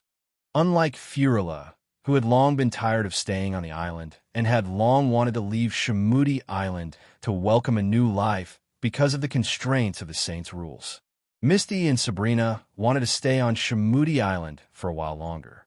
Well, for some reason, if you don't believe it, you can go outside for a walk, and you should be able to experience it. After saying that, Ash took the slightly suspicious Misty and Sabrina outside for a walk. After a while, Ash took the two girls' hands and used teleport to escape back to the villa. At this time, the two girls' faces were exhausted from the enthusiasm, and they needed their faces that were stiff with laughter. Ash, there is nothing wrong with what you said. We can't stay in Shimudi Island anymore. Let's leave quickly. Misty patted her chest, and said with lingering fear. After saying that, she took the initiative to pack her luggage and even urged Ash to help them pack together. The people on Shamudi Island were so enthusiastic that even if they were not the savior Ash, they were treated with extraordinary courtesy just by following Ash. Just walking outside for a while, they were greeted and watched by no less than 50 people. Sabrina, who usually didn't smile much, was better, but her face was almost frozen with laughter. If they stayed for another 2 days, the consequences would be unimaginable. Run, get out immediately. He said hello to Flora's family, but didn't notify more people. He just left a farewell letter in the villa. Ash and his group took the Pidgeot and flew into the sky, leaving Shamudi Island quickly. Because there were so many people and they were all carrying luggage, even the huge Pidgeot that had taken a gene potion was very crowded at this moment. But despite the crowded position, there was no obvious sign of Pidgeot's speed decreasing. Even with 4 people sitting on his back, plus a lot of luggage, and even a Pikachu, Pidgeot's speed still remained near Mach 3, far exceeding the full speed of a normal Pidgeot. Leaving Shamudi Island, passing near the island where the 3 mythical birds were. Ash also helped Flora capture several Pokémon with good qualifications from the 3 islands. Ninetales, and a Poliwag with great potential. The excited Flora did not shy away from Misty and gave Ash a kiss. During this time, Ash helped Misty capture a Horsea with good qualifications. Considering that she will succeed the Cerulean Gym leader after returning, she must at least have the first and second Pokémon lineups, in order to better deal with challengers from all over Kanto. At the same time, he also planned to try to get a Gyarados Mage Evolution Stone for Misty from the Kalos region.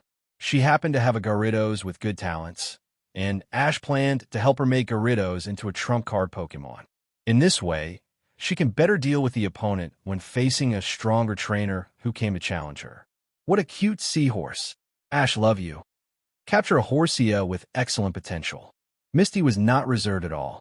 She jumped up and hung on Ash like a koala. She, who has always been proud, also took the initiative to offer a kiss. Sure enough, Ash clearly saw a man who would favor one over the other when he had new love. Flora, who was standing by, was stunned. She was shocked. Is this possible? It seems that she was too conservative to kiss in public this time. Okay, everyone is watching. Come down. Ash smiled and patted Misty's soft little butt. Misty's fair face immediately flushed, and she jumped off Ash reluctantly. Although they're now good sisters in the same trench, they may see each other more shy and more intimate with Ash in the future. But in broad daylight, they're still very shy to be too close to Ash. Especially Misty, who is a tsundere with a gentle temperament. At some special moments, she's like a tsundere and shy girl who is just beginning to fall in love. And this is her unique charm. In the next few days, Ash continued to help Flora and Misty to supplement the handheld Pokémon lineup. As for Sabrina, because of her high requirements and the fact that she already has many Pokémons to cultivate, it is difficult to find a psychic Pokémon that suits her. Ash was naturally prepared for this.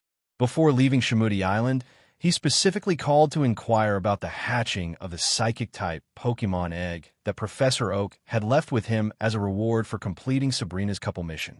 After all, although the Pokémon eggs rewarded by the system are all super rare Pokémon, their hatching period is several times that of ordinary Pokémon.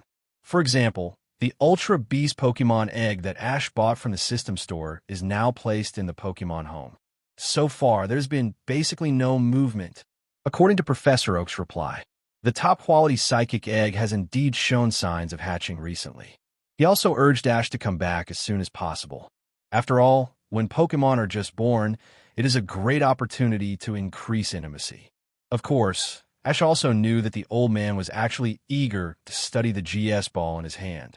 Regarding this top-quality psychic-type Pokémon, Ash planned to give it to Sabrina to cultivate. The Pokémon egg given to Misty last time directly hatched the Prince of the Sea. I believe this Pokémon egg will definitely not disappoint her.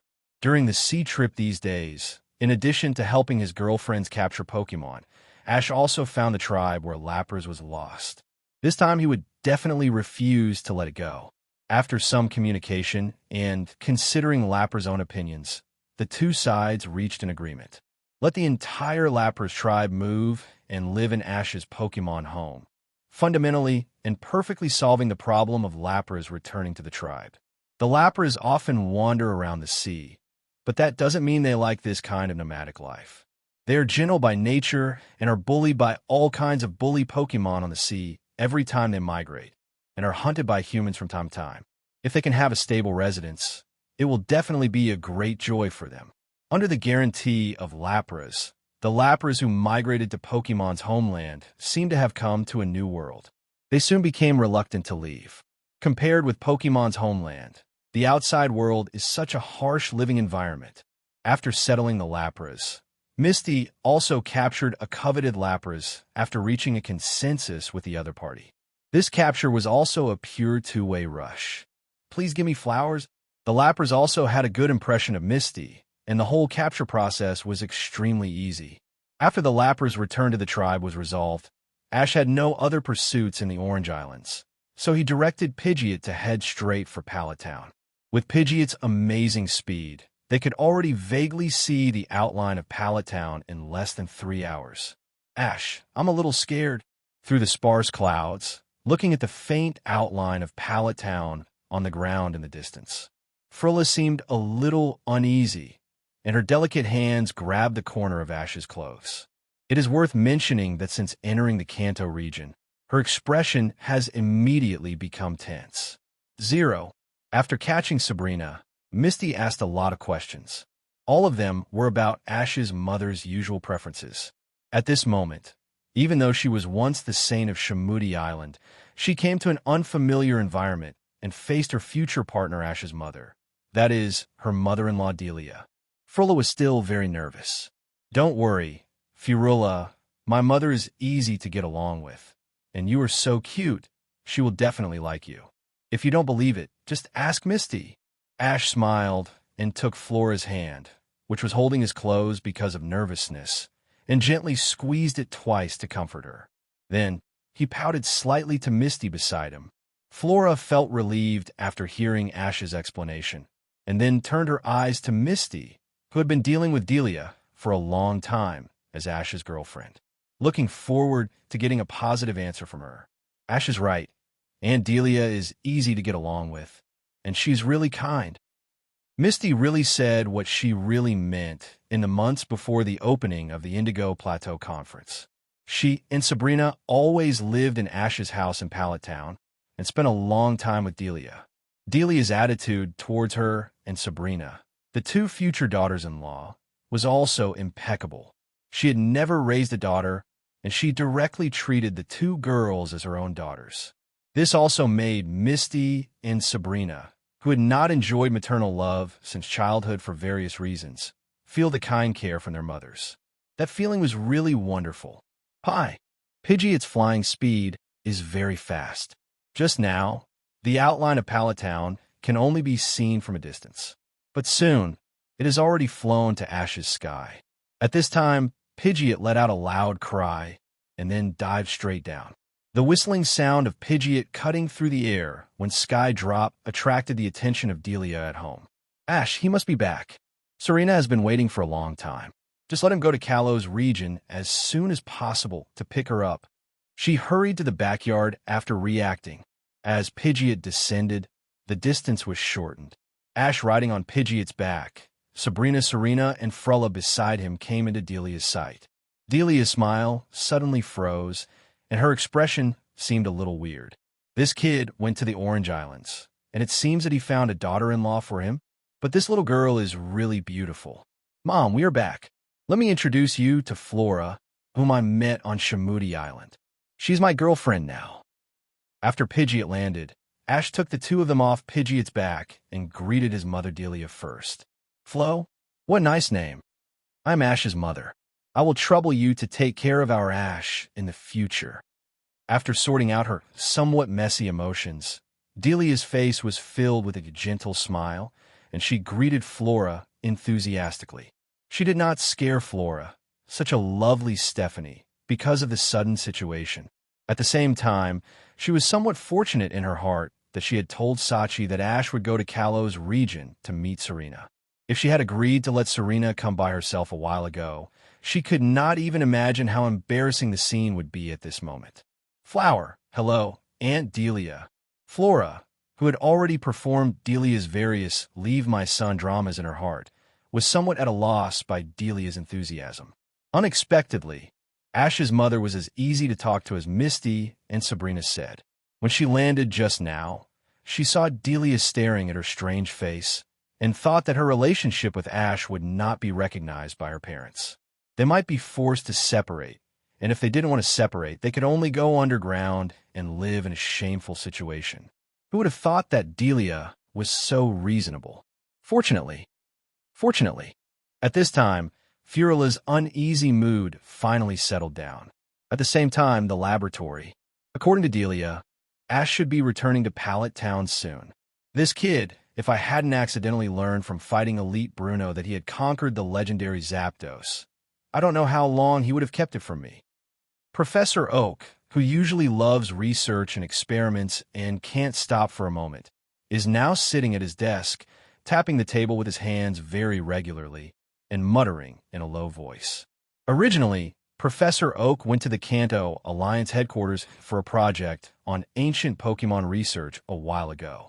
He happened to meet Bruno, who had nothing to do, and he asked Professor Oak about Ash's recent situation. Professor Oak was also very puzzled and didn't understand why Bruno, one of the Kanto Elite Four, was so interested in Ash. However, what Bruno said next shocked him. It turned out that after the Indigo Plateau Conference, when Ash returned to Alliance to challenge the Elite Four, he actually sent out Zapdos, one of the 3 mythical birds, in the battle with Lorelei Elite. Ash had so many Pokemon stored with him. Unexpectedly, the Kanto Elite Four knew that he had Zapdos, but he didn't hear anything about it. At first, he was somewhat indignant, but then he thought that such a rare Pokemon as the mythical bird could easily arouse others' greed and bring a lot of trouble to Ash's travel. He could understand that Ash did not publicly own Zapdos on a large scale. Now what he is most looking forward to is to wait for Ash to come back, so that he can borrow Zapdos from him as soon as possible to study it and collect detailed information about the mythical bird as soon as possible. Moreover, the GS ball he asked Ash to bring back can be used for research at the same time. Professor, good news. At this moment, a staff member rushed into Professor Oak's laboratory and shouted excitedly, Ash, he is back and is at home now. Really? Great, I'll call him now. Hearing this, Professor Oak stood up and was about to have a video call with Ash. But he stopped halfway. No, he just came back from a long trip after all. It's probably time for a family reunion now. After a little hesitation, Professor Oak sat back at his desk. Since Ash is back, then Zapdos and GS Ball will definitely not be able to escape, so there is no need to rush the related research.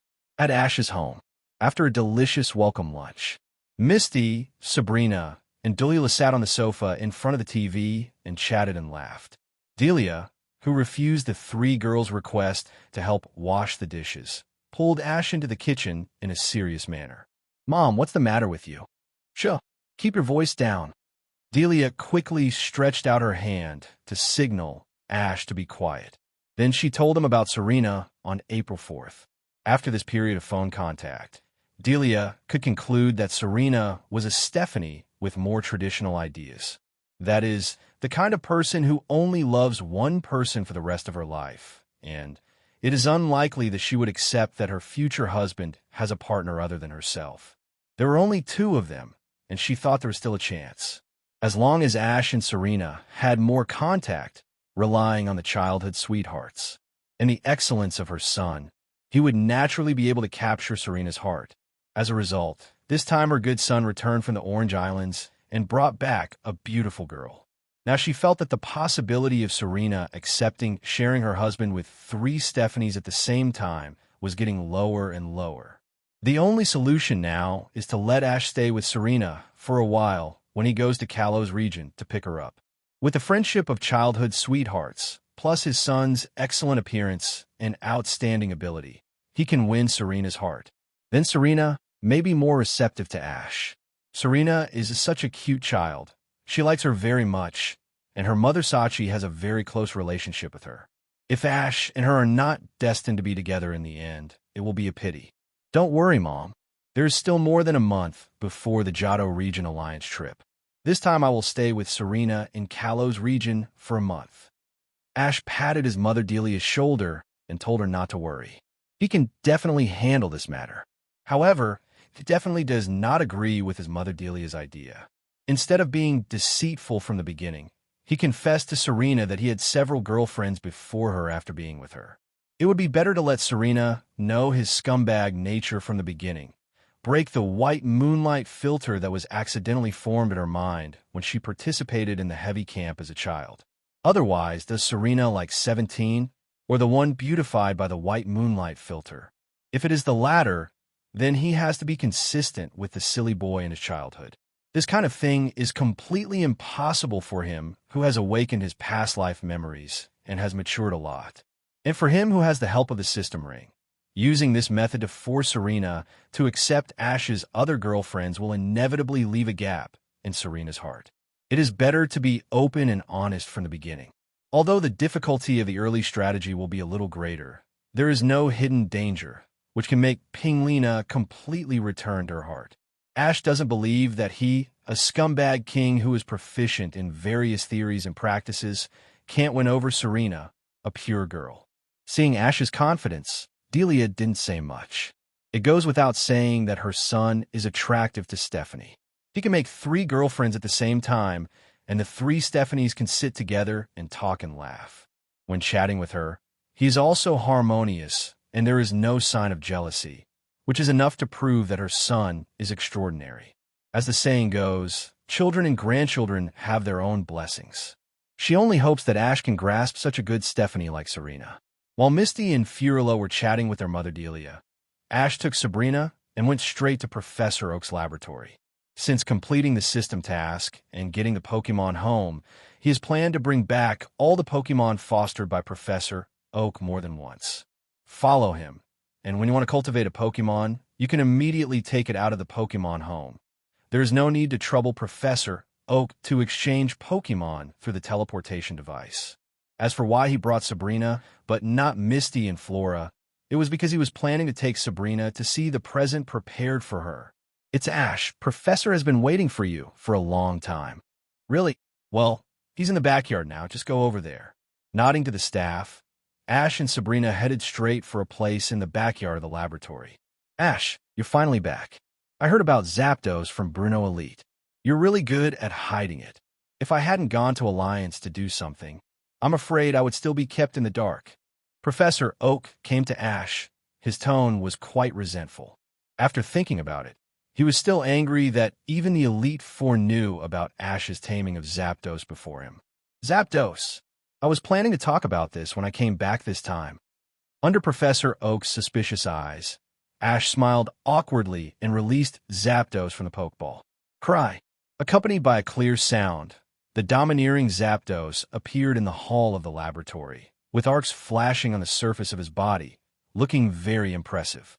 In terms of aura, appearance, and oppression, he was far better than ordinary elites. In the past, he had seen the appearance of Zapdos in various materials and pictures, and now he finally saw the living Zapdos appear in front of him. He could feel the strong Hideki aura emanating from it face to face. Professor Oak's eyes inevitably showed a look of surprise. Perfect, it was too perfect.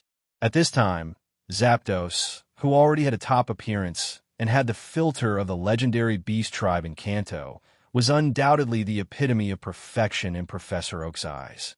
If he had not been a little concerned about his own image, and was worried about causing Zapdos' disgust and directly electrocuting him into charcoal, I'm afraid that he would have already attacked Zapdos at this time. Looking at the obsessed and fanatical look in Professor Oak's eyes, Zapdos' expression was slightly disgusted and disdainful, and also had a hint of arrogance in it. Except for Ash, it usually doesn't take ordinary humans seriously. Ash, can Zapdos cooperate with my Data 71 Q collection? It took a long time to suppress the excitement in his heart. Professor Oak looked at Ash and asked in an almost flattering tone. No wonder he was so excited. As a Pokémon professor, he could get in close contact with the legendary beasts, even if they were just the most ordinary members of the legendary beasts. Not to mention being able to study them at close range. This is simply his ultimate dream. Well, Zapdos, I'll go to the backyard for a while. You cooperate with the professor's test a little. Lee, after making a clear and high cry, Zapdos put on a completely different flattering face and nodded to Ash. This scene made Professor Oak stunned. In his memory, the legendary Pokémon were extremely arrogant, and many of them even looked down on humans, which could be seen from Zapdos' attitude towards him just now. Although Ash was Zapdos' master, Professor Oak was still very surprised that it could put on such a flattering attitude. How did Ash do it? The legendary Pokémon were always arrogant, and even if they were captured, they mostly regarded themselves as partners. He had never heard of a relationship like Ash and Zapdos. Butterfree, sure, you have 2 children now? Dragonair, I have good news for you. Your child will soon evolve into Dragonite. Brother Squirtle, your eldest has also evolved into Waterbolt, very powerful. In the backyard, Ash greeted his Pokémon who still lived in Professor Oak's backyard one by one. This time, he was planning to move all the Pokémon to his Pokémon home space. When he lent Zapdos to Professor Oak for research, he also told Professor Oak about it. Professor Oak also reminded Ash that if he captured a rare Pokémon in the future, he hoped that he could send it to Professor Oak's laboratory for him to study a little. Ash readily agreed. With his current strength, with Mutwo protecting him, he basically doesn't need to worry about external threats. Except for the first-level gods, there is basically no need to hide other Pokémon. There is no problem at all to use them to play in the Pokémon League. In the backyard, Ash found Pokémon such as Dragonair, Butterfree, his wife and 2 children, Kingler, etc.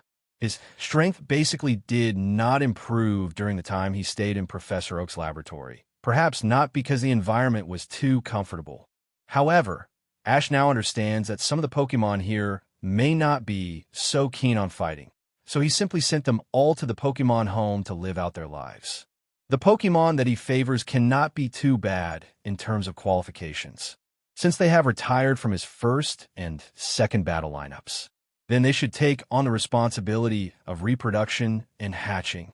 For this reason, Ash even specially consulted with Boss Hang, hoping that he could use his extensive network of contacts to make a deal with the Pokémon Alliance in the Unova region. Take 2 Pokémon, Kabuto and Omanite, which have long been destroyed in ancient times in reality, and exchange them for 2 Volcaronas, regardless of their strength.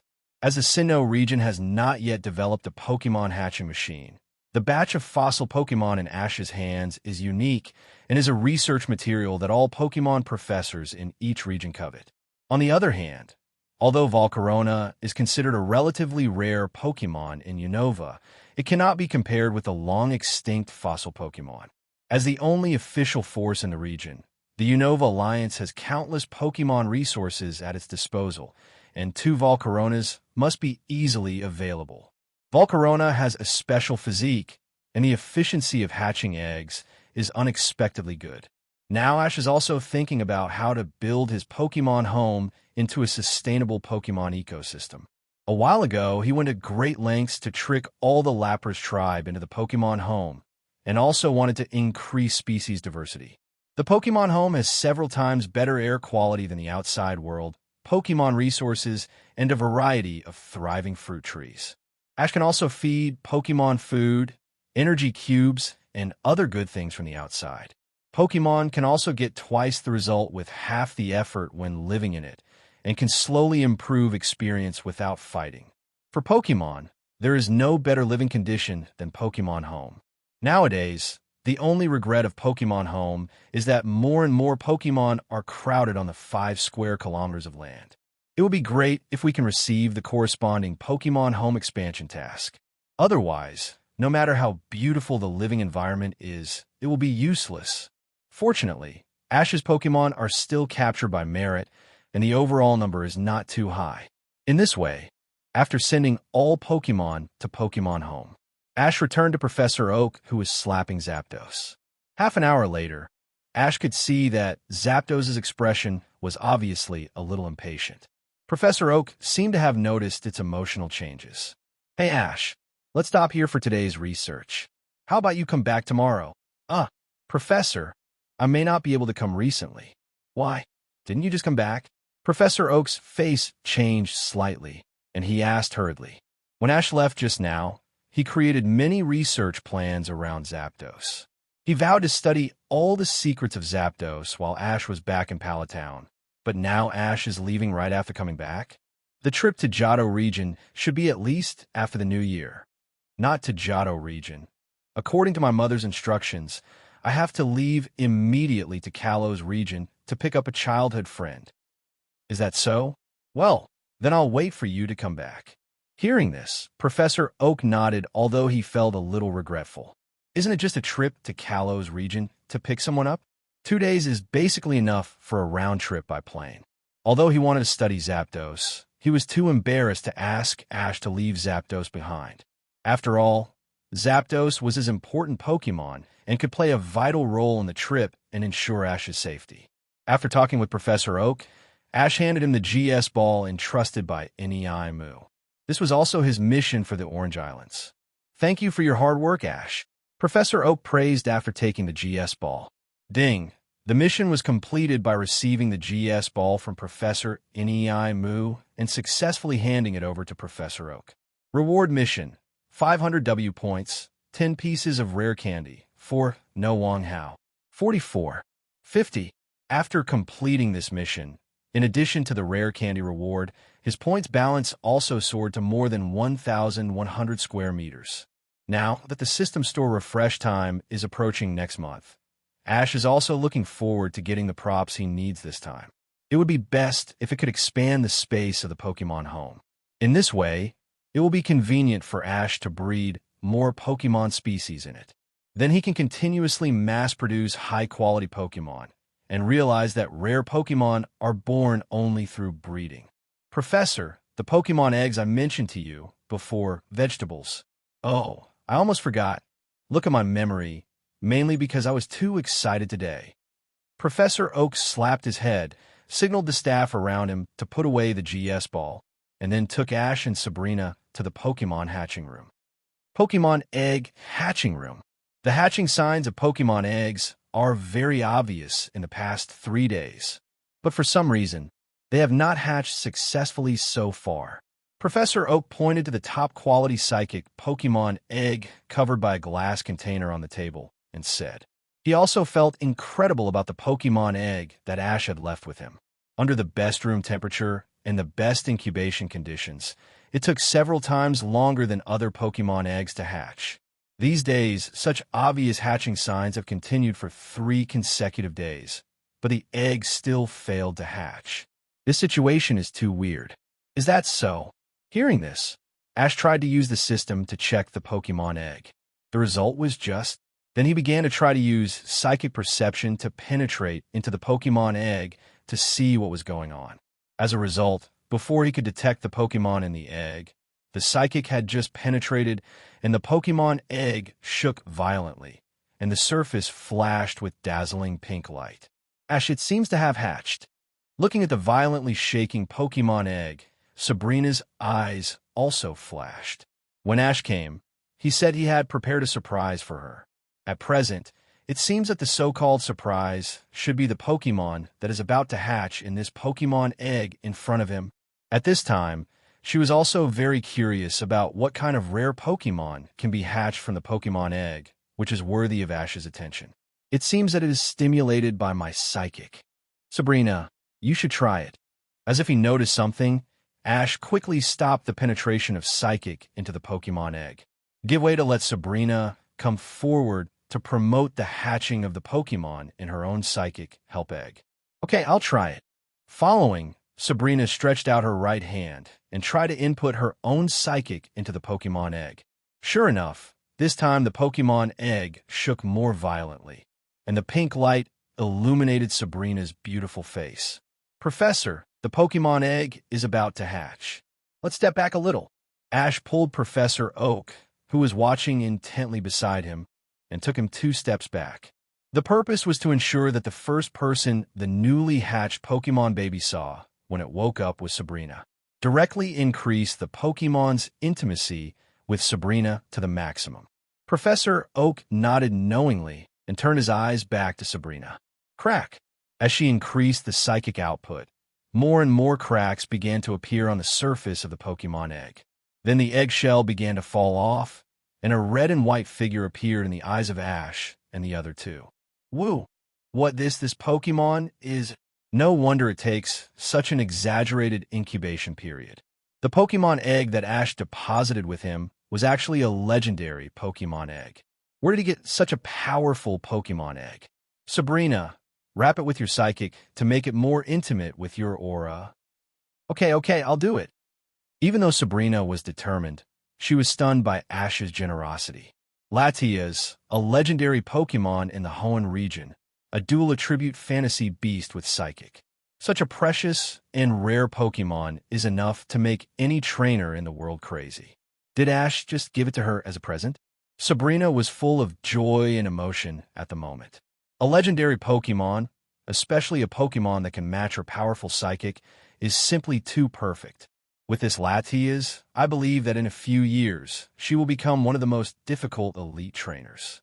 The time to be promoted to the champion level will also be greatly shortened. BHBH, she quickly used Psychic to carefully wrap the newly born Latias. Woo-woo. The little Latias, surrounded by Sabrina's gentle Psychic, also showed an expression of enjoyment and excitedly flew around Sabrina several times. It obviously recognized Sabrina as a mother. Then came the extremely natural process of taming, and the newly born little Latias was very dependent on the Psychic. This was also what Ash and Sabrina were happy to see. She fed it some food and then put it back into the Pokeball. Just like that, Sabrina had a legendary Pokemon. She looked at Ash with such tenderness that tears could drip out of her eyes. She had been regarded as an alien since she was a child because she had Psychic, and no one had ever experienced such a heavy present since she was a child.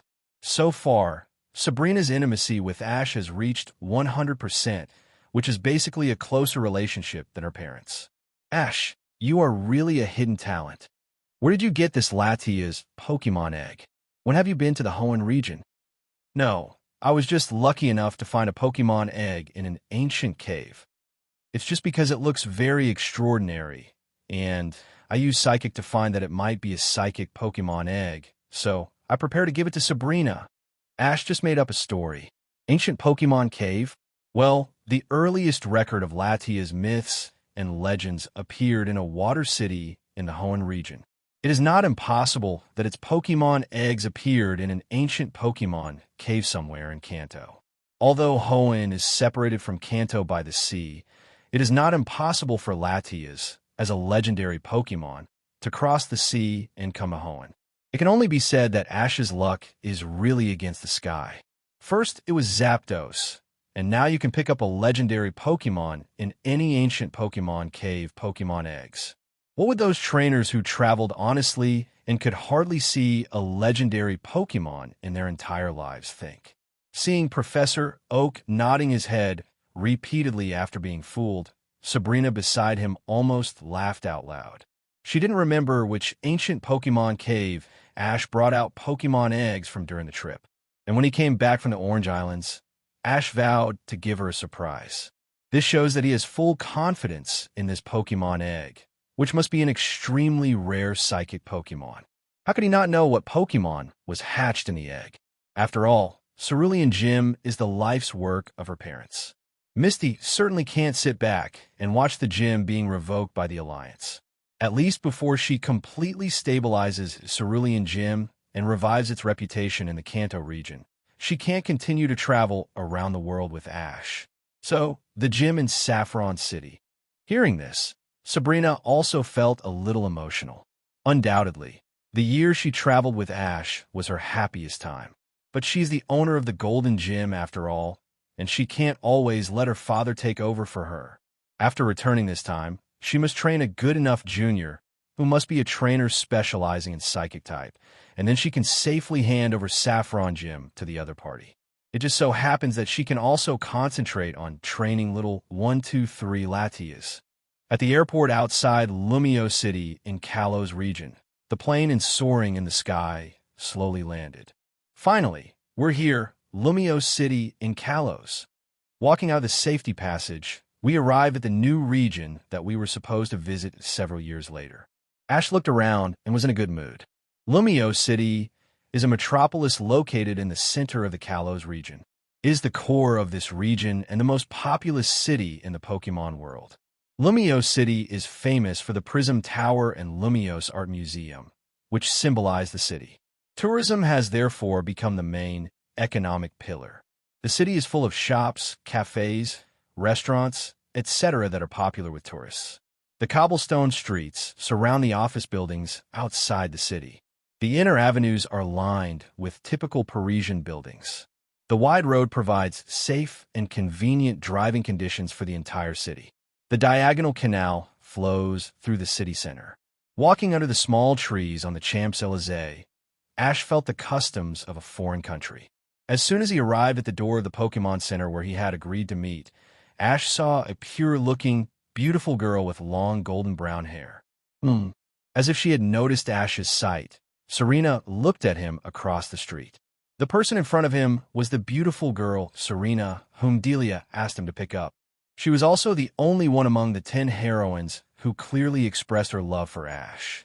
Ash walked quickly across the street and came to Serena. Little Ash, Stephanie's gentle voice seemed to be a little excited. I didn't expect that we would meet again. Ash was quite surprised. Should I say it's been a long time? Serena, I didn't expect that the little Stephanie has become so beautiful. Hearing Ash's straightforward compliment, Serena's little face immediately turned red, lowered her head, and whispered, "Thank you." Ash's sincere and warm greetings were like the greetings of close friends who hadn't seen each other for a long time. It gave Serena a very good first impression. After all, Ash was a veteran in love in his previous life. If he showed emotions beyond friendship to Serena from the beginning, it would certainly deepen her favor for him. But if Serena knew later that he had officially announced 3 girlfriends before her, not only would the good impression be completely shattered, but it would even have a negative impact. Even with the ring given by the system, it is hard to save it. After saying hello, Ash also focused most of his attention on Serena. Today, Serena wore a dress, revealing a pair of white, slender, and beautiful legs. The slightly curly short hair that just touched the shoulders made Serena's face more delicate. The blue bow on her chest made Serena look like a cute doll normal who was carefully dressed up. She exuded an indescribable special charm from head to toe. For a moment, Ash was a little crazy. It can only be said that she is worthy of being one of the most popular heroines. Ash, you must be tired after a long journey. Let's find a place to rest first. Okay. Ash followed Serena to the Pokémon Center. The two found a table near the window and sat down. When childhood sweethearts reunited, Serena seemed to have opened up her mouth. She didn't care about being reserved and asked Ash all sorts of questions. When talking about travel life, Ash also tentatively mentioned Misty, Sabrina, and Frella. When she learned that Ash already had 3 girlfriends, Serena was shocked, and her face visibly fell. She grew up with her mother Sachi, and her concept of love was still very conservative. She was shocked beyond words. It turned out that Stephanie, who was very close to Ash, already had 3 girlfriends. Serena didn't seem to be in a good mood at this time, and needed time to digest this information. But she still tried to keep smiling in front of Ash, not wanting to ruin the joy of their long-awaited reunion. Ash still remembered her and spoke very intimately. But he had already. Looking at Ash, who was talking to her about interesting travel stories, Serena's emotions rose and fell. But it was better than not seeing Ash at all. At this time, Serena could only suppress her feelings for Ash as much as possible and not think about this aspect. In this way, they can at least be friends, right? If Ash knew that his childhood sweetheart still had improper thoughts about him, even though he already had 2 girlfriends, he would definitely think she was a bad Stephanie. Serena thought to herself 3.8 and decided to hide well when traveling with Ash in the future. Otherwise, they might not even be friends. Thinking of this, Serena tried to make her behavior more like the daily interactions between friends. Ash, I'm so glad you still remember me. The last time we met was several years ago. By the way, I still have the hand towel you lent me to bandage my wounds.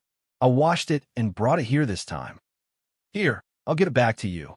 As she said this, Serena handed Ash the hand towel that she cherished and always washed clean, which was like a token of love in her heart. She felt a slight pain in her heart. The hand towel she returned seemed to represent her youthful and naive love that had not yet begun, but had already ended. "Of course, I think, Serena, you were so cute back then. Few people will forget it after seeing it."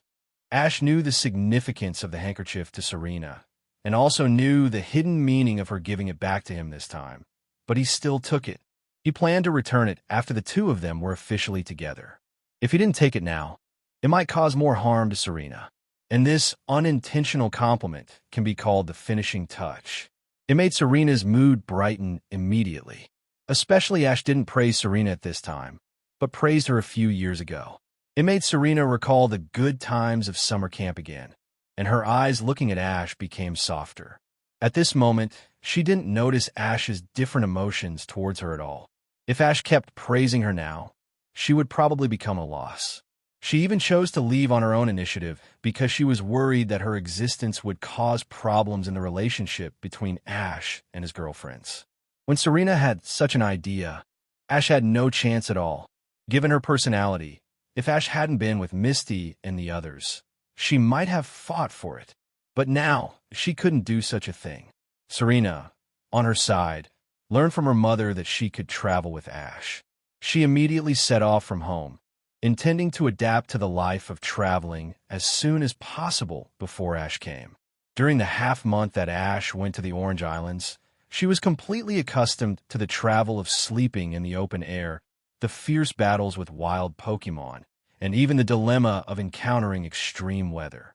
She also told Ash everything that happened in the past half-month. The two of them had a great conversation without mentioning Ash's 3 girlfriends.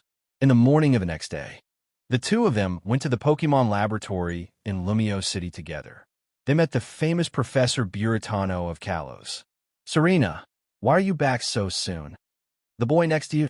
When Professor Buratano turned his gaze from Serena to Ash, his expression immediately became a little puzzled. "I seem to have seen this boy somewhere before. Where is it?" "Professor, hello. I'm from Pallet Town, and my name is Ash." "Oh, I remember."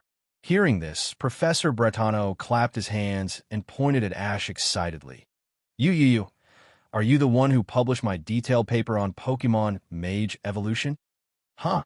Ash actually published a paper?" It seems that even Professor Buratano was shocked.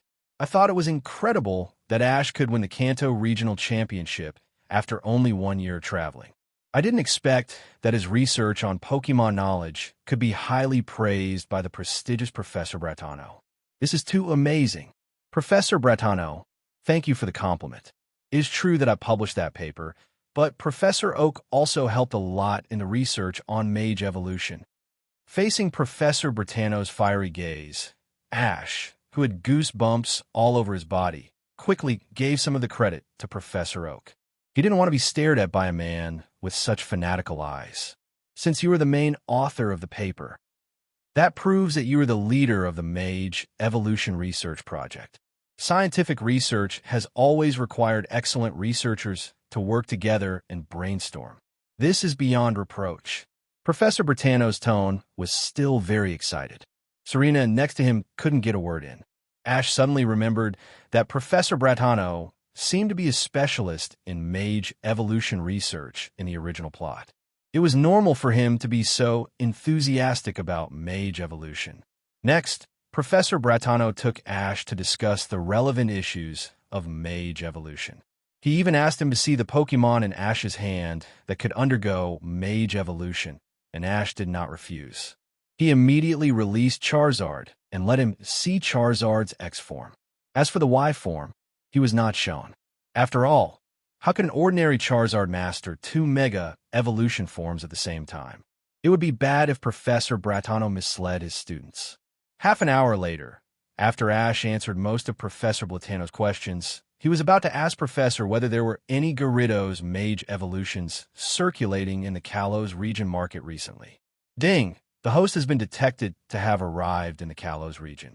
A new region mission will be launched. Challenge the trainers in the Kalos region who have successfully mastered Mage Evolution and defeat their Mage Evolved Pokémon. The system will give a score after the assessment battle, give corresponding points rewards, and a fixed Mage Evolution Stone set reward. Note: the defeated Mage Evolved Pokémon will receive a Mage Evolution Stone set of the same Pokémon as a reward. Hearing this, Ash was immediately overjoyed. Since the publication of his paper on Mage Evolution Stones, it has caused a sensation in the world Pokémon community. At the same time, in Kalos region, more and more Mage Evolution Stone sets that have been excavated by stone merchants and unearthed one after another were sold at sky-high prices in the market. Those trainers who made a lot of money and even became rich and completed the class leap wanted to support Ash, who published the paper. A paper made the Mage Evolution Stone that was originally beautiful and worthless sell at a sky-high price. Even got the opportunity to chat and laugh with those big shots who could never meet at all. In today's Kalos region, everyone knows that Mage Evolution Stone is a shortcut to getting rich, so the difficulty of obtaining it is increasing exponentially. Defeating Mage Evolved Pokémon rewards corresponding props. Isn't this the same as beating the boss and dropping epic props? Now, not only do you not have to worry about being offered a sky-high price by merchants for collecting Gyarados Mage Evolution Stones for Misty in the market, you can even take this opportunity to directly collect all the Mage Evolution Stone sets. Kalos region, all trainers who control Mage Evolution, wait for me. After receiving the system task, Ash immediately asked Professor Bratano. As the Pokémon professor who was most active in research after the publication of the Mage Evolution paper, he traveled all over the Kalos region some time ago and recorded the information of most trainers who had helped Pokémon Master Mage Evolution. He took the relevant list from the professor and opened it. The first person who caught his eye was his future nemesis, Alan. He was Professor Bratano's assistant and conducted research on Mega Evolution with the professor. Because Alan wanted to explore the secrets of Mega Evolution, he obtained special permission from Professor Bratano to travel with Charmander, visit ruins in various places, and contact the professor regularly to investigate the situation. According to Professor Bratano, Alan had lost contact with him recently for some reason, and he could not contact him anyway. Professor Bratano's statement just matched the official introduction of Alan in Ash's memory. One day, after Alan finished talking to Professor Bratano at the Pokémon Center, he went to investigate a ruin, but met Lysandra, who had obtained the Mega Evolution Stone earlier than him. In order to get the Ampharocyte in Lysandra's hand, he accepted the challenge he proposed. However, Charmeleon was defeated by Lysandra's Pyroar as expected, and then Alan was taken to Lysandra's laboratory by Frawley. Influenced by Lysandra, he was instilled with the extreme idea of, if you want to protect the people who are important to you, you must become the strongest. And he obtained the Charizard's Evolution Stone and the Mega Ring with Keystone from Lysandra and became his direct subordinate. Then it happened to coincide with the plot that Professor Bratano was cut off from contact. At this time, Alan was probably challenging powerful Mega Evolution messengers everywhere and collecting Mega Evolution energy for Lysandra through the Mega Ring in his hand during the battle. If nothing unexpected happens, if Ash travels in Kalos region for a while and challenges those Mega Evolution messengers, he might meet Alan. Then he can be dealt with at the same time. Saying goodbye to Professor Bratano, Ash and Serena set off on a journey. According to the information given by the professor, the two went to Mingshui Town, a small town next to the river. Serena, who was on the back of Pidgeot, with her hands on Ash's waist, looked down in surprise at the scenery that flashed by quickly on both sides. Ash is worthy of being the champion of the Kanto region competition. Such a size, such a majestic Pidgeot is definitely not something that an ordinary trainer can train. Having practiced riding with her mother Sachi since she was a child, Serena was very excited to be able to ride such a handsome Pidgeot this time. Too fast, too fast. After hearing this, Ash in front of her looked a little strange. Too fast, it doesn't sound good to him. When he slowly captures Serena, he will let her see his terrifying endurance. Mingshui Town is not far from Lumiose. Pidgeot controls the speed to Mach 1. Ash does not need to hold up the psychic barrier to resist the wind pressure. It took more than 10 minutes to reach his destination.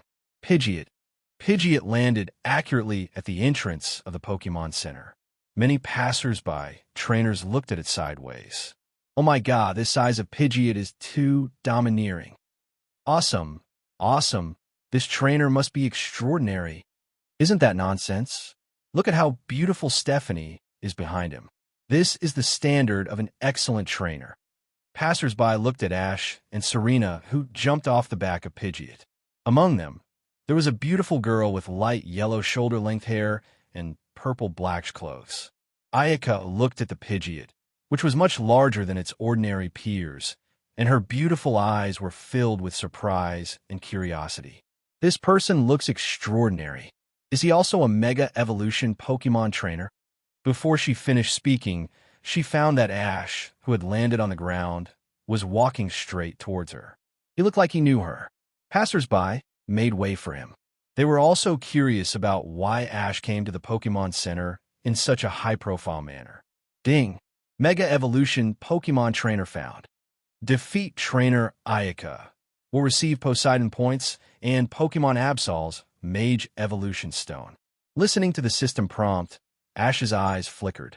I didn't expect the process of finding Ayaka to be so smooth.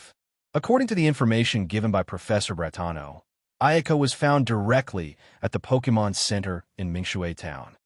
Hello, I'm Ash from Pallet Town. I came here just to see the power of Mega Evolution. I wonder if you can satisfy me, Miss Xiang. After a brief self-introduction, Ash stated his purpose directly and challenged Ayaka. So, you're challenging her? Interesting. Could it be that Stephanie's Pokemon has mastered Mega Evolution? I remember that it's very difficult to master. If it's a battle between Mega Evolution Pokemon, it would be very interesting. The crowd also wanted to watch the excitement and hoped that Ayaka would accept Ash's challenge. Hey Ash, why does this name sound so familiar? Ayaka's face sank slightly, revealing a thoughtful look. She was very surprised now. There should be very few people who know that Absol can Mega Evolve. How did he know and find himself at the Pokemon Center in Hanano-Sui Town? And she always felt that she had heard the name Ash somewhere before. But after thinking about it carefully, she couldn't be sure where she heard it. If I win this battle, Ms. Ayaka doesn't have to pay anything. Otherwise, I will pay you 500,000 Pokemon coins as a reward. Okay, it's a deal. Ash has said this, and Ayaka has no reason not to agree. Besides, for her, who has been traveling for a long time but has no business sense, 500,000 Pokemon coins is a lot of money. Since the other party wants to give it, there is no reason for her not to accept it. In this way, Ayaka followed Ash to the battlefield in the backyard of the Pokemon Center. Considering that a one-on-one Pokemon battle has nothing to do with the referee, Xiaobian asked Serena to act as a temporary referee. Serena was quite excited about this. This is her first time to act as a referee in a Pokemon battle. Guess who will win? I think it should be this boy named Ash. Didn't you see the Pidgeot just now? If Stephanie's Mega Evolution Pokemon is very powerful, then there is still a chance. After all, it is a one-on-one battle, and anything can happen. The venue where the two fought was surrounded by crowds. Passers-by trainers are unwilling to miss battles related to Mega Evolution. Kalos region is the region with the most Mega Evolution stones discovered. After the publication of the relevant papers on Mega Evolution, the top trainers use all kinds of relationships to obtain the required Mega Evolution stones. The bottom trainers hope to dig out a Mega Evolution stone in an ancient cave or underground cave during the journey. And if you want Pokemon to Mega Evolve smoothly, it is definitely not enough to obtain the corresponding Mega Evolution stone. Trainers also need to help Pokemon complete Mega Evolution. The audience also hopes to learn some experience from the battle between the two. It's up to you, Absol. Ash, I've got your Pokemon coin bounty. Ayaka threw the Pokeball and said confidently. A flash of white light appeared, and Absol covered in white hair and with a bow-shaped horn on the right side of his head, appeared on the field. The famous disaster beast Absol in the Hoenn region, and hanging on its chest was the Mage Evolution Stone. The audience was even more excited to see 973 Absol appear. According to the Mega Evolution Pokémon paper, Absol can indeed undergo Mega Evolution. It seems that today they are indeed lucky enough to witness a battle of Mega Evolution Pokémon. Get ready for battle, Charizard. Ash decisively chose to let Charizard fight against Mega Evolution Pokémon. Charizard, Flamethrower. Charizard opened his mouth and launched a blazing flame attack. On the other side, Absol, who received Ayaka's order, jumped lightly and the bow-shaped horn on his head condensed several purple light blades. The mental slash tried to disperse the flamethrower. However, Ayaka knew too little about Ash Charizard.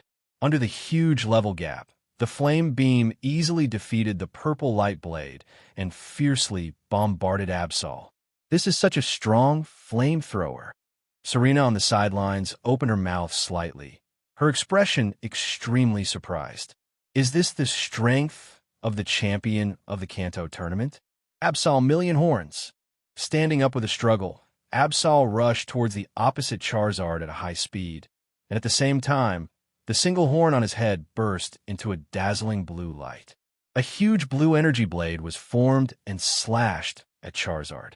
Next, Ash ordered calmly.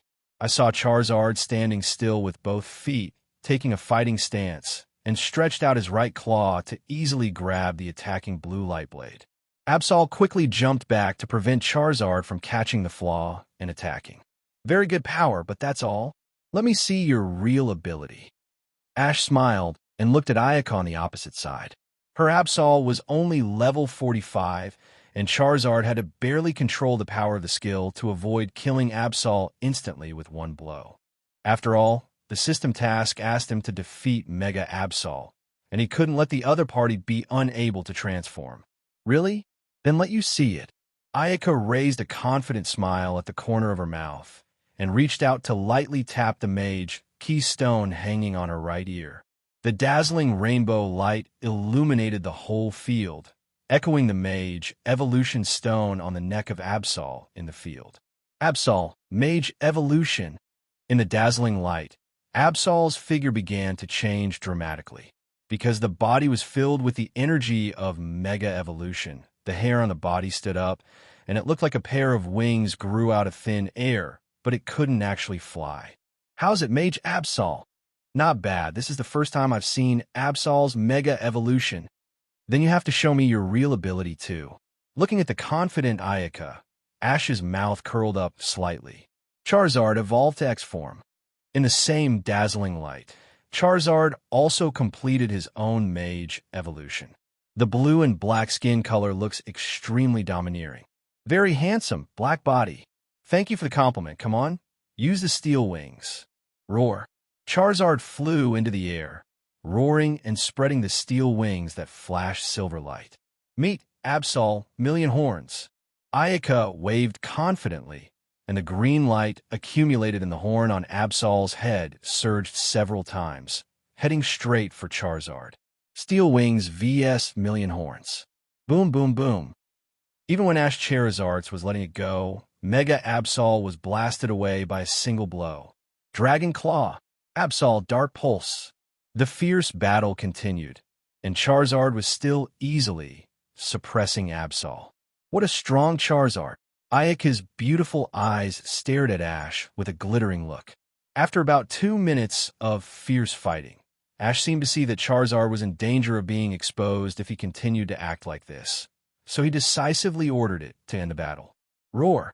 Charizard's eyes immediately turned cold, and he flew into the air with blazing flames all over his body.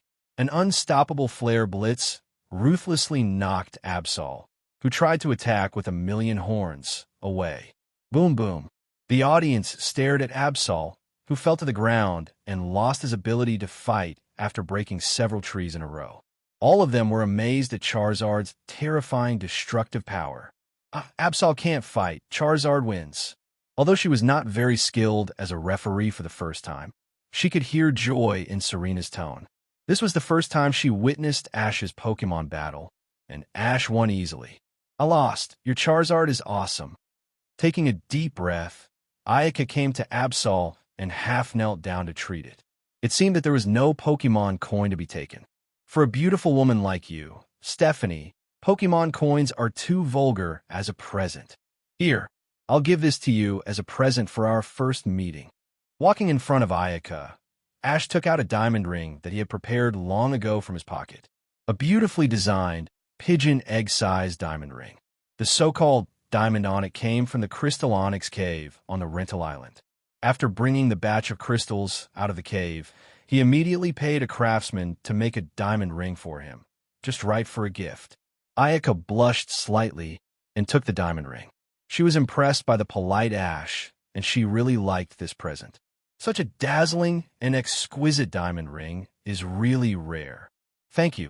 No, it's me who delayed your time. Ash smiled and shook his head. Ding! Successfully defeated Mega Pokémon Absol Trainer Ayaka. Get 1 million points and Pokémon Absol's Mage Evolution Stone set. The reward has been sent to the system space and can be taken out at any time. Defeating Ayaka gave 1 million points, which is not too much for Ash, whose point balance has reached more than 10 million. For similar tasks, Ash cares most about the reward of the Mage Evolution Stone set. You know, as the wonderful effects of the Mage Evolution Stone spread all over the world, the Mega Evolution Stone in the Kalos market is not only priced at a sky-high price, but even out of stock. Rich businessmen from all over the world, and even the top leaders of the Kalos Alliance want to use their positions to buy a piece for their juniors to increase their strength. Fortunately, they found that the use of Mage Evolution Stones seemed to have limitations, because it was necessary to establish a bond with Pokémon, so only one of the 6 Pokémon in the team could Mage Evolve. If this problem had not been discovered, the popularity of Mage Evolution Stones would probably be several times higher than it is now. The people in Kalos might not be able to get a set of Mage Evolution Stones even if they offered a sky-high price, but Ash could get the corresponding Mega Evolution Stone by defeating a Mega Pokémon trainer. This is really too convenient. It just so happens that Ash can take advantage of the time he stays in the Kalos region to get all the Mega Evolution Stones he can get. After all, Ash doesn't know whether the task will disappear when he leaves the Kalos region. In short, it's always right to collect as many Mega Evolution Stones as possible. After saying goodbye to Ayaka, Ash and the others continue their journey. After selectively forgetting Ash's 3 girlfriends who are still in Kanto, Serena and Ash get along very happily. Through Ash's efforts, Serena's childhood silly appearance is slowly fading. Instead, there is the humorous and elegant Ash. After 4 or 5 days of continuous travel, Serena felt that Ash was like the sun hanging in the sky. The warm sunshine on her body made her feel as if she could touch it, but in fact, it was far away and invisible. On this day, they came to a dilapidated temple in the valley, and Pidgeot landed. Ash, didn't Professor Blatano give you a map that records the coordinates of all trainers with Mage Evolved Pokémon? How could a trainer live in such a place? I wanted to come to this place by myself, and Professor Blatano probably doesn't know about this place. Strange. How can you, a trainer from the Kanto region, know so much about our Kalos region?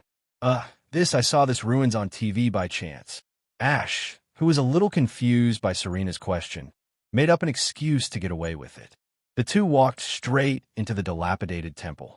I remember that in the original plot special animation, Alan took a certain mega stone from this temple under the order of Lysandra, and was then stopped by Remo, who was guarding outside.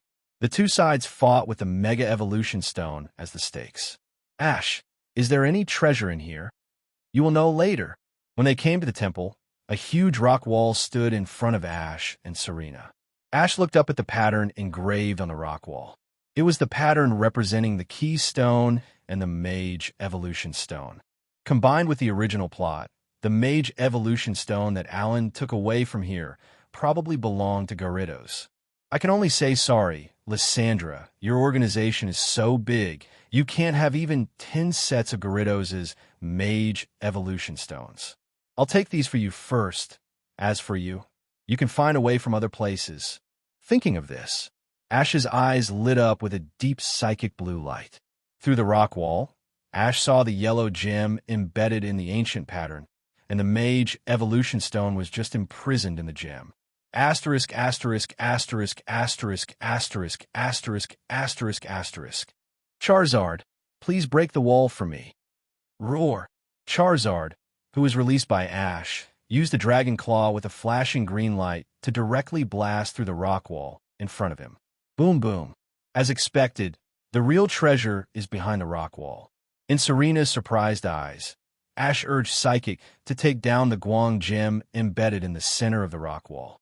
Congratulations, Ash, you got a treasure. Although she didn't know the origin of the yellow gem, the thing that made Ash go all the way must be something special.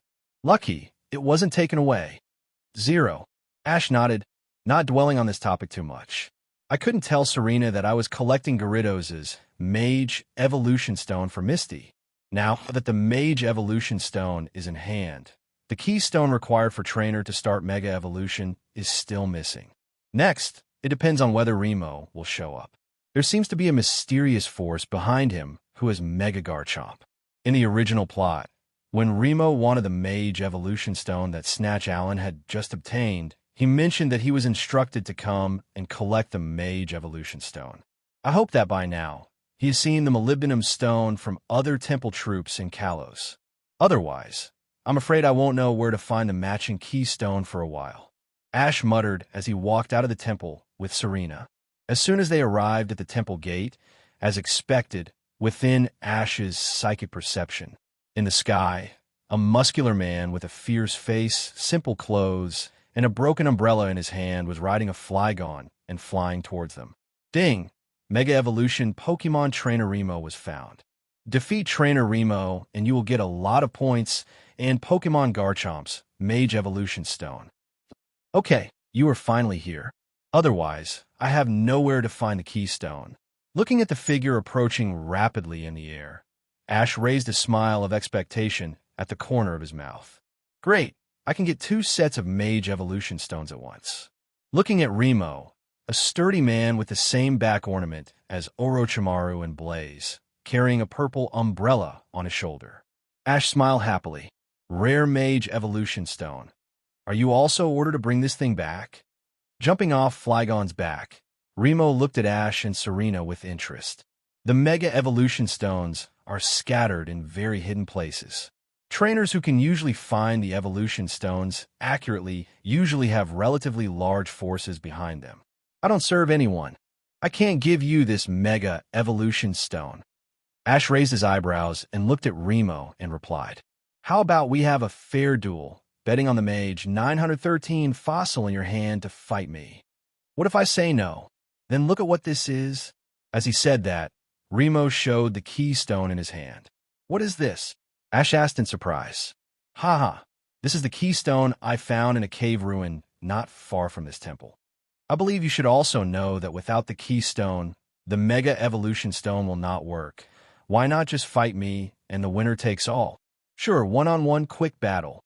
Ash agreed without hesitation. After laying the groundwork for so long, he was waiting for Remo to say this. Get ready for battle, Charizard. Go fierce. A white light flashed, and both sides sent out their own Pokémon. Pokémon. Garchomp. Level. KV.55.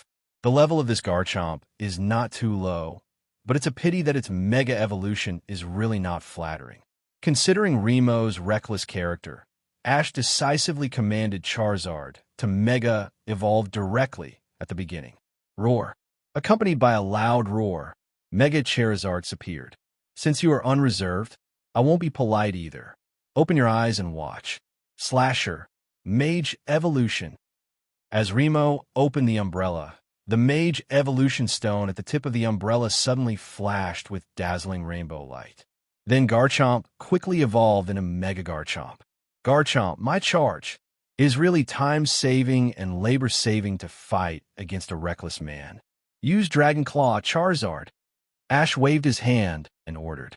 Facing Garchomp, who flew up to soaring in the sky, and was wrapped in blue energy and turned into a dragon shadow and swooped down. Charizard waved the dragon claw, condensed by green light, to meet him. The two figures fought fiercely in the open space in front of the temple. Dragon Charge versus Dragon Claw. Bang! With a loud bang, Garchomp's body flew backwards and hit the wall of the temple heavily. This is impossible, Garchomp. Remo was shocked when he saw Garchomp falling back to the ground. How could Ash's Charizard be so powerful? Can Dragon Claw withstand the power of Dragon Charge? Charizard Flamethrower. Block it, Garchomp. Charizard opened his mouth and spit out a deep blue flame. But Garchomp quickly stood up and blocked it with his claws, relying on his body to bear it. It can only be said that the ground attribute is still quite strong. After blocking Flamethrower, Garchomp flew up to soaring in the sky again and attacked Charizard with a two-shot attack. Ash ordered Charizard to fight back with Dragon Claw. The level gap between the two sides was already very large, and the Dragon-type skills were also effective when hitting the body. Relying on faster speed and stronger power, Charizard easily smacks Garchomp down to the ground, making it incapable of fighting. You win. The molybdenum is yours. Well, you can come to me next time if you have such a good thing. Taking the keystone, Ash waved at Remo. Rubbing salt into Ash's wound, Remo quickly boarded the Flygon and left this sad place. Ding! Defeat Mega Evolution Pokemon Trainer Remo. Reward Pokemon Garchomps. Mage Evolution Stone 200 W points. Points balance 1434 W. Good, very good. There are already a lot of points, and the system store will be refreshed again in 3 days. Ash can't wait to buy more and rarer items. Ash, you are so awesome. Charizard seems to win easily no matter who he faces. After watching several battles, Serena also praised Ash's Pokemon battle level. Whether it is Absol or Garchomp, a powerful quasi-god Pokemon, he can easily deal with it. Haha, next there will be a difficult rival. It should be a wonderful battle. Really? Then I'm looking forward to it.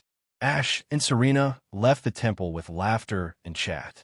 During this trip, Ash directly got 2 sets of Mega Evolution Stones and was in a particularly good mood. Riding on Pidgeot, the two came to a nearby city, landed outside the Pokemon Center. As expected, his conspicuous Pidgeot once again attracted the attention of many passers-by trainers. Entering the Pokemon Center, Ash learned from Nurse Joy that there was a store nearby opened by one of the Elite Four chefs, Shimi, and took Serena straight to Shimi's store. When they arrived at the store, they saw Shimi wearing a white Navy-style suit and light blonde hair. Shimi Elite, I'm a travel trainer from the Kanto region. My name is Ash. I hope you can let me see your Mega Evolution 3.4 Pokemon.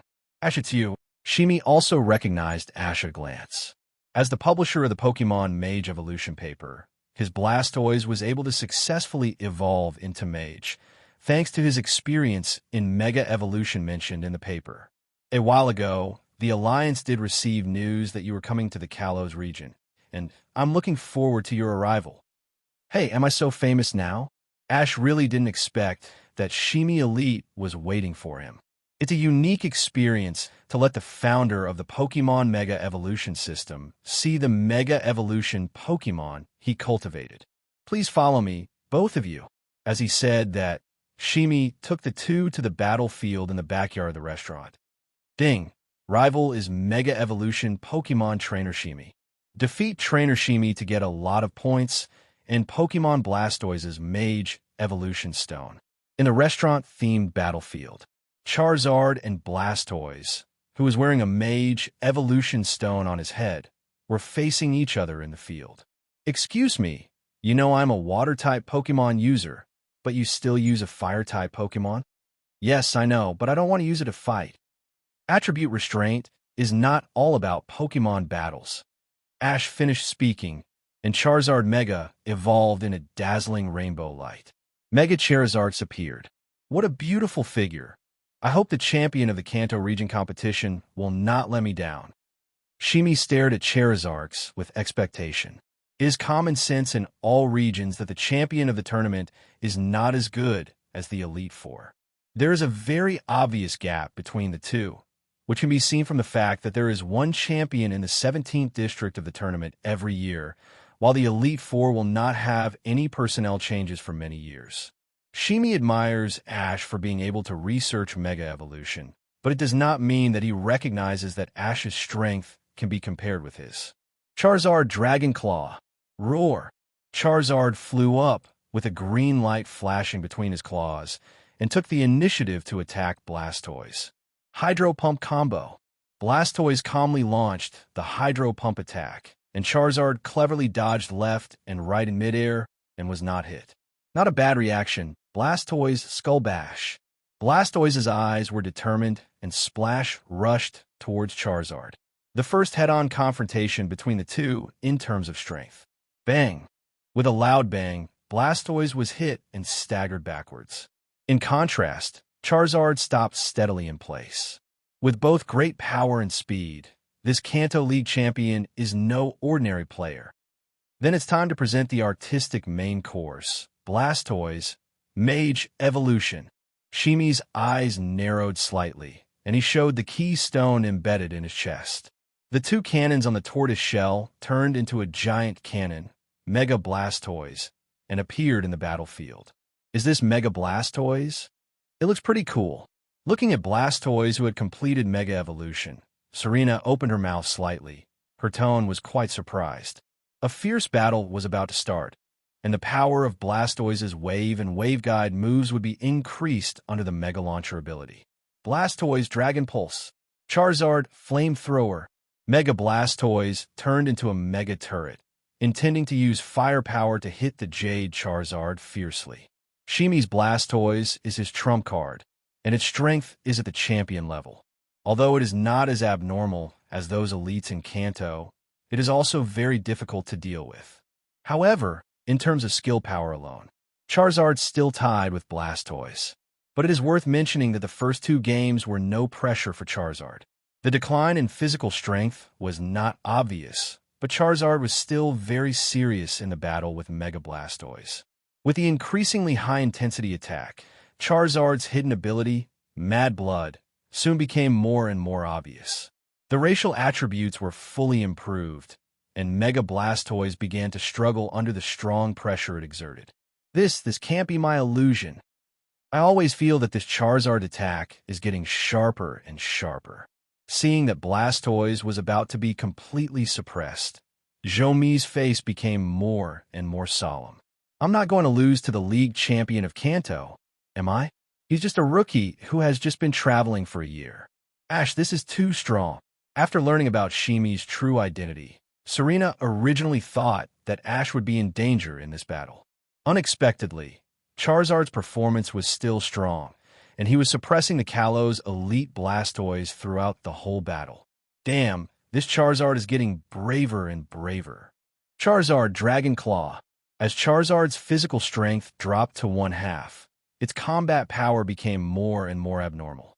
The increasingly sharp Dragon Claw blasted Blastoise back step by step. Then it soared into the sky, and the powerful Flare Blitz directly connected with Blastoise and knocked him out of the battlefield. Bang! For a while, smoke and dust flew, and it was difficult to see Blastoise's situation. And Charizard retreated back to midair. Looking up at Charizard, who had no obvious scars on his body, Shimi had a bad feeling in his heart. Sure enough, as the smoke and dust dissipated, Blastoise, who had lost his ability to fight, appeared in his sight. Blastoise can't fight, Charizard wins. The referee quickly made a decision. Even under unfavorable circumstances, you still defeated my Blastoise. Young man, your strength is really terrifying. Looking at Ash, Shimi said with emotion. As the Elite Four of Kalo's region, he actually lost to the champion of the Kanto region. I used to sneer when I heard that Kanto is the oldest region, and its Elite Four's combat power is unfathomable. Now it seems that I'm sitting in a well and looking at the sky. Thanks for exaggerating, Shimi Elite. Ash nodded and took back 837 Charizard. Ding! Defeated Mega Evolution Pokémon Trainer Shimi. Obtained Pokémon Blastoise's Mage Evolution Stone. 1.5 million points. The reward props have been stored in the system space. The system prompt suddenly flashed in his mind. Ash nodded with satisfaction after hearing it. Blastoise's Mega Evolution items are very important to him now. His Blastoise has evolved for a while, and Mega Evolution tests the bond between trainer and Pokémon. As an old friend who has been with him since the Squirtle core, Ash and Blastoise's tacit understanding is naturally needless to say. At the same time, in the abandoned temple that Ash and Serena visited before, Alan and his partner Manon came here. Is it that no one has taken it away? I don't know when it was taken away. Is it because we were suddenly spotted by a group of Zangoose when we were crossing the forest, which delayed us for a long time? Looking at the center of the stone wall, where something should have been inlaid, it was already empty, he whispered to himself. If Ash was here, he would definitely be very surprised. Because of his arrival, Alan's arrival at this temple was delayed a little. Defeat Shimi Elite and get Blastoise's Mega Evolution Stone. Ash and Serena began to slow down their travels. After all, there were not many trainers of Mega Evolution Pokémon that he could challenge. And the Mega Evolution Stone he had just obtained was just right for his Blastoise to Mega Evolve and master the new posture. Ash and Blastoise's bond did not need to be tested, and its first Mega Evolution was also very smooth, without any accidents throughout the process. After a few more evolutions, it will master the new power. During the trip, whenever he encountered a wild Pokémon group, Ash would send Mega Blastoise out. After a few days of high-intensity battles, Blastoise's level was raised from IV.45 to IV.49, and it was only one step away from being promoted to Elite Pokémon. 3 days later, Ash and Serena returned to Lumio City, and just as the two were on their way to the Pokémon Center, when passing by an open square, Ash discovered the Bubble Frog hidden in the tree through psychic perception. Pokémon, Bubble Frog, level IV.15 qualification gold.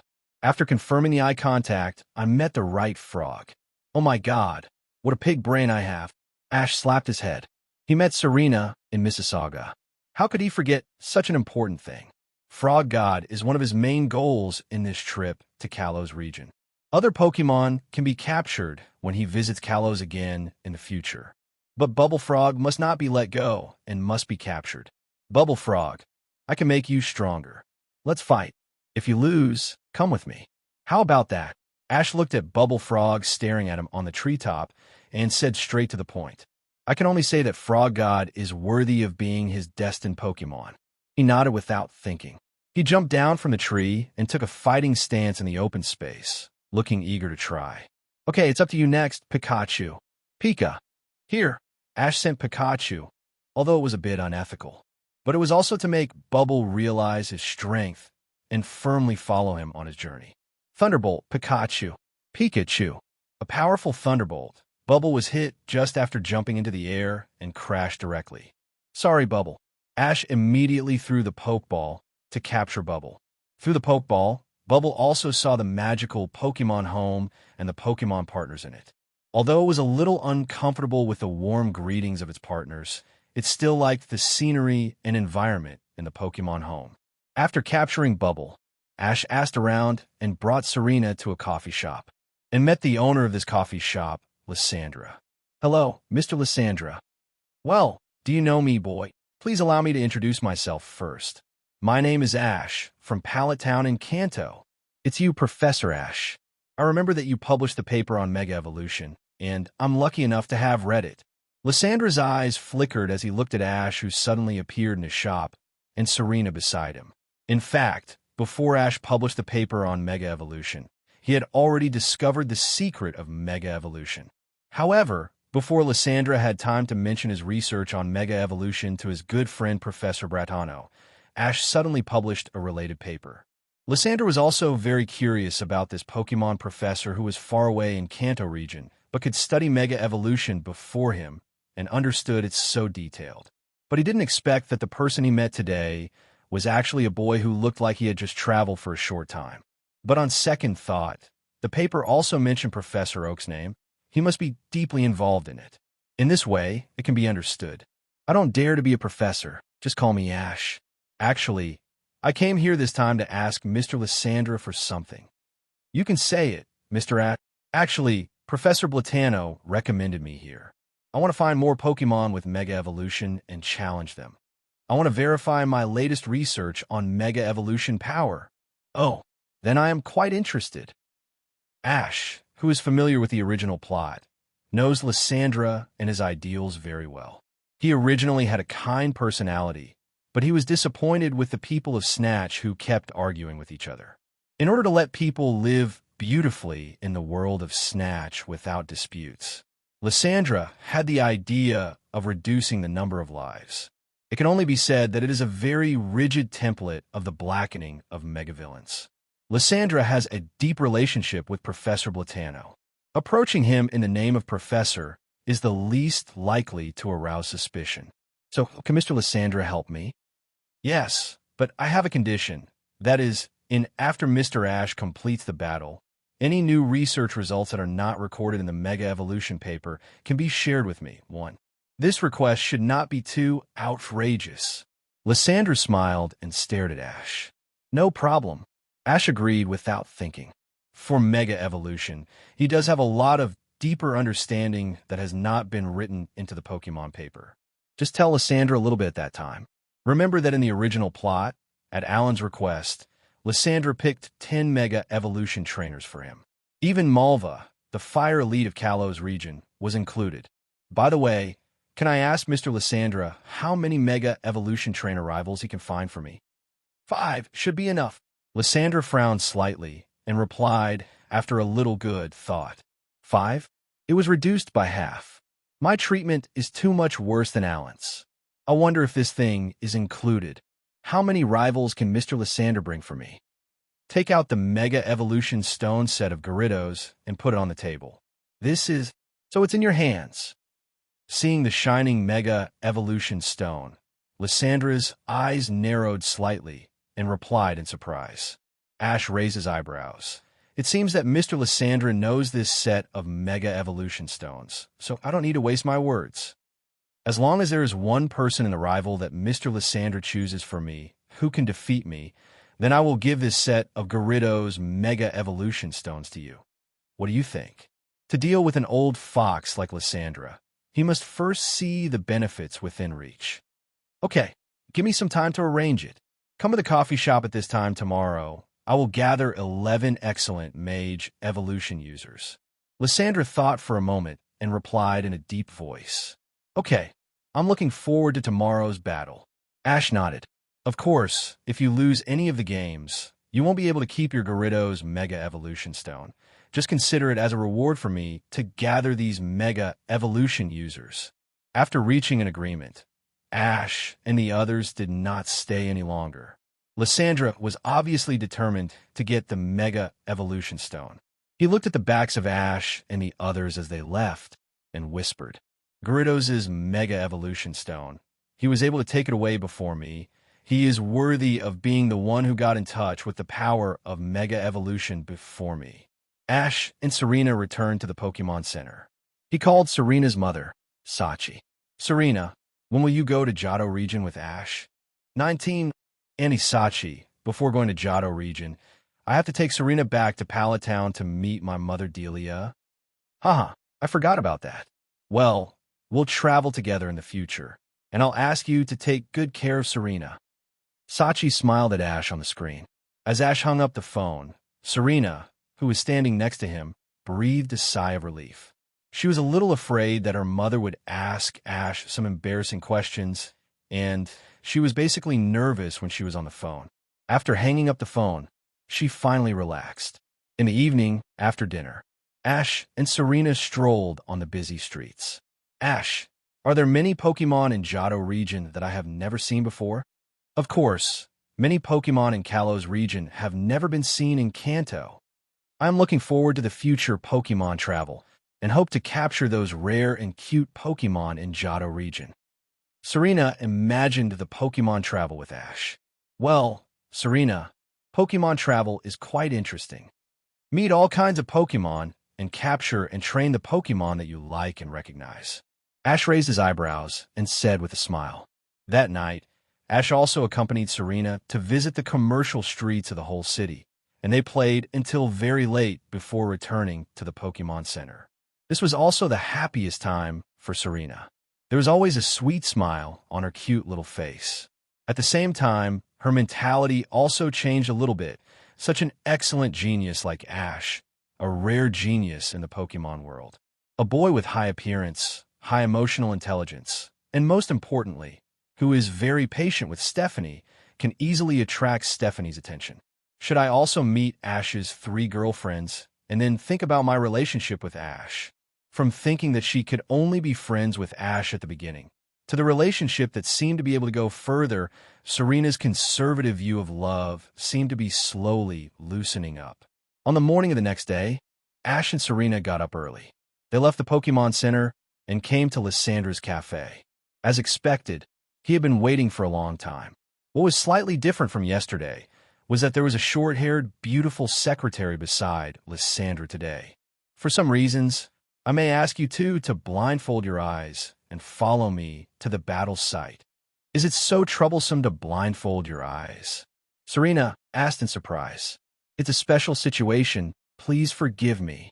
It's okay, Mr. Lysandra. I'll do as you say. Ash gave Serena a reassuring look and then nodded to Fla, Ba, Dolly. In the original plot, there is a secret door in Lysandra's coffee shop, which leads directly to an important base of Team Flare, where Team Flare conducts various researches. It was there that Alan challenged 10 Mega Evolution users. Thank you for your cooperation. I can't wait to see this wonderful battle. Lysandra clapped his hands, and the short-haired secretary beside him took out 2 black ribbons from somewhere. Covered the eyes of Ash and Serena. Please follow me, both of you. She held their hands and followed behind Lysandra, hearing the sound of various machines running and the door closing. It took about 10 minutes to walk, as the secretary took off the ribbon, covering their eyes. After getting used to the dazzling light again, a huge circular battlefield appeared in their eyes. Serena looked around in great surprise, wondering where this was going. The sensory experience told her that they had not walked far. Could it be that there was something else inside the coffee shop? Glancing behind him, there were huge iron gates blocking the passages on the opposite side, which looked a bit like the ancient Roman Colosseum. Ash's mouth curled up. I have to say that Lysandra's taste is pretty good. It's a pity that her thoughts are still too extreme. Mr. Ash, you will fight with the 11 Mega Evolution users I invited next. If you lose any of them, Gyarados Mega Evolution Stone will belong to me. At this time, Lysandra's voice came from the radio. As soon as he finished speaking, a familiar prompt sounded in Ash's mind. Ding! Trigger the plot mission. Defeat a Mega Evolution user invited by Fravely. Mission reward: 1 million points. Any 2 Pokemon level increase by 5 levels. Greninja Perfect Bond Evolution item. Top grade Mind Stone. The mind pace will be perfectly consistent with the trainer. The mind will be connected, and the power of ordinary Bond Greninja will burst out 150%. Oh my god, I didn't get the item for Greninja's Perfect Bond Evolution before because I didn't have enough points. I didn't expect that the system would release a more powerful reward item this time. It can not only help Ash to complete the Bond evolution of Greninja in the simplest way, but also increase the power of Greninja in the Bombardment evolution form. This is really a pillow when you are sleepy, and the level increase of any 2 Pokemon is also much more generous than the previous mission rewards. Team Flare Underground Base. Under the spotlight, a boy with short green hair, who looked like the moth in Yu-Gi-Oh!, walked slowly into the battlefield. You are so unlucky. I'm the first one to meet you. After proudly taunting Ash, the boy adjusted his glasses and took out a Pokeball. Venusaur, come out. With a loud roar, Venusaur appeared in the field. Ash naturally sent Charizard to fight. At the same time, in the private room on the high platform, he looked at the 2 people below through the glass window. Fire Elite Malva asked with interest, "Is this the boy who discovered the secret of Mega Evolution earlier than you?" Well, if it weren't for him, it wouldn't be worth my trouble to find so many Mega Evolution users. With Gyarados Mega Evolution Stone, your Gyarados should be able to fight against the champion-level Pokemon. Indeed, so no matter what, Don't let him get the final victory. Lysandra looked at Malva expressionlessly and said, Don't worry, he may not even see it. Malva stared at Ash in the field, his eyes flickered. While the two were talking, Venusaur off the field had completed Mega Evolution. Ash let Charizard fight in normal form. This Venusaur was not high level and could not withstand Charizard's fierce flamethrower and heat wave attacks. Although Vine Whip caused some trouble to Charizard, it was not worth mentioning in the face of the absolute strength gap and attribute restraint. In the end, Charizard used Flare Blitz to defeat Venusaur and obtain the Mega Evolution Stone of Venusaur. It is worth mentioning that after defeating Mega Venusaur this time, the system only issued Mega Evolution Stone as a reward. Ash guessed that the points might be counted towards the task of defeating 11 people in total. Come on, Ash, it's really exciting fight. On the sidelines, Serena put her hands on her mouth and shouted for Ash. Charizard fell back in front of Ash. You don't have time to rest, because I'm very impatient. At this time, another trainer walked out from behind the iron gate. Wearing a headscarf, he spoke in an Indian style. Go ahead, Stock. The moment Alakazam was sent out, he decisively showed the key stone to let it evolve into a mage. Alakazam, holding the spoon high, completed the mage form and transformed into the image of an old man floating in the air. Pokémon Mega Alakazam, level IV.50, qualification, purple. Not bad, not bad. I've been waiting for you for a long time, Alakazam. Looking at Alakazam on the opposite side, Ash smiled very happily. It was because his girlfriend Sabrina's trump card Pokémon was Alakazam. After getting its Mega Evolution Stone, he just gave it to Sabrina. After the Mage Evolution, Alakazam's psychic skill power was greatly improved, and the speed was also much faster than before. But after Mega Evolution, the copy ability seemed a bit useless. Pikachu, I'll leave this to you. Pikachu, Pika. Pikachu leaped lightly and landed on the battlefield. Pikachu, which is at level IV.66, has an extremely difficult to dodge and powerful electric special move that makes Mega Alakazam flee in a panic. Under the agility contest condition, the dazzling speed also makes it difficult for Mega Alakazam's psychic skills to lock on the target, and Pikachu plays around with it.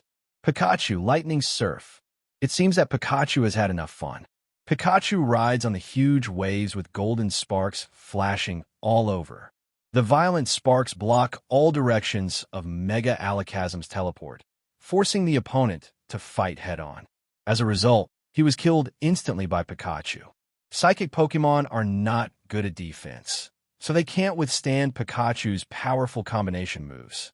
What a powerful Pikachu, Surf and Volt Tackle can actually form a combination skill. Lysandra, this Ash trainer is not simple. After watching the two battles, Malva's expression gradually became solemn. Charizard easily defeated Venusaur in normal form. Pikachu even suppressed Alakazam in Mega Evolution throughout the game. It seems that Ash's level of training Pokémon is really high. Next, rival arranged by Lysandra took the stage one after another. Ash was also diligently changing the Pokémon to play. The strength of Mega Pokémon users varies, and Ash will also select Pokémon to play according to the opponent's strength level. Dragonair, Bulbasaur, Blastoise, and other Pokémon all got playing time, some won easily, and some a little stumbling. Just like this. Heracross's Mega Evolution Stone is in hand. Scizor's Mega Evolution Stone is in hand. Ampharosa's Mega Evolution Stone is in hand.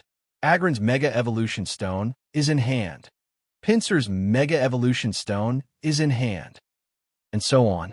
Ash won 9 sets of Mage Evolution Stones in one go. He made a lot of money. Next, Ash welcomed his 10th rival. Poker Face Alan. Alan, come on, you are the best. On the podium, Manon waved and cheered for him. 0. It was the trainer with Chase Spin in the original plot. I want to fight your Charizard. As you wish. After a brief conversation, both sides sent Charizards to fight at the same time. Looking at Alan's Charizard, Ash raised his eyebrows slightly. Pokémon Charizard level IV.57 qualification gold. Just from the panel, it is already very luxurious. It can only be said that it is worthy of being the water sprayer in the mouth of Pokémon fans in the previous life. It's a pity that if Ash didn't capture it, he couldn't see the detailed panel of Alan's Charizard. It may have a hidden ability that can reduce the damage of water skills. At this time, Alan's strength is already very good, much stronger than the Mega Evolution users that Ash fought before. But in front of Ash's more powerful Charizard, who was at a higher level, he could only passively take the beating. The result was no surprise. Alan's Charizard X did its best, but failed to pose much of a threat to Ash's Charizard. It was a complete defeat. I didn't expect Lysandra to even find Alan. But this battle is just a formality. I'll defeat you with Frog God at the next Kalos Region Conference. Looking at Alan, who was already doubting his life after being beaten, Ash was thinking about what posture to use to beat him up next time. Frog God's Waterloo at the Kalos Region Conference was a big blow to him, a loyal Pokémon fan. Ash wanted to find an opportunity to make up for his regrets with the most correct posture. I'm really surprised. I didn't expect you to really beat 10 people. Nice to meet you. I'm Malva. I'll be your rival in the end. I heard his voice before I saw him. Malva, dressed in cool casual clothes, walked slowly over, slightly pulled down his sunglasses, looked at Ash and spoke. Elite Four, Malva? Oh, you know me. I'm so happy. Malva looked at Ash with interest. The Mega Evolution users Lysandra found were all good, especially Alan. Ash was able to easily defeat them and forced her to leave, which shows how strong he is. I fought with your colleague Shimi Elite. His Blastoise is very strong. I hope you won't let me down. After saying that, Ash threw the Pokeball in his hand decisively. Roar! Charizard appeared in the battlefield. In the last battle with Malva, although Ash knew that Malva's trump card Pokemon was Houndoom with Flash Fire ability, he still chose to let Charizard deal with it. Houndoom, prepare for battle. Pokemon, Houndoom, level, IV.65 qualification gold. Houndoom has a good level and qualifier, but as the trump card Pokemon of the Elite Four, it is still a little bit lacking. Charizard, Mage Evolution Dragon Pulse. Seeing that Malva had no intention of attacking, Ash immediately waved his hand and gave the order. He knew Malva's intention very well. Her Houndoom had Flash Fire ability, so she deliberately gave Ash the chance to attack first. She just wanted Charizard to use Fire Attack on Houndoom, so that Flash Fire ability could play a role and increase the power of Houndoom's fire skills. Then use Mega Evolution to defeat Charizard. Dark Pulse. Obviously, Malva did not expect Ash to choose to let Charizard use Dragon Pulse, which he was not very good at. Houndoom opened his mouth and shot out a Dark Wave beam. Dark Pulse spurs Dragon Pulse. Two energy shock waves fiercely attacked each other in the field and exploded quickly. Bang! The air waves generated by the energy aftermath spread in all directions. Dragon Claw, Thunder Fong. Charizard flapped his wings, and his claws flashed with green light and rushed towards Houndoom at a high speed. Houndoom's face was fierce, and he rushed forward with a faint golden spark in his mouth. Bang! Houndoom Thunder Fong bit Charizard's Dragon Claw. Roar! Charizard screamed in pain, while Houndoom bit it tightly and even tried to throw Charizard out. It seems that my Houndoom has the upper hand. Malva Elite is too happy too early. Ash raised his eyebrows and looked at Malva and said, Charizard's right hand was bitten, but he still has one hand. Slash at its head, Charizard. As soon as the words fell, Malva's eyes suddenly became solemn. Charizard raised his left claw with a flashing white light and smashed it hard. Woo! Houndoom, who was hit in the head, screamed, and his eyes turned white. At the same time, he opened his mouth to release Charizard's right hand that was bitten. Chase Charizard while he's victorious. Use Dragon Tail. Take advantage of your weakness to kill you. Charizard swung the glowing Dragon Tail at Houndoom. Use Substitute, Houndoom. At the critical moment, Houndoom, with a painful expression, used a substitute to help it block the Dragon Tail attack and quickly distanced himself from Charizard. Substitute? Malva Elite's reaction is really fast. Faced with Ash's ridicule, Malva's face became extremely focused at this time, completely unlike the relaxed and comfortable look at the beginning of the battle. Malva suspected that Ash might know her intentions. He was sure that Houndoom had the Flash Fire ability. Faced with Charizard's fierce Dragon-type close-range skill attack, Houndoom was beaten very passively and could not compete with Charizard at all. He could only be beaten back step by step. In that case, then go all out, Houndoom. Burn up, Houndoom. Mage Evolution. Taking off the keystone pendant on her chest, Malva decisively chose to let Houndoom perform Mega Evolution. Flash Fire's little advantage may not be taken. In the dazzling rainbow light, Houndoom's appearance began to change dramatically, and the original curved horns also turned into the shape of a bighorn bull. Houndoom, after Mega Evolution, was majestic, and its body looked a whole circle larger than before. Houndoom, Flamethrower. Today happened to be a sunny day, and Mega Houndoom's solar power ability came into play. Special attack was directly increased to 1.5 times. The dazzling flame beam shot straight at Charizard. Just in time block at Charizard. Ash's eyes flashed, and he saw Charizard taking a defensive posture and taking Houndoom's flame attack. At the same time, the hidden ability of Mad Blood began to take effect, and all attribute species strengths were improved. Fly up, Charizard! Charizard flapped his wings and flew high into the sky with Splash. At the same time, Houndoom opened his mouth and spit out fierce black smoke. Charizard rushed over and used Dragon Claw. Charizard rushed through the billowing black smoke at an astonishing speed, and Dragon Claw attacked Houndoom from top to bottom. Houndoom still opened his mouth and wanted to fight back with Thunderfang again. This time, Charizard, who was well prepared, made an emergency stop in the air, causing Houndoom's Thunderfang to miss, and then Dragon Claw hit Houndoom heavily. Woo! Houndoom let out another mournful cry and fell to the ground. Houndoom, cheer up! Charizard, it's time to end. Use Blast Burn. Blast Burn, attack with explosive flames, incinerate rival. A mega move with 150 power of fire. Roar. Accompanied by a roar that resounded throughout the stadium, the 3.6 Charizard, whose body was burning with deep blue flames, clenched his fist and slammed the ground heavily. Rumble. Instantly, the ground broke apart, and red pillars of light shot up into the sky. Houndoom, who was in the middle of it, kept jumping to avoid the terrible damage of the flame explosion. Bang, bang, bang. However, with a series of explosions, Houndoom still couldn't escape the attack range of Blast Burn.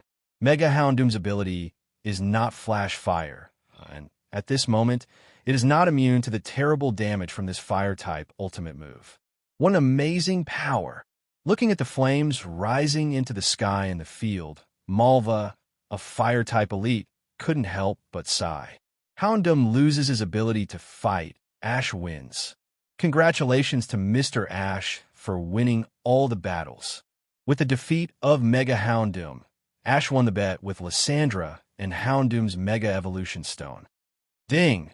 Successfully defeated the 11 Mega Evolution users invited by Lysandra. Task reward: 1 million points, Greninja Perfect Bond Evolution item, top quality Mind Stone.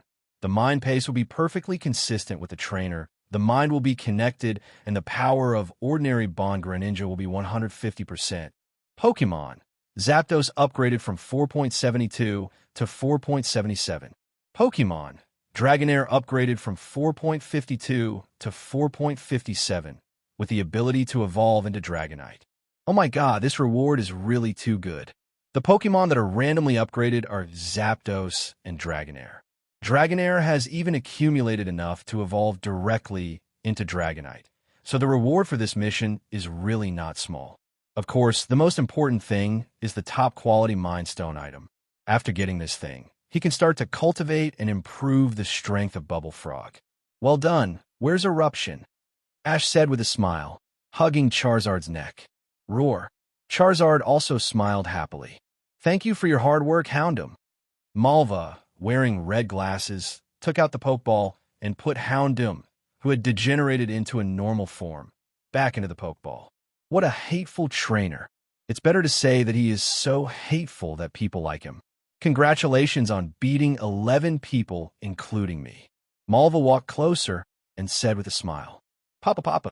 At the same time, there was a round of applause from outside the fence behind him. Ash looked back. It turned out that Lysandra and Serena were walking towards him. Ash, Charizard is too powerful.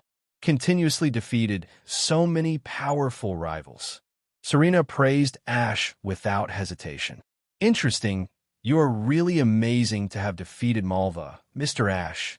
I lost the bet this time, but I saw so many Mega Evolution Pokémon today. I hope you don't forget our other agreement. Although he was upset that he didn't get the Mega Gyaraticite from Ash, Lysandra, who was very cunning, still smiled and applauded Ash. At the same time, he didn't forget to mention the related research agreed before the battle. Of course, I will keep my promise. Ash nodded and replied with a smile. He got more than 10 sets of Mega Pokémon Evolution Stones from Lysandra in one go, which was really a big profit. At this moment, he didn't mind telling Lysandra some secrets about Mega Evolution Pokémon. Lysandra Labs, which is nominally his laboratory, is actually the secret base of Team Flare. Lysandra didn't want Ash and the others to stay here for too long, and even didn't want them to see other places besides the battle site. However, just when he was about to issue an order to expel them, Mr. Lysandra, to be honest, these 11 battles have confirmed some things for me. Oh, then I'd like to listen carefully. Lysandra's eyes lit up when he heard this, and Malva beside him also cast a curious look at Ash. From Lysandra, she also learned that Ash had done a very deep study on Pokémon Mega Evolution. If she could get some useful information from Ash, maybe her Mega Houndoom would become even stronger. I didn't intend to tell anyone this information. After all, it is a heavyweight for Mega Evolution users. Excellent trainers may be able to use it to make their Pokémon extremely powerful. But after all, I owe Mr. Lysandra a favor. Ash began to deceive seriously, and even asked the two to swear not to tell anyone. Even Lysandra, who is extremely cunning and experienced, was aroused by Ash at this moment. Please rest assured, Mr. Ash, we will never leak the news. I promise. Malva also echoed. Then he looked at Ash expectantly. Ash smiled and said in a deep voice, You two should also know that Mega Evolution cannot be achieved by Pokémon alone.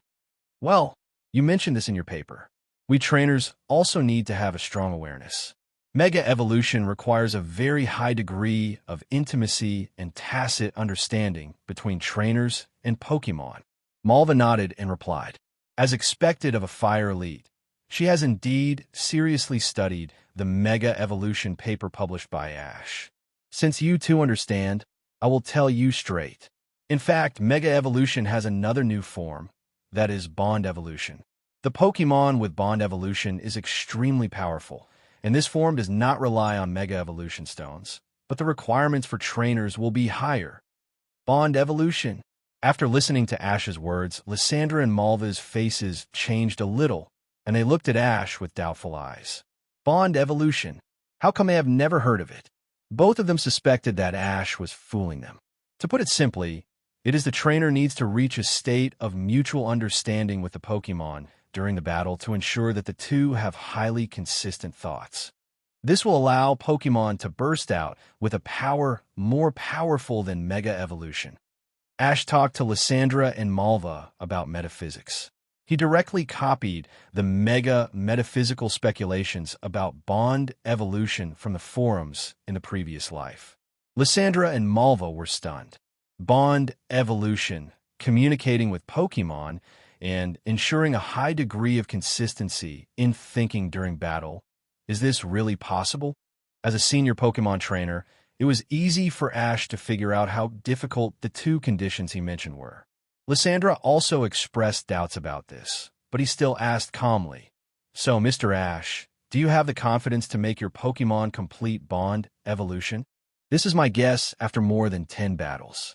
It naturally takes time and energy to verify it. Of course, a lot of Mega Evolution Stones are needed as materials for control research. Mr. Lysandra, we don't have so many Mega Evolution Stones in the Kanto region for me to study. Ash looked at the Lysandra replied. It's not that it can't be done, but it's hard for a good cook to cook without rice. The main reason is that our Kanto region doesn't produce many Mega Evolution Stones. Want to use Mega Evolution Stones for research? Lysandra's face changed when he heard this. Just because Ash's paper was published, all forces in Kalo's region were frantically looking for Mega Evolution Stones. It can be said that in the past month, all the ancient sites in Kalo's region have been turned upside down. Some forces are even willing to dig a mountain directly to get a set of Mage Evolution Stones. After all, the improvement brought by Mega Evolution Stones to Pokémon can be said to be a qualitative leap. In this case, even if his Team Flare has been working hard to search for Mega Evolution Stones in Kalo's region, the harvest is not very ideal. It's not that they don't have Mega Evolution Stones for various Pokémon, but in most cases, they're used to attract excellent trainers. If you don't pay something, how can you make those truly powerful trainers work hard for you? Many of the Mega Pokémon users who just fought with Ash were attracted by him through Mega Evolution Stones. Of course, they all lost to Ash today, which made Lysandra a little depressed. It's a pity that Ash's background is too positive. Otherwise, he would have won him over to Team Flare no matter what the cost. It's not that there are no Mega Evolution Stones, but I'm still skeptical about your Bond evolution. After all, there's no actual result, right? Lysandra looked as if he was hesitant to speak. Ash, who was about to leave Kalo's region and wanted to get more good stuff from Lysandra, rolled his eyes. After thinking for a while, he took out the Pokeball and released Charizard. Then, let me show you the results of my research on Pokémon Mega Evolution. Mr. Lysandra, you should know that my Charizard used the Mega Charizard X form in previous battles. Yes, that's right. Could it be that you're Charizard? Lysandra stared at the Charizard next to Ash and frowned slightly. From what he said, Charizard can also undergo different Mega Evolutions. Although he knew that Mega Charizard has two forms, it is common sense that Charizard cannot be changed after evolving into one of them. Could it be that Ash has figured out the secret? Hearing is false. Seeing is true. Charizardmage evolves. Roar, accompanied by a loud roar in the dazzling light.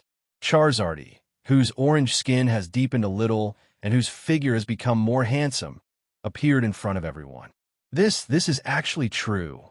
Have you mastered two types of Mega Evolution? This time, Lysandra and Malva were both dumbfounded.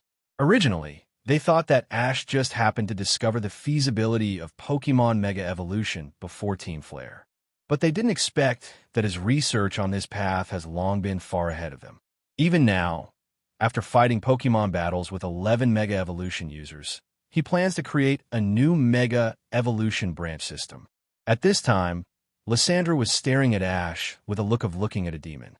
It turns out that he invests hundreds of millions of Pokémon coins every year, hires a well-known Pokémon research team in the industry, and constantly adds budgets to the Pokémon Mega Evolution field. At the end of the progress, the results are not as fast as the boy in front of him fighting a Pokémon battle. How terrible is Ash's talent in research? Okay, thank you, Charizard. Enjoying the monster-like eyes of Lysandra and Malva, Ash threw an energy block to Charizard and then took it back into the Pokeball. In fact, in the field of Pokémon Mega Evolution, he only took advantage of the double benefits of the original plot blessing in the system. If you say half true and half false, you can fool Lysandra and Malva. It's not that Lysandra and Malva are stupid. On the contrary, they're both very smart people, but Mega Evolution is too advanced for them now. What do you think of my research, Mr. Lysandra? In Malva Elite, as a trainer, you should know what it means for my Charizard to master two Mega Evolution forms at the same time. Ash raised his eyebrows slightly and said to the two of them. At this point, he still didn't believe that he couldn't get more benefits from Lysandra.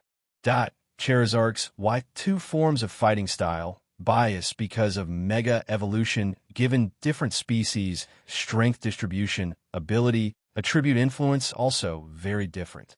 Mastering two Mega Evolution forms at the same time greatly increases Charizard's attack range. Want to restrain its weakness will undoubtedly become more difficult. The first to respond was Malva. As a fire elite in Kalo's region, she naturally knew.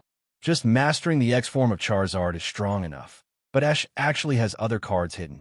This is the main fire type of Charizard Y form, supplemented by flying skills, which is not suitable for fighting her Houndoom. Change the enemy of the attribute. Charizard can still deal with it calmly. As expected of Mr. Ash in this case, it seems that we can sit down and discuss the relevant cooperation matters. Good Wang Zhao, why don't you two have a cup of coffee in my coffee shop? Lysandra is also very human and immediately invited Ash and Serena beside him. Ash has shown him his worth, being able to master 2 evolved forms of Charizard. It seems that Ash has done a deep research on Mega Evolution, which may be of great help to his ultimate plan in the future. As long as he can realize his ultimate plan, no matter how much he has paid, it is not worth mentioning in the eyes of Fravely. Isn't it just a Mega Evolution stone? Can I get you a few more? Of course, considering Ash's identity, he will definitely not stay in the Kalos region for a long time, and he will conduct research in his laboratory, and many details of cooperation still need to be discussed in detail. Although Lysandra is very excited at this time, she still maintains basic rationality. Happy cooperation, Mr. Ash. I look forward to your research results in the field of Pokémon Mega Evolution in the future. When the time comes, I will definitely apply for the qualification of Pokémon Professor for you from Kalos Alliance. I don't care much about these empty names. Research itself is more important. After some arguing, Ash and Lysandra reached a cooperation. For this, Lysandra reluctantly gave Ash 4 sets of Mega Pokémon Evolution Stones to help him start his research. As long as it is anything that is beneficial to his ultimate plan, he will go all out. When Ash got the 4 sets of Mega Evolution Stones, he was surprised and delighted. He didn't expect Lysandra to be so powerful. He gave out 4 sets of Mega Evolution Stones at once. It seems that he has collected a lot of Mega Evolution Stones by mobilizing the power of Team Flare in the past few months. The 4 sets of Mega Evolution Stones Lysandra gave to Ash are Beedrilmage Evolution Stone, Slow Hippo Mage Evolution Stone, Steelix Evolution Stone, and Monster Mage Evolution Stone. At the same time, he also proposed to exchange Banjara's Mega Evolution Stone for Ash's Mega Evolution Stone of Gyarados. But Ash refused, and bluntly said that this set of Gyarados' Mega Evolution Stone was prepared for his girlfriend, and 323 did not intend to exchange it. Although Lysandra was a little angry, he had just reached a cooperation with Ash, so he couldn't get angry.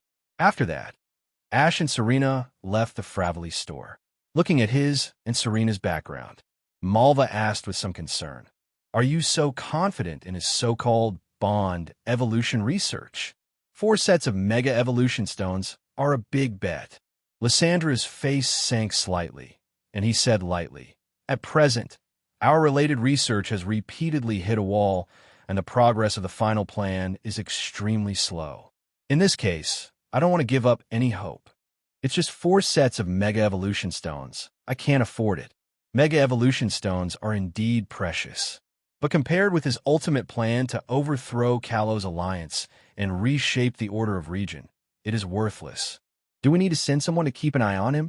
To prevent him from hiding his research progress?" Malva continued to ask. This time, Lysandra still shook her head. He is about to travel to the Johto region, which is Team Rocket's territory. I don't want to have any conflict with them before the final plan is reached. End the conversation and return to the Pokemon Center. After getting enough benefits from Lysandra, there is nothing important in the Kalos region. For the next half a month, Ash basically accompanied Serena to travel around and experience the customs of the Kalos region. At the same time, he did not forget to instill new love concepts in Serena, help her change her ideas from various angles. The relationship between the 2 childhood sweethearts has been rapidly heating up recently, and Serena is also very conflicted at this time. The heart that had originally given up pursuing Ash became active again. In addition, in this half month, Ash did not forget to improve the level and strength of Pokemon. Wherever he traveled, there was no grass growing, and the wild Pokemon population was beaten black and blue, and they were in great pain. Of course, After the fight, Ash would also be responsible for treating them, rewarding Pokémon food, and even rewarding energy cubes for Pokémon with high levels and more experience. This is a mixture of pain and joy for the wild Pokémon that were beaten. After half a month, many Pokémon have significantly improved their levels. Pokémon Flash Milotic from IV.40 to 4.46. Pokémon Blastoise from IV.45 to V.51. Pokémon Abandoned from IV.45 to IV.50. Pokémon Jigglypuff from IV.40 to IV.45. Pokémon Bubble Frog from IV.15 to IV.41, and eventually evolved to Greninja. Among all Pokémon, Greninja has the fastest level increase. Of course, this is also due to Ash's deliberate resource allocation. And just the day before the two were about to return to Kanto. At night, it was finally time for the routine system store refresh. Ash couldn't wait to call out the system and start checking. Product 1. Mage Evolution Bracelet. Each time you swallow a Mega Evolution Stone, you can use the Evolution Bracelet to make the corresponding type of Pokémon perform perfect Mage Evolution. Value: 3 million points. Product 2. Blind Box Mage Evolution Stone. Can open any Mage Evolution Pokémon Evolution Stone. Value: 1 million yuan. Product 3. Pokémon Egg Catalyst. Can catalyze the birth of Pokémon in Pokémon eggs in advance, and the Pokémon catalyzed by the catalyst will randomly carry a top-quality carrying item. Value: 1.5 million yuan. Product 4. Home Area Improvement Item. Increase the home area of Pokémon to 1,000 square kilometers, including lakes, mountains, grasslands, wetlands, swamps, and other ecosystems. Pokémon living comfort increased by 100%. Value: 5 million yuan. Product 5. Pokémon Gene Potion. Increase the qualification of any Pokémon to gold. Value: 3 million yuan. A quick glance at the newly updated system store. Ash's breathing became a little rapid. There's so many good things refreshed this time. Although the price is a bit expensive, they're all key items that can solve his urgent needs at the moment. For example, the Mage Evolution Bracelet just happened to be the one he got from this time. All the Mega Evolution Stones obtained by Kalos were melted into it. Pokémon Egg Catalyst, which can help Pokémon eggs hatch immediately without any side effects. And the hatch Pokémon will carry a top-quality item. Coincidentally, there's an Ultra Beast egg with no signs of hatching in his Pokémon home. Such a special Pokémon must take a long time to hatch, and this thing can help him save a lot of time. Needless to say, the Gene Potion, once it appears in the store, Ash will definitely get it. However, the most important thing for Ash is the Home Area Enhancement item. After letting the Lapras family move in, his Pokémon home is a bit crowded. Considering that he will travel to various places in the future, there will be more and more wild Pokémon in the government. The area of the Pokémon home will definitely be expanded, not to mention the vast area of 1,000 square kilometers. And this time it has added heavyweight ecosystems such as lakes, mountains, grasslands, wetlands, swamps, etc. Lapras and others in Pokémon Home can also return to the familiar ocean environment, greatly improve the happiness of Pokémon living in Pokémon Home. 5 items in the system store, totaling 12.5 million points. System: exchange them all. Exchange successful. The corresponding items have been stored in the system space. After this wave of purchases, Ash returned to the pre-liberation era overnight. Only 2.84 million points were left. After exchanging the items, Ash couldn't wait to use teleport to come to the Forest Minister in the back mountain of the Pokémon Center. He first released Greninja from the Pokeball. Then he gave it the Supreme Mind Stone.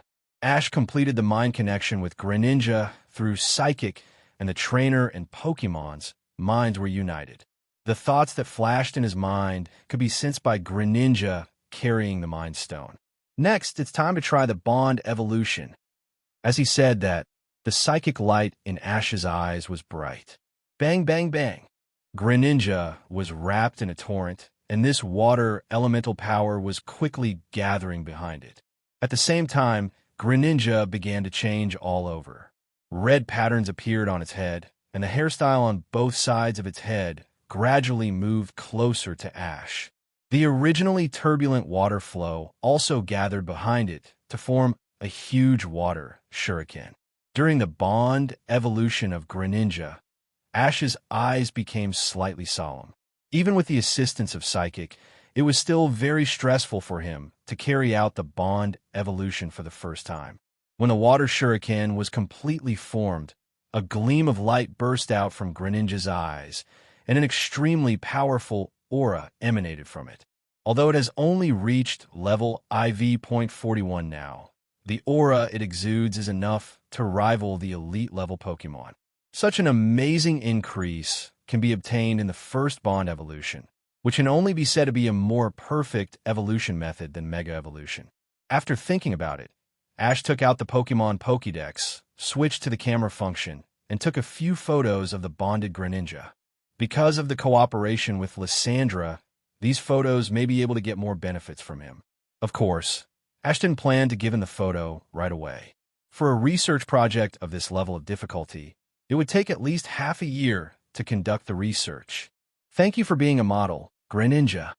After taking the photo, Ash put Greninja back into the Pokeball.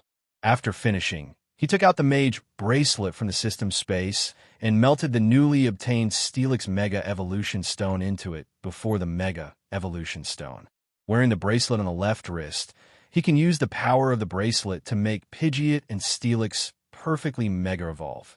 Next, it is the second item he bought today. Blind Box Mage Evolution Stone.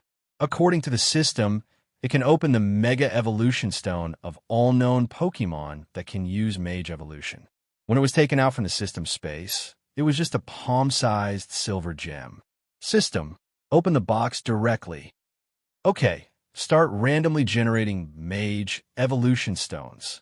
Generate Mega Evolution Stone of Mage Diancie. As the voice fell in the dazzling white light, the silver gem gradually turned into the shape of a Mage Evolution Stone. Diancie? Isn't that the so-called mythical Pokémon, Diamond Princess?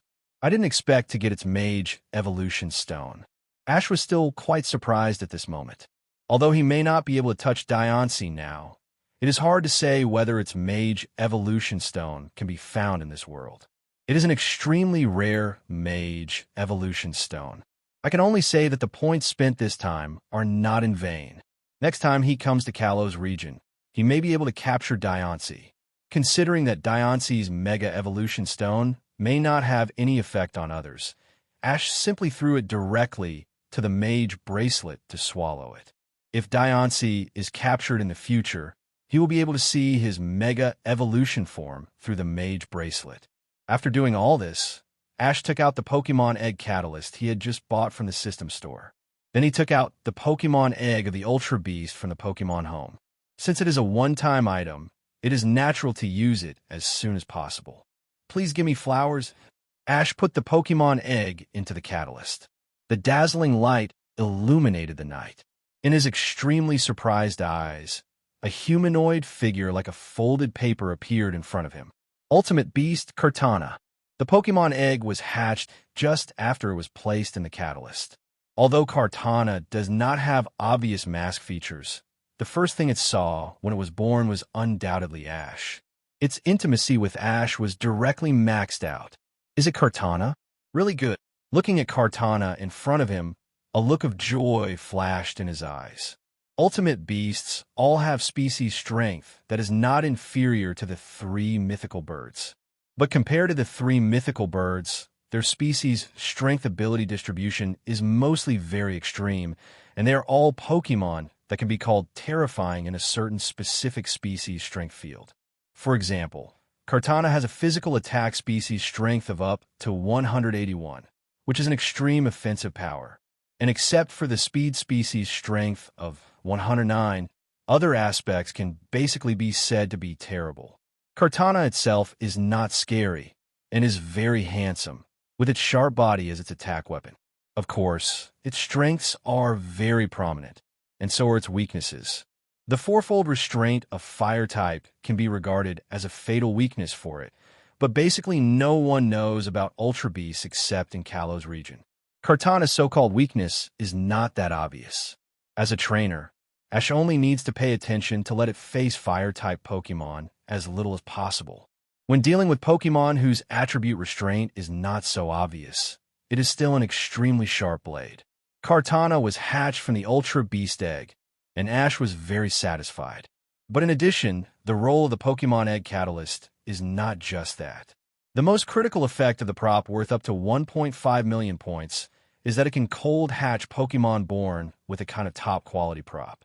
According to the explanation of the system, you can get a variety of props randomly, including an extremely rare item in the Pokémon world that is so rare that it can even be called unique. Ash is curious about what item Kartana is carrying at the moment. With anticipation, Ash called up the system. Check Kartana's detailed attribute panel. Pokémon, Kartana. Level, IV.1. Attribute, Grass, Steel. Qualification, Gold. Skills, Fury Cutter, Vacuum Wave. Ability, Beast Boost.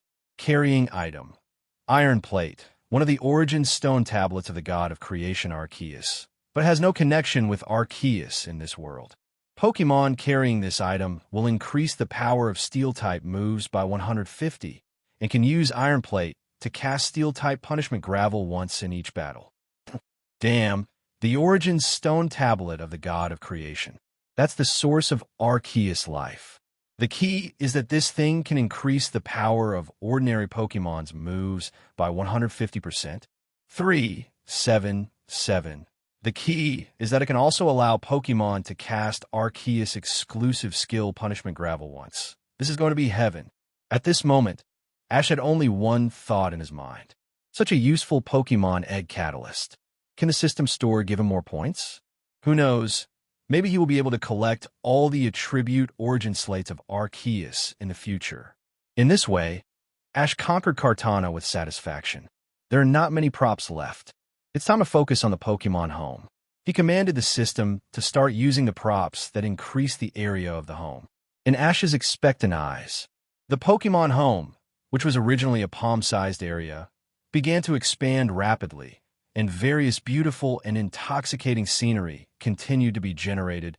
Mountains, oceans, wetlands, swamps flashed from Ash's eyes. Not only him, but the Pokémon in it can also feel the changes in the Pokémon home. All cheered and splashed. Even Mutwo asked questions in confusion. Ash, what's going on? I feel a terrible power of creation. Don't worry, for some reason, I am expanding your home. After all, since the Lapras tribe joined some time ago, the space of the Pokémon home has become very crowded. This time, I want to give you a better living environment. Well, since it is a good change, I won't ask.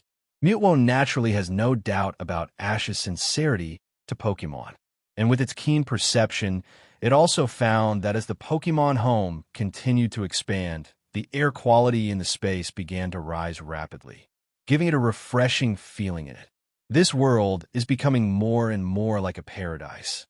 After the expansion of the Pokémon home was completed with the total number of Pokémon that Ash had always thought he had captured, immediately, it changed from the previous extremely crowded situation to a situation where the area was wide, but Pokémon was extremely scarce. After the Pokémons were stunned for a short time, they immediately fell into ecstasy. The Lapras rushed to the sea in groups. Omanite and Kabuto headed straight for the underground cave under the leadership of Aerodactyl. Other Pokémon also went to live in their favorite ecological environment. With a thought, Ash, who could not see even a single Pokémon in dozens of kilometers, became more active in capturing more Pokémon species and putting them in the Pokémon home to raise them. There is no shortage of all kinds of food in the Pokémon home. Just like the supplies that are regularly refreshed in the game, the system will regularly refresh the various Pokémon foods in the Pokémon family home. In this case, it is no problem to raise as many Pokémon as you want. Of course, he must also consider the need to introduce more and more different Pokémon species to join this big family in the future, especially some Pokémon that are bully types in the real Pokémon world. They will definitely bring more intense fights when they come to the Pokémon home, which will improve the overall level and strength of the Pokémon in the entire Pokémon home. Besides, the healing effect in the Pokémon home is more than 5 times that in the Pokeball, and its effect is no less than emergency treatment in the intensive care unit of the Pokémon Center. The fights that take place here are unlikely to leave hidden injuries or threaten life. Of course, such as bullying or even the existence of a power strong enough to threaten the lives of other weak Pokémon. Ash also has a complete response strategy. That is to persuade Mewtwo to become the head of the Pokémon homeworld and set up a supervision team in it to stop and punish any behavior that crosses the bottom line. With the invincible Mewtwo, everything is not a problem. Ash thought so, and the corners of his mouth curled up. While thinking about how to fool Mewtwo, the familiar system prompt sounded from his mind. Ding! Pokémon Home Mission. Add 10 Pokémon races to Pokémon Home. A Pokémon race can be called a race if the number reaches 100. Pokémon types cannot be repeated. Mission reward. Points. 300W. Pokémon in Pokémon Home will have a 20% chance of raising the grade of the Pokémon eggs hatched after mating. After taking a quick look at the mission rewards, Ash was overjoyed. The probability of raising the grade of the hatched Pokémon eggs, although only 20%, but when the number of Pokémon types in Pokémon Home increases, this effect will become amazing. It is equivalent to 20 out of 100 Pokémon having the opportunity to improve their qualifications. If both parents are Pokémon of top quality qualifications, but accidentally give birth to a red quality cub, there's a chance that it will be promoted to top quality qualifications in Pokémon Home without the need for qualification potions. This is too incredible. At this moment, Ash wanted to immediately run to the area where wild Pokémon live 3.5 times to find wild Pokémon tribes. First, beat them all up, and then negotiate with them to voluntarily join the big family of Pokémon Home. It's a bit of a pity that he and Serena have already booked a flight back to Kanto region tomorrow. Otherwise, he would have to get more Pokémon species in Kalo's region to enrich the biodiversity in Pokémon Home. Alas, it's not an easy task to convince a Pokémon species to live in Pokémon Home. I can only carry out my plan next time I return to Kalo's region. Also, I don't know how Professor Oak's deal with Volcarona and Unova is going. Ash sighed and gathered his thoughts. Back to reality, return to Pokémon Center through teleport. With dozens of newly acquired Mega Evolution Stones, Ash made a lot of money in Kalo's region in 1 month. He took Serena on a plane to Viridian City. After nearly half a day's journey, the plane landed at Viridian Airport. Ash and Serena walked out of the security passage. We are finally back.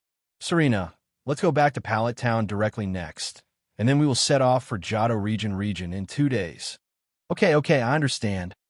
Looking at the people coming and going, and Viridian City, which is very different from the style of Kalo's region, Serena seemed a little absent-minded at the moment. The rest of the journey was done by Pidgeot. Pidgeot's flying speed was very fast. In less than an hour, they could already vaguely see the outline of Pallet Town. After a while, they were already flying to Ash's sky. Pidgeot began to slow down and land in the backyard. At the same time, because of Pidgeot's growl, Sabrina, Misty, and Furula, Ash's mother Delia, also came to the backyard. As Pidgeot began to descend, the distance was shortened. Ash, who was riding on Pidgeot's back, and Serena, who was cute and lovely behind him, came into the eyes of the 3 girls. Misty and Sabrina still smiled. As the first ones to follow Ash, they had long been accustomed to his love. Besides, Delia had mentioned Ash's childhood friend Serena in front of them many times in the past 2 days. Only Furula looked a little unnatural. It's not that she had any opinion on Serena. Strictly speaking, Serena and Ash had known each other for much longer than she did. It's just that she had just established a good relationship with Sabrina and Misty these days and knew that the 2 sisters had very good personalities. She was worried that Serena might not be easy to get along with. On the side, Delia seemed calm on the surface, but in fact she had been observing the reactions of her 3 daughters-in-law. Overall, she was still very satisfied. It seems that her efforts during this period after Ash left were not in vain, and the Stephanies were very tolerant. She did not see any obvious displeasure on the face of Furula, who had just joined the big family not long ago. This made her feel very emotional. Her son was really outstanding.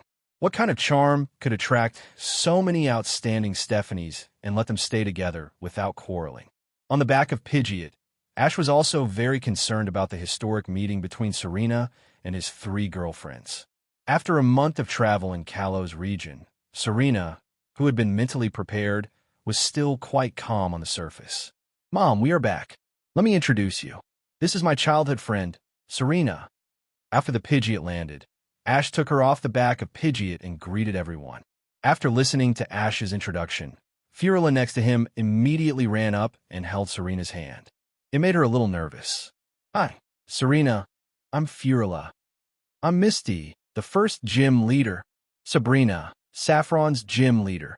Serena nodded politely to the 3 of them. "Hello, I'm Serena, from Kalo's region." "Serena, you've come all the way here. Thank you for your hard work. Let's not just stand here and stare blankly. Let's go back to our rooms first." After sorting out her chaotic emotions, Delia smiled and greeted Serena enthusiastically. They will all be her daughters-in-law in the future, and Serena also has the filter of an old classmate's daughter. Of course, she has to take good care of them. Back in the living room together, Delia took Serena to ask about her well-being. Of course, she didn't ignore the feelings of the other 3 girls, and tried hard to help Serena get along with the 3 girls as soon as possible. Stephanie and her son only had a few topics to talk about.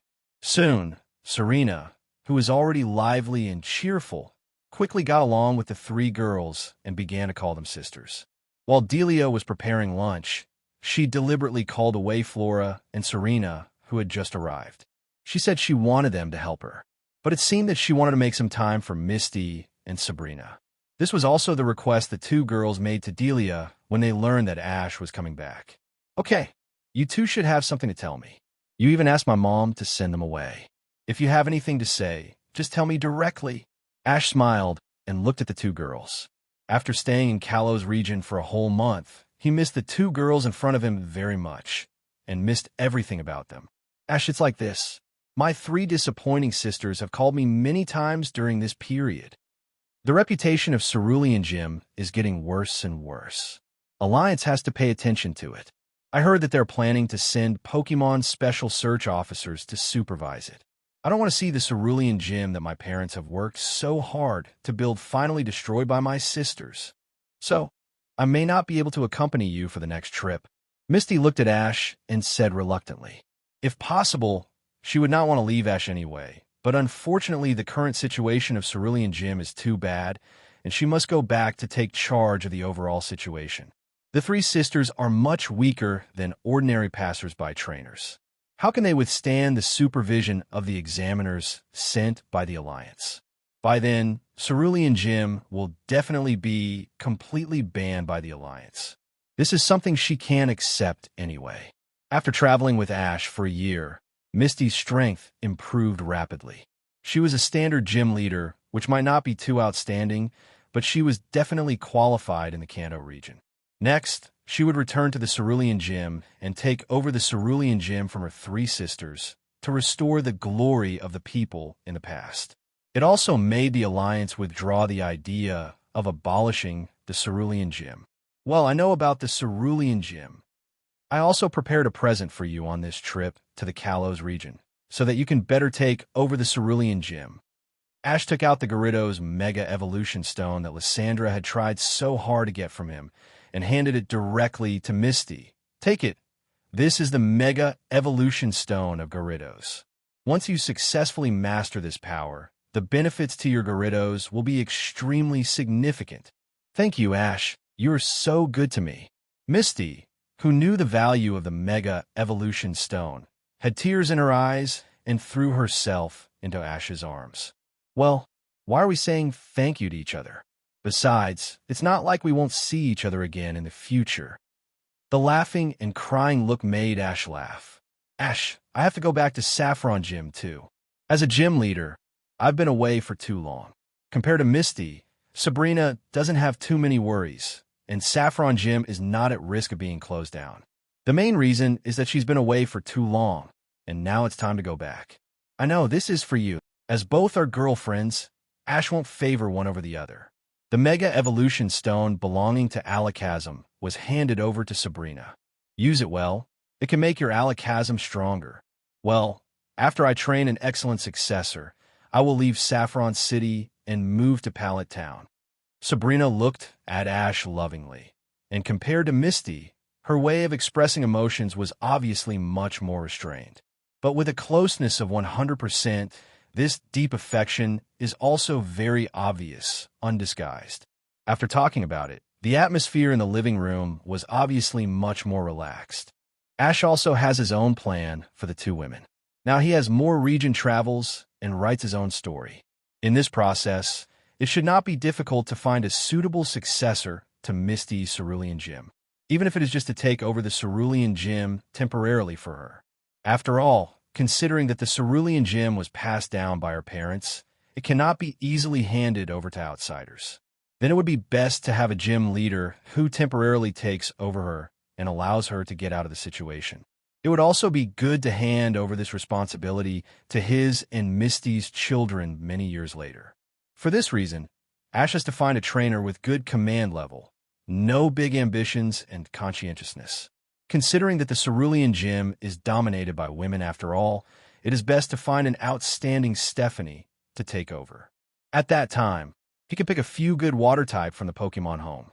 Pokémon let her try to capture, and reached a corresponding agreement with her. As for Sabrina, she already had the idea of training a successor, and he only needed to help a little. In short, Ash didn't want to see his two girlfriends trapped in their respective gyms. 2 days later, Misty and Neezy said goodbye to Ash and left Pallet Town. Ash also notified the outstanding prodigy and asked her to come to Pallet Town as soon as possible, because they were about to set off for Johto region. Originally, he planned to take Furula with him. As a result, Furula took the initiative to choose to stay in Kanto region. She said that she wanted to experience Ash's original trip as a rookie trainer, which would make it easier for her to get closer to Misty in Cerulean City and Sabrina in Saffron City. Although Ash was a little surprised about this, he didn't say anything. Besides, he also felt that it was a bit ostentatious to take 3 Stephanies on a trip to Johto region. Professor Oak's laboratory. Ash, aren't you going to travel to Johto region to participate in Silver Conference? I'll ask you to hand the GS ball to Mr. Orberg in Johto region Azalea Town. He is a master who specializes in making Pokemon balls using ancient methods. Maybe he can unlock the secret of the GS ball. Professor Oak handed the GS ball that Ash had given him a month ago back to Ash and asked him to do it. Ding, triggering the task. Hand the GS ball to Mr. Orberg in Johto region Azalea Town. Task completion reward. The secret of the GS ball, potential potion, gold. After receiving the task information trigger prompt in his mind, Ash's smile became more sincere, and he patted his chest and promised. Of course it's no problem. Just leave it to me. Your business is mine. I will definitely deliver the GS ball to Mr. Orberg in Azalea Town safely. Remember, in the original plot, there was no further news after the GS ball was delivered to Mr. Orberg. I guess Mr. Orberg probably didn't come up with any results. Originally, Ash was a little worried that he wouldn't be able to come up with any results and couldn't complete the solution to the secret of the GS ball and publish a research paper to improve his prestige in the Pokemon research community. Unexpectedly, someone sent a pillow when he was sleepy. As long as he delivered the GS ball to Mr. Orberg, he could directly solve the secret hidden in the GS ball through the task reward. At that time, he only needed to wait when Mr. Orberg's research reached a deadlock. It was only natural to take the GS ball back. Then he could publish a separate paper. Besides, the reward for this task was pretty good. Naturally, he took the task of the GS ball without hesitation. It can only be said that this GS ball is really his lucky star. He has accepted several tasks around this special Pokeball, and the rewards for each task are very generous. It's just that I don't know what big secret is hidden behind it.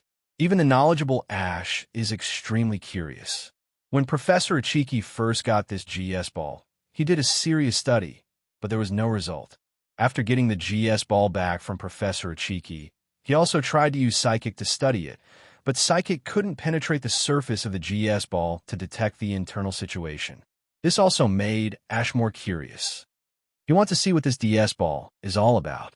Looking at Ash, who agreed without hesitation, Professor Oak's old face smiled very happily.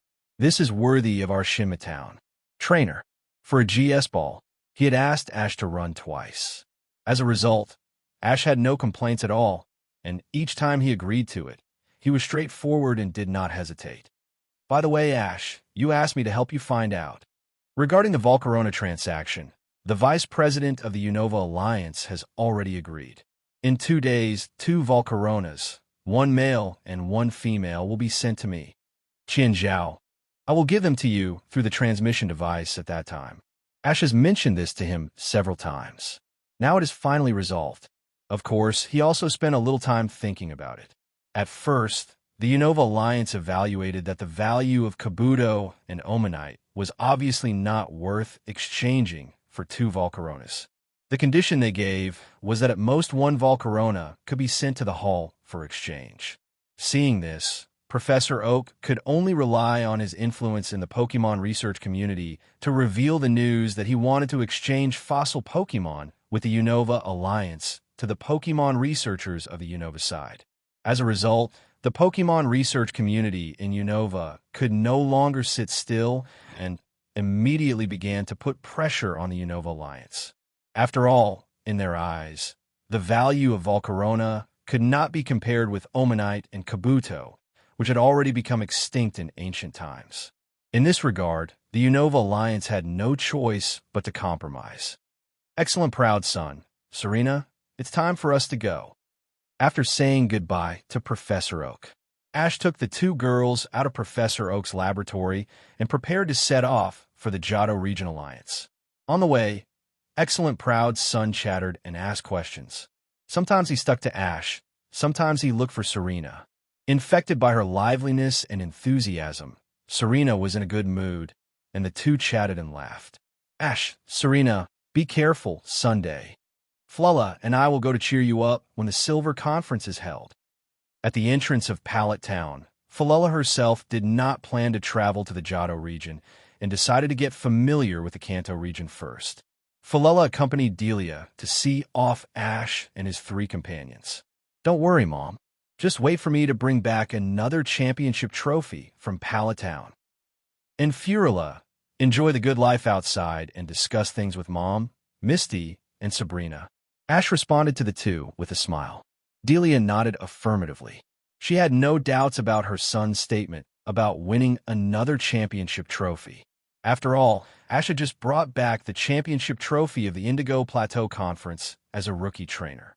And these days, she also got 07 and extremely explosive news from Sabrina. When Ash was traveling in the Orange Islands, he played an exhibition match with Lorelei on Little Orange Island. When he lost to the Ice Elite Lorelei, it is very likely that he did not go all out and was obviously letting the opponent win. In this way, Ash has at least the powerful strength of the Kanto Elite 4 level. That's why Delia is confident that her good son Ash will be a killer in this conference for young trainers. Furula also nodded to Ash with reluctance in her eyes. Farewell, Delia and Frula. The team was reduced to 3 people, plus the classic configuration of Pikachu, and Ash and his party set off for the Johto region. Of course, why Pikachu was not seen. The main reason was that the Pokémon home was too comfortable, and Pikachu had long been reluctant to leave. Their next goal was the city where the wind of change began to blow, New Barktown. If you want to participate in the Silver Conference, you must first complete the registration in New Barktown. Because they were not in a hurry, Ash and his party of 3 did not ride any Pokémon, but chose to walk. That night, the party chose to set up camp only about 30 kilometers away from Pallet Town. Late at night, sleeping alone in the tent, Ash was somewhat helpless. Serena and Sunday both had a good impression of him, but they didn't have a very close relationship with Ash after all. If you count the experience in Kalo's region, he hasn't released himself for a long time. Tossing and turning, unable to sleep, Ash simply walked out of the tent and came to a nearby river. Put Kartana was released, and it was trained to chop at the tree. She directed it from the side. At the same time, in the camp, Serena, who seemed to have heard some strange noises, left the tent. She found that the curtain of Ash's tent was open, and the person was nowhere to be found. Ash, could it be him? Serena followed the sound and walked towards where Ash was. Sure enough, she found him by the river. Ash, what are you doing? Serena, why are you here? I saw that there was no one in your tent, and I thought something happened to you. At night, Ash, who was already a little bit wrong with contest condition, happened to be visited by Serena again. Looking at her cute and lovely appearance, especially the blush on her cheeks, makes people excited. After all, Ash is a normal person in such an environment. As an absolute doer, he also went straight up. Huh. Serena's beautiful eyes widened. Ash, is he reaching out to pinch my face? How can this be possible? Serena's face flushed a few times as Ash's mischievous big hands kneaded her smooth cheeks. The blush quickly spread to the surroundings and soon climbed up to her ears. At the same time, a warm feeling flowed through her heart. This feeling made her extremely obsessed, and while she was intoxicated, she also felt a little sense of crisis in her heart. This is definitely not an intimate act between friends. With perseverance, Serena forcibly restrained her body's instincts and broke free from Ash's big hands, saving her fair face from Ash's hands. The soft feeling slipped through her fingers, and Ash couldn't help but secretly say it was a pity. Although the relationship between the two had already heated up during the 1-month trip to Kalos, Serena had gradually overcome the psychological burden. But it would take some time for her to completely accept Ash. He didn't push any further, so as not to scare Serena, leave a bad impression in her heart. The next morning, after quickly packing up, they headed directly to New Barktown. Looking at Serena, who was yawning and in low spirits, Ash knew that she must have experienced a fierce psychological struggle last night. She must still be in a dilemma now. 3 days later, the group arrived at a dense forest. As they approached the forest, Ash's mood became more and more excited. If I remember correctly, in the original story, Ash should have met the incarnation of a north wind, Suicune here. Ding! Trigger the main task of Johto region. Subdue Suicune, Entei, and Thunder King, and use them to participate in the Silver Conference to defeat rival and win the final championship. Task rewards: 3 kinds of Source Stone tablets of water, thunder, and fire. The power contained in the stone tablets carried by the legendary god Arceus is exactly the same. 2000 W points, Psychic Promotion Potion. Can promote the psychic strength of trainer. If not psychic, you can get psychic. Thinking at this point, the system prompt sounded abruptly. Ash's face was filled with surprise and ecstasy. He had just thought of Suicune, one of the 3 sacred beasts, when the system began to issue him tasks. Of course, even if the task rewards were put aside, Ash was also very interested in conquering the 3 sacred beasts of the Johto region. Since he was already the champion of the Kanto region competition, it would be nice to have a taste of the feeling of a sacred beastman. Isn't it said that when you arrive in a new region, you must not miss the Pokemon of the 3 starter Pokemons? Then he might as well regard Suicune, Entei, and Thunder King as his 3 starter Pokemons. It would be interesting to defeat the Johto Region Alliance with the 3 starter Pokemons and win the championship. P.S. It's not good to call it an excellent pride, so from now on it will be changed to Sunday. Ash, it looks like we won't be able to get out of this forest today. Let's rest here tonight. Looking up at the gradually darkening sky, Sunday suggested to Ash. Ash, who had intended to stay in this forest for a while longer to look for Suicune's trace, nodded. Of course, no problem. Let's go to that open space. As he said that, Ash pointed to a piece of grass with sparse trees not far away. And around the grass, there was a small pond that looked quite clear. In his psychic perception, this piece of grass was undoubtedly the most suitable place to set up camp within a few kilometers. After determining the place to camp at night, the 3 of them approached the open space. Just then, a mosquito-repellent frog jumped out of the pond and warned Ash and his friends, growl. Pokemon, frog, level. IV.25. Frog. We don't have any bad intentions. We just want to camp nearby for one night and leave tomorrow morning. We won't disturb your normal life. After taking out the Pokémon Pokédex to check, Serena looked at the frog in front of her curiously. This was a Pokémon she had never seen in Kalos, so she subconsciously didn't want to have a conflict with it. Quack. However, Frog's attitude was very tough, and it obviously didn't want to negotiate with Ash and the others. It looked like it would not give up until Ash and the other two were driven away. It seems that we can't reach an agreement. In this case, Sunday, please defeat this frog. Ash said to Sunday. Now most of his Pokémon are of extremely high levels, or they're newly born Pokémon like Kartana, who can easily defeat Frog and don't care about the pitiful combat experience. If Kartana is allowed to fight, the level gap is too big, and no matter how talented she is, she can't fight so many levels higher. Along the way, Ash deliberately gave many low-level wild Pokémon to Serena and Sunday. While gaining combat experience, he can also coach them to improve their command ability. This level IV.25 Fennekin is beyond the scope of Serena's Fennekin, but Sunday can deal with it very easily. Yeah, this Fennekin has a bit of hot temper. It's really not hot. Go Golduck, please defeat this Fennekin.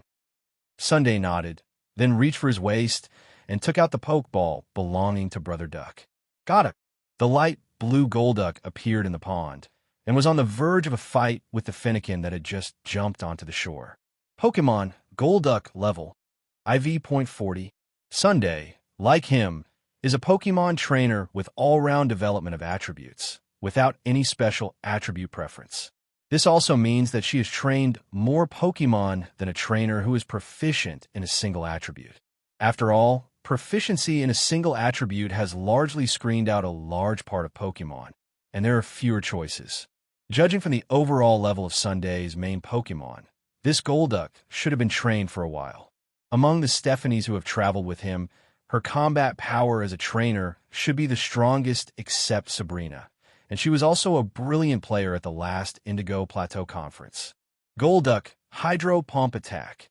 In just less than a minute, under Sunday's command, the frog had been beaten into a circle and fell to the ground, completely losing its combat ability. On the other hand, after defeating the frog, Golduck held his hands in front of his chest and pretended to be a master. Sunday, your Golduck is so handsome. Compared to the calm Ash, Serena on the side seemed a little excited. After all, it was a Pokémon she had never seen before. This Golduck looked very individual. Just when she wanted to take out the Pokémon Pokédex to take a photo of Golduck, who was posing. No, something is approaching us. Suddenly, Ash's face changed slightly, and he stood in front of the two. I saw an ethereal figure running towards this side quickly, and suddenly appeared in front of Ash's master. Suicune looked at Ash curiously, who stretched out his hand to protect the two women. That asterisk, asterisk, asterisk, asterisk, asterisk, asterisk. This boy actually had the breath of Ho-Oh. It originally thought that Ho-Oh had come, but found that it was not Ho-Oh himself, but just the trainer who accepted its blessing. Suicune shook his head and wanted to walk away. Psychic sensed that Ash had discovered Suicune in advance, so he was naturally prepared. He saw his eyes flashing slightly. It's here. Can the fat meat in the bowl be let fly away? Wishful thinking. I still need you to form the Johto region 3 great families. As he spoke, an extremely terrifying psychic erupted from behind Ash. Suicune, who was about to leave with a jump, suddenly felt that the air around him was as heavy as lead. It was firmly imprisoned, and no matter how hard it tried, it could not move at all. Suicune. Suicune was shocked and confused at this time. After struggling to break free, it found that it was restricted by an extremely powerful psychic, and the source of the psychic seemed to be... Suicune looked up at Ash and saw a strange human figure floating in the air behind Ash, exuding a terrifying divine beast pressure. This is also a Pokémon. It has been wandering in the world for many years, observing all kinds of trainers and seeing countless Pokémon. But the aura of the Pokémon in front of it seems to be a bit scary. It seems to be no less than Ho-Oh. Suicune turned his eyes away from Mewtwo and stared at Ash in disbelief. If his guess was correct, This humanoid Pokémon had a terrifying strength comparable to Ho-Oh. Then how did this human in front of him gain his recognition? You know, Pokémon as powerful as Ho-Oh basically have the power to turn decay into magic. So how could they be willing to succumb to ordinary humans? Although this boy in front of him is relatively special among humans and is a psychic, the pitiful psychic in him is completely different from this humanoid Pokémon. Surprised, Suicune was about to speak to Ash, hoping that Ash would let it go. However, before it could make any move, the powerful psychic that bound it wrapped the entire Pokémon and sent it directly to the three people. This Suicune? Serena stared at the blue, elegant, and handsome Pokémon that looked like a deer and a dog, which she had never seen before. She immediately thought of Suicune, one of the three sacred beasts resurrected by Ho-Oh in the Johto region legend. It is indeed Suicune, but which one was resurrected by Ho-Oh himself? Ash nodded. Serena and the two were even more excited after receiving Ash's affirmative reply. Don't think that just because Ash captured Zapdos, one of the three sacred birds in the Kanto region, these legendary Pokémon are worthless. The reason why legendary Pokémon are called legends by 177 is not only because of their powerful strength, but also because they are extremely rare. Ordinary trainers may never meet each other in their lifetime, let alone capture them. If they're lucky enough to meet them in a year, or even take a few photos, it is worth bragging to others for a lifetime, and even enough to pass on to future generations. Now, they have just arrived at the forest bordering Chengdu region, and have encountered the three legendary beasts in Johto region. Although they are not one of Earl Dervish's Ho-Oh three sacred beasts, they're also the three sacred beasts. Is their luck so good? No, it should not be said that they are lucky, but that Ash is really lucky. Ash is like a chosen son of heaven. He always encounters good things that others can't encounter, captures Pokémon that ordinary people can't even see, and achieves achievements that ordinary people can hardly achieve in their lifetime. Before meeting Ash, legendary Pokémon only existed in legends for them. So should Ash also capture this Suicune? Ash would not let go of Suicune. After all, he still wanted to form a Megago 3 of the Johto region. Not to mention that Ash had come here on purpose. After all, Suicune briefly appeared in this forest in the original plot. Not to mention anything else. Even if he accidentally encountered such a legendary beast, it would be unreasonable not to capture it. Moreover, as the incarnation of the North Wind, Suicune also has the ability to purify water. For ordinary trainers, the effect of this ability is not too obvious, but it is completely different for Ash, who has a huge Pokémon home. In the future, as the Pokémon home continues to expand, the water quality of the ocean and lakes will inevitably have problems due to the large number of Pokémon moving in, and at this time, Suicune's ability can come into play. Just for this ability, it cannot be let go. Pokémon Suicune level 0.75. This Suicune has reached the level of a third level god. It is not very strong among the mythical beasts, but it is definitely not weak. At least it is much higher than the Zapdos that Ash captured at the power plant in Black Cloud City, and the gap with Suicune, one of the three true sacred beasts, is not too big. You know, Zapdos at that time was only at the champion level. Its level is relatively weak among the mythical beast Pokémon. But then again, if Zapdos was not weak, Ash would not have been able to capture it at that time. After all, the strongest Pokémon in Ash's hand at that time was only the 1,000-year-old Ghastly captured in Maiden Gorge, and it was barely at the champion level at that time. It was a little lower than Zapdos' level, if it weren't for Ash's superb command at that time, the crazy blood-cutting curse, and the Destiny Bond trick that could kill both sides with one move. There may really be no way to tame Zapdos.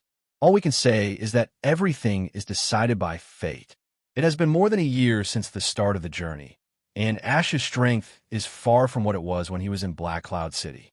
Even though Suicune's level is much higher than the Zapdos that Ash met at the beginning, it is easier to deal with it. In Suicune's unbelievable eyes, Ash came to it with a smile, and his tone and attitude were extremely kind. Suicune, would you consider becoming my Pokémon?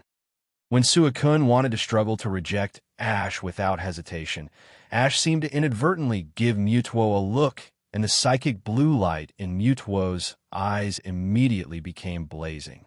Suddenly, Suicune's body made a crackling sound, feeling the increasingly terrifying psychic restraint on his body.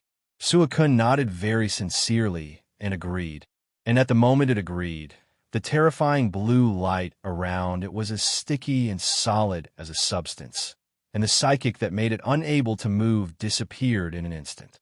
At this moment, it seemed that it could escape at any time. However, Suicune also knew himself that all this was just an illusion.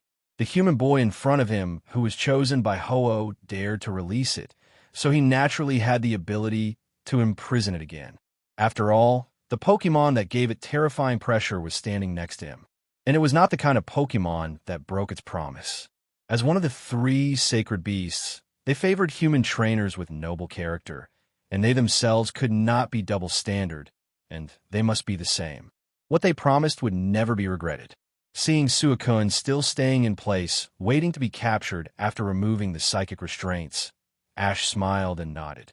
He reached for his waist, pulled out an Ultra Ball, and tapped Suicune gently. The Ultra Ball bounced off, taking Suicune in, and teleported it directly to the connected Pokémon home. At this time, in the Pokémon home, Zapdos, Little Lugia, Charizard, Pikachu, and other Pokémon, they all sensed that a new powerful partner had come in. Dozens of Pokémon gathered from all directions to watch Suicune. Suicune, who had not yet reacted to the sudden change in the environment, was stunned for 2.9 seconds. This human boy can actually open up space? The air quality and environment here are too good, and there are Pokémon with stronger aura than it living here. Zapdos, who is already close to the strength of the god of thunder. Also, isn't this Lugia, the god of the sea? But it looks like it is still in its infancy, so it should be Lugia's offspring or a member of the tribe. There are other Pokémon which are not easy to see. Basically, they are either extremely rare or too strong. No wonder Lord Ho-Oh chose this human boy. It is really as powerful as a pregnant woman. At this time, Suicune, the incarnation of the North Wind, was already confused and seemed to be somewhat glad that he agreed to Ash and was honestly accepted by him. Outside, seeing Ash easily capture Suicune, Serena and Sunday's eyes widened and their mouths opened wide. No, it was captured like this, wasn't it? What are you two thinking? This Suicune must have felt my personality charm, so it took the initiative to follow me. Ash gave them a small headbang and laughed. Sunday, Serena, yes, Ash, you are right. This is not personality charm. This is clearly full of martial virtue. The scary humanoid Pokémon behind Ash.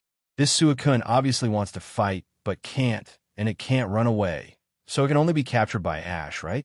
After capturing Suicune, Ash summoned the system to check Suicune's attribute panel. Pokémon, Suicune. Level, IV.75. Qualification, Ability, Psychic. Skills, Water Gun, Water Pulse Bite, Calm Mind, Roar, Ice Fang, Tailwind, Crunch, Extrasensory, Blizzard, Extreme Speed, Sheer Cold, etc. Carrying items, none.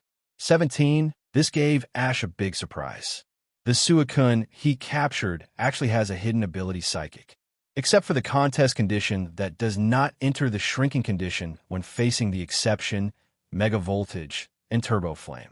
It is not bad, not a very bad ability. But in Ash's opinion, at least it is much better than the oppressive feeling ability that is generally recognized as lagging. Of course, it would be best to have the opportunity to awaken a new ability for Suicune. The skill pool is nothing to say. It is all the skills that Suicune of this level should master.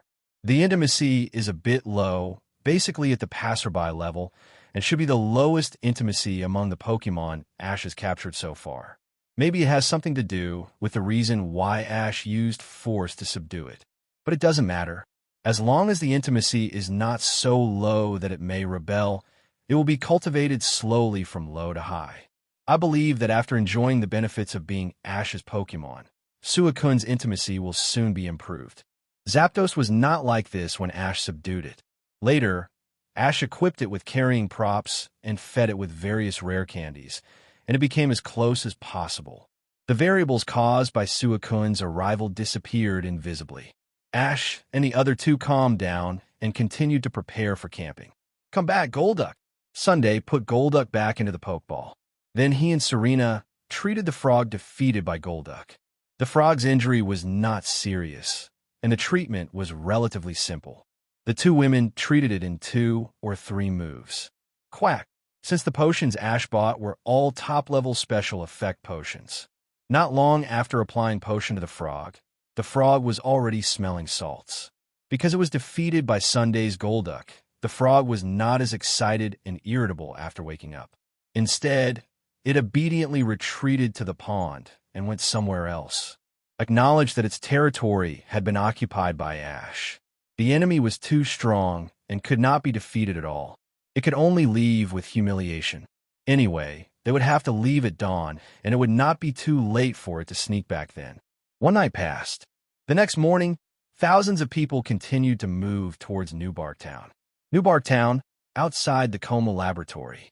2 people, 1 pet, and 3 figures were hiding stealthily at the wall. These 3 figures were none other than the Rocket Trio that Ash had not seen for a long time. After they received the warning from the organization in Kanto, they had not bothered Ash for a long time. Of course, not causing trouble for Ash doesn't mean they can sit back and do nothing. This time, they just happened to focus on Professor Laboratory in Johto region. "Jesse, James, are we really going to steal the Pokemon in the Johto Laboratory?" The defense level of the laboratory is very high, Meowth. Meowth stretched out his paw and licked it, saying with some hesitation. After all, it had followed Giovanni for a while and knew that Professor Oak of Kanto region was the retired champion of Kanto region. This also led it to subconsciously think that the Pokemon professors in the laboratory were all very capable Pokemon trainers. "Okay, Meowth, Professor Elm is just a researcher and his trainer level is a mess, so you can rest assured." Before joining Team Rocket, James, who was once the young master of a well-known big family in Kanto Alliance, patted his chest and made a guarantee. Jesse nodded and agreed. "That's right, Meowth. We are not here to rob. Didn't we agree? Just dress up as Nurse Joy and trick all the Pokemon away." Meowth fell in a deep thought, stretched out his cat paw, and scratched his head. James was once a young master of a big family, and his vision was very broad, so his words were more credible. Of course, Jesse's plan was also very good 550. If it succeeds, it can indeed take away all the Pokemon inside without any effort. Meowth clapped his paws at this thought. "Okay, it's decided. The battle plan to steal the Pokemon in the Sora Wood Laboratory will officially begin now. James, get promoted and get a raise, enjoy life. Jesse, become an executive. Let everyone look at me with new eyes. Meowth, humph, I want to replace that Persian. Only Meowth can serve the boss." The Rocket Trio's plan is officially launched. In the Sora Wood Laboratory, Professor Elm, who is wearing thick glasses and a white coat and is obviously a senior Pokemon researcher, is doing an experiment there. Not far from him, a Totodile is dancing with his mouth wide open, having a lot of fun. This Totodile is the Earl Dervish Pokemon that will be released tomorrow as a rookie trainer. The main reason for releasing it now is that it will be sent to the Pokemon Center for the final inspection before departure. Professor Elm has made an appointment with Nurse Joy. He is too busy to leave, so he asked her to come and pick up Totodile herself or send someone to do it. It was surprisingly easy to sneak in. The plan was a complete success. You two idiots shut up, don't let it show. On the other side, the Rocket Trio, who were carrying out the action plan, relied on abstract disguise props. They disguised themselves as medical staff and easily sneaked into the Coma Laboratory. "You are finally here. Take this Totodile away quickly. This little guy is too noisy next to me, and it interferes with my research ideas." Just when the Rocket Trio was planning to explore one room after another to find the location of the laboratory Pokemon, they unexpectedly came to Professor Elm's laboratory. After hearing someone open the door, Professor Elm, who was busy with the experiment, waved his hand behind him without raising his head. "What is going on?" The rocket trio looked at each other in surprise. You looked at me. I looked at you and saw incomprehensible confusion in each other's eyes. Professor Elm is not mentally ill. No matter what, such a good opportunity. Totodile, one of the 3 great Pokémons in Johto region. Let's take it away first. It's a God-given opportunity, so take it if you don't. Seeing Totodile, one of the 3 great Pokémons in Johto region, jumping around in the laboratory, the Rockets took out the sacks they had prepared for a long time. Regardless of anything, they put the little guy on, carried him on their shoulders, and ran away. They didn't even continue with the previous plan. Find a place where the Komu laboratory stored Pokémon and pack up all the other Pokémon and take them away. It could be said that the idea of getting a bargain and running away was fully utilized. The main reason was that they had suffered too many losses because of greed before, which ruined many of the benefits they had obtained. Every failure makes you wiser, and you can't always make the same mistakes. In fact, in the original plot, apart from dealing with Ash, the Rockets were still quite powerful in many cases. If they had no ability at all, they would not be able to create those strange machines with different functions. Carrying the Totodile sack, they quickly left the Komu laboratory, knowing that they would definitely be wanted by Officer Jenny of New Barktown. So James suggested that everyone hide for a few days and wait until the storm passed before finding the nearest rocket base to hand Totodile over to Boss Giovanni. At the same time, Ash, who was heading towards New Barktown and could vaguely see the outline of New Barktown in the distance, suddenly heard a system prompt in his mind. Ding! Trigger the plot task. Go to rescue Totodile, kidnapped by the Rocket Trio. Task completion reward. Top quality mystic water. Totodile intimacy. Full value. Points. 50W. Rocket? I have to say that he hasn't seen these 3 funny guys for a long time. After being sent to the police station several times by himself, the Rocket Trio was silent for quite a long time. Unexpectedly, they're suddenly active again now. Ash raised his eyebrows and was looking forward to this moment. The Rocket Trio was indeed his lucky star. They gave him money in the early stage, and now they met again and gave him tasks. The best mystic water can increase the effect of attribute moves by 50% after carrying it. Ash had just captured Suicune, and his intimacy with him was not very good. It was just right to give it this best mystic water as a present. I don't believe that this guy can still be reserved. Ash, who has a golden finger, doesn't have much else, but he has the most various best carrying props as rewards. Any of them can make Pokemon undergo a reborn change, and Ash treats it sincerely. Even if the means of capturing it seemed a bit humiliating to Suicune at that time. But who hasn't had the really fragrant moment of cutting with the past self? There is nothing much to say about the point reward, but the intimacy increase of this Totodile is also very good. With the increased intimacy from the mission reward and the life-saving grace, it should be enough to move Totodile to the point of being completely moved and follow him wholeheartedly. I believe Professor Elm will also take Totodile Strong into consideration. Change a water-type Earl Dervish Pokemon to the unlucky trainer who should have received Totodile. For the Pokemon that was captured in the original plot, Ash will naturally not give it to others. Otherwise, wouldn't his trip be in vain? Dong dong dong. Professor Elm, I'm here to take Totodile for a checkup. Sorry, there were too many trainers' Pokemon that needed treatment at the Pokemon Center just now, so I'm a little late. Hey, why can't I see Totodile? Professor Elm, haven't you released it yet? In the Sorawood laboratory, Nurse Joy hurried here after finishing her work. She asked Professor Elm in confusion when she failed to find Totodile. Didn't you just send someone to pick it up? I heard more than one person's footsteps. Professor Elm stopped what he was doing and looked up at Nurse Joy, also with a puzzled look on his face. Professor, you can't be unaware of how busy the Pokemon Center is. Even if I really sent someone over, I couldn't have called more than one person. Nurse Joy complained speechlessly. Oh no, if you didn't call anyone, who took Totodile away just now? Professor Elm slammed the table with a serious look. Don't care who it is, just ask Officer Jenny for help. Nurse Joy touched her forehead helplessly. Dear A moment later, with his sirens, Miss Nishishasha came to the aerial laboratory on the classic Taijun motorcycle. After listening to Professor Elm and No-No's Nurse Joy's description of the case, he reached out and touched his chin, looking thoughtful. Is this a clue? Seeing Officer Jenny like this, Professor Elm and Nurse Joy looked at each other and felt that professional police officers were indeed reliable. This one is definitely a sure thing. However, Officer Jenny's next word surprised them. According to my guess, the person who stole the Totodile disguised as a medical staff was either a single person or a team.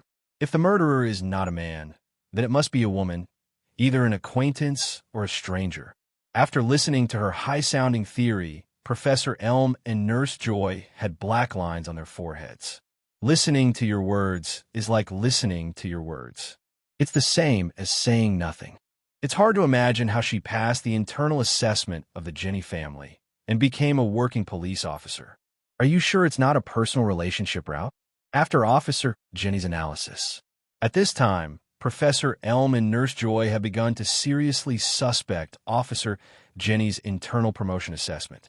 Okay, just a joke. I actually found a clue outside just now. As if she couldn't stand the two people looking at her like a fool and full of doubts, Officer Jenny hurriedly explained and took out the photos of footprints she had just taken outside. It was obviously left by the rocket trio when they escaped. Professor Elm and Nurse Joy finally breathed a sigh of relief when they saw this. Then please, Officer Jenny, bring the murderer to justice and rescue Totodile by the way. This is the Earl Dervish Pokémon that will be distributed to rookie trainers who are going on a trip tomorrow. As soon as these words came out, Officer Jenny, who was originally full of smiles, immediately showed an embarrassment on her face. It's definitely no problem to catch the person, but today is definitely not enough time. How about you prepare an extra Earl Dervish Pokémon for the child, Professor Elm? I'll issue a wanted order as soon as I get back to the police station and try to bring the 400 bad guys to justice as soon as possible. After saying that, Officer Jenny immediately got on the Taijun motorcycle, stepped on the throttle, and left the laboratory at lightning speed. Only Nurse Joy and Professor Elm were left looking at each other. Professor Elm shook his head helplessly. It seems that he can only prepare one more. I hope Totodile can return safely later. The more he thought about it, the more he felt that the mistake he made before was really stupid.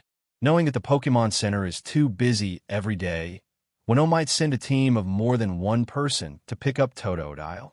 There is definitely a problem here without thinking. It can only be said that his attention was focused on the experimental ideas at the time, and he was anxious to send away the little saw cod that disturbed him. Under the blessing of various negative conditions, I saw the bad guys. Finally arrived at New Barktown. Ash, let's go and register for you to participate in the Silver Conference. Hey, it seems to be a wanted poster. Want a poster, bad? Who's wanted poster? The wanted posters are basically guys from evil organizations, which is also very common in our Kanto region. On the other side, Ash and his 3 companions who had seen the outline of New Barktown walked for 2 hours and finally entered the interior of New Barktown. Sunday reached out to wipe the fine sweat from her forehead and said to Ash. As they chatted, her attention was attracted by a wanted poster posted on the bulletin board. For a lady from a noble family like her, such things are quite common. Ash followed Sunday's gaze and was immediately amused. Wanted the criminal who stole the Saragi laboratory, Totodile. Isn't that the rocket trio he is looking for? His tone immediately became a little playful. Sunday, not only that, the wanted person has been in the prison of our Kanto region before. Sunday, huh? The only evil organization in Kanto that I can think of that is relatively well known in the Johto region is the Rocket Team. Because the Johto region not only does not have a regional champion, but even the strength of the Elite Four is far inferior to that of the Kanto region. So the security problem in the region is also very big. If it is the Rocket Team, then it will be troublesome. Sunday came to the conclusion with a solemn expression. It is said that the Rocket Team's strength spans Kanto and Johto region, and the East is their base camp. But she was born in an ancient family after all, and she knew a lot of things from what she saw and heard. The weak top-level strength of the Johto region has led to the Rocket Team's power being particularly rampant here. The Rocket Team's special executive can stir up all kinds of trouble. Unlike the Rocket Team, which has 4 champion-level elites, Giovanni can only do things secretly in Kanto. Don't worry, it's just the Rocket Team's lower-level members who came this time. It's quite easy to deal with them. Ash responded with a smile. Serena listened to the conversation between the two. Although they talked about things she had never experienced, she also understood the general situation of the incident. In general, the evil organization that is well known in Ash's hometown is also very powerful in the Johto region. But the evil organization member who committed the crime in New Bark Town is only a lower-level member of this organization. According to Ash's meaning, it should not be a problem to deal with it. Great! I didn't expect to encounter an evil organization as soon as I arrived in New Bark Town. Isn't this an experience I have never had before? Serena was immediately excited and looking forward to it. Go on a trip to meet all kinds of people, experience different things, and experience the customs of various places. This has always been what she has been looking forward to and yearning for since she was a child, having been trained as a boring Rhyhorn knight. The life she longed for was now being realized little by little while traveling with the person she loved, which also made Serena feel particularly fulfilled physically and mentally. Her mood was also indescribably comfortable. It was just like a bird leaving an iron cage, flying freely in the sky. 10W Pokémon coins. Yes, these 3 guys are actually worth 10W. Although Ash is not short of money now, he must accept the reward that is delivered to his door. Ash looked at the reward on the wanted poster, nodded slightly, and then spread his psychic. He went all out to include the entire New Bark Town, including the surrounding wildland, into his detection range. Since they were all old acquaintances, Ash easily and accurately located the 3 members of Team Rocket. At this time, they were hiding in a forest on the outskirts of New Bark Town. I think they also understand that the entire Johto region is now wanted for them. Found it Sunday, Serena. It's time to go. Ah, did you find it already? Is this true? Serena, who was still thinking about the clues in her mind, unraveling the mystery and deducing the whereabouts of the criminal based on the current situation, was obviously a little slow to react. Her expression was visibly silly. Well, we have found it. Let's get ready to go. Ash smiled and nodded, then held their hands in the surprised eyes of the 2 girls. He held one hand each. Next, teleport, start. Jessie, Meowth. I found a wanted poster for the 3 of us when I sneaked into New Bark Town just now. In a field near New Bark Town, James distributed the purchased food to Meowth and Jessie, who had been waiting there for a long time. As if he had discovered a new world, he shared the things on the wanted poster with the 2 of them. Jessie clenched her fist and said proudly, "Haha, we haven't appeared on the wanted list for a long time. It's such a nostalgic feeling." Meowth. Okay, this is our landmark event in the Johto region. The Rocket Trio was quite excited about being on the wanted list again, saying that they had found the feeling they had back then. They used to think of themselves as elite members of the Rocket Team, able to help boss Giovanni solve problems. But after they first encountered Ash in Tokiwa City and were severely captured by him during the operation, they felt that nothing went well. Now that they have finally started the operation again, they have beautifully captured Totodile, one of the 3 major families in the Johto region. And the key is that they have also been listed as Officer Jenny's wanted poster made him feel a little proud. Want a poster? Actually, I just saw it. At this moment, a familiar voice of a young man came from behind the Rocket Trio, which scared the owner.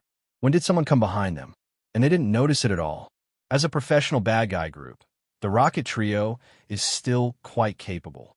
The anti-reconnaissance ability is very good, otherwise they wouldn't have been caught for so long. Now someone has unknowingly touched behind them. If they hadn't spoken out, they would have discovered it at all. This made them think about it in detail. However, why does this voice seem to have been heard somewhere before? It's you, little brat? The 3 shouted in unison. Although Ash is not entangled with the Rocket Trio like in the original plot, he is still an old acquaintance who has dealt with them several times. Soon the Rocket Trio noticed Ash's identity and turned their heads in unison. But when they saw Ash, they suddenly felt a sense of fear. This had never happened before. What was going on? They looked at the little brat, as if a mouse saw a cat. At this time, the three members of Team Rocket were frightened and couldn't help but murmur. Ash's tidal rocket nemesis also played a role at this moment. It had a deterrent effect on the three members of Team Rocket in front of them, and the effect was very obvious. Why, don't you recognize me? Hand over Totodile quickly, and then follow me to Officer Jenny to admit your mistake. Ash's tone was absolutely majestic. You are so ridiculous. How can we listen to you, a little brat? That is to say, we're all big bad guys, and bad guys can't just surrender. The three members of Team Rocket were very disdainful of Ash. How could they be scared by such a scene? Just as they were about to carry the loaded, when Totodile's sack left, they found that their legs were completely out of control and could not move. No matter how their brains gave commands, they could not move at all. It was as if a powerful force was pressing on them. The three of them looked at each other in surprise. The effect of the title was unexpected to Ash. It was actually Ash's psychic that made the three of them unable to move. After all, the main effect of his title was to increase the combat effectiveness of commanding Pokémon when facing Team Rocket members. If the deterrent effect alone was so exaggerated, it would be too abnormal. The effect on the Rocket Trio was better because their status in Team Rocket was not high. If they were facing high-level elite members or executive backbones at this time, there would definitely be no threatening effect. Thinking this in his heart, Ash walked forward, took the gray sack containing Totodile from Jesse's hand, and untied it. A lively little blue crocodile appeared in front of everyone. Its mouth was wide open, and its big eyes were full of wisdom. When seeing this Totodile, a familiar feeling came over Ash. Asterisk, asterisk, asterisk, asterisk. After confirming the eye contact, it's you, Totodile, the one he captured in the Johto region in the original plot. Wow! After seeing Ash, Totodile also behaved close and clingy. With a big mouth, he pretended to hang on Ash's hair. As a result, Ash stretched out his hand and directly pinched the back of Destiny's neck and easily lifted him up with one hand. You, with a big mouth, don't let you bite anyone without distinguishing between friend and foe. Do you see this bad woman in front of you? She's the one who kidnapped you. Her hair is long enough. Go and bite her. Jesse, why didn't she notice it before? This guy Ash is simply a devil. This is too insidious. James and Meowth breathed a sigh of relief in their hearts. Fortunately, their hair is not long. Before he could see clearly how Ash lifted him up, Totodile nodded without thinking. After regaining his freedom from Ash, he rushed over and bit Jesse's amazingly long red hair, and he never let go of it after biting it, and it became a pendant. Jesse, you, a naturally evil and hateful little brat, actually want to destroy a beautiful woman's hair like this. You are even worse than us. Huh? What do you mean? What's going on? Are you still not convinced? Totodile, use the bite skill next.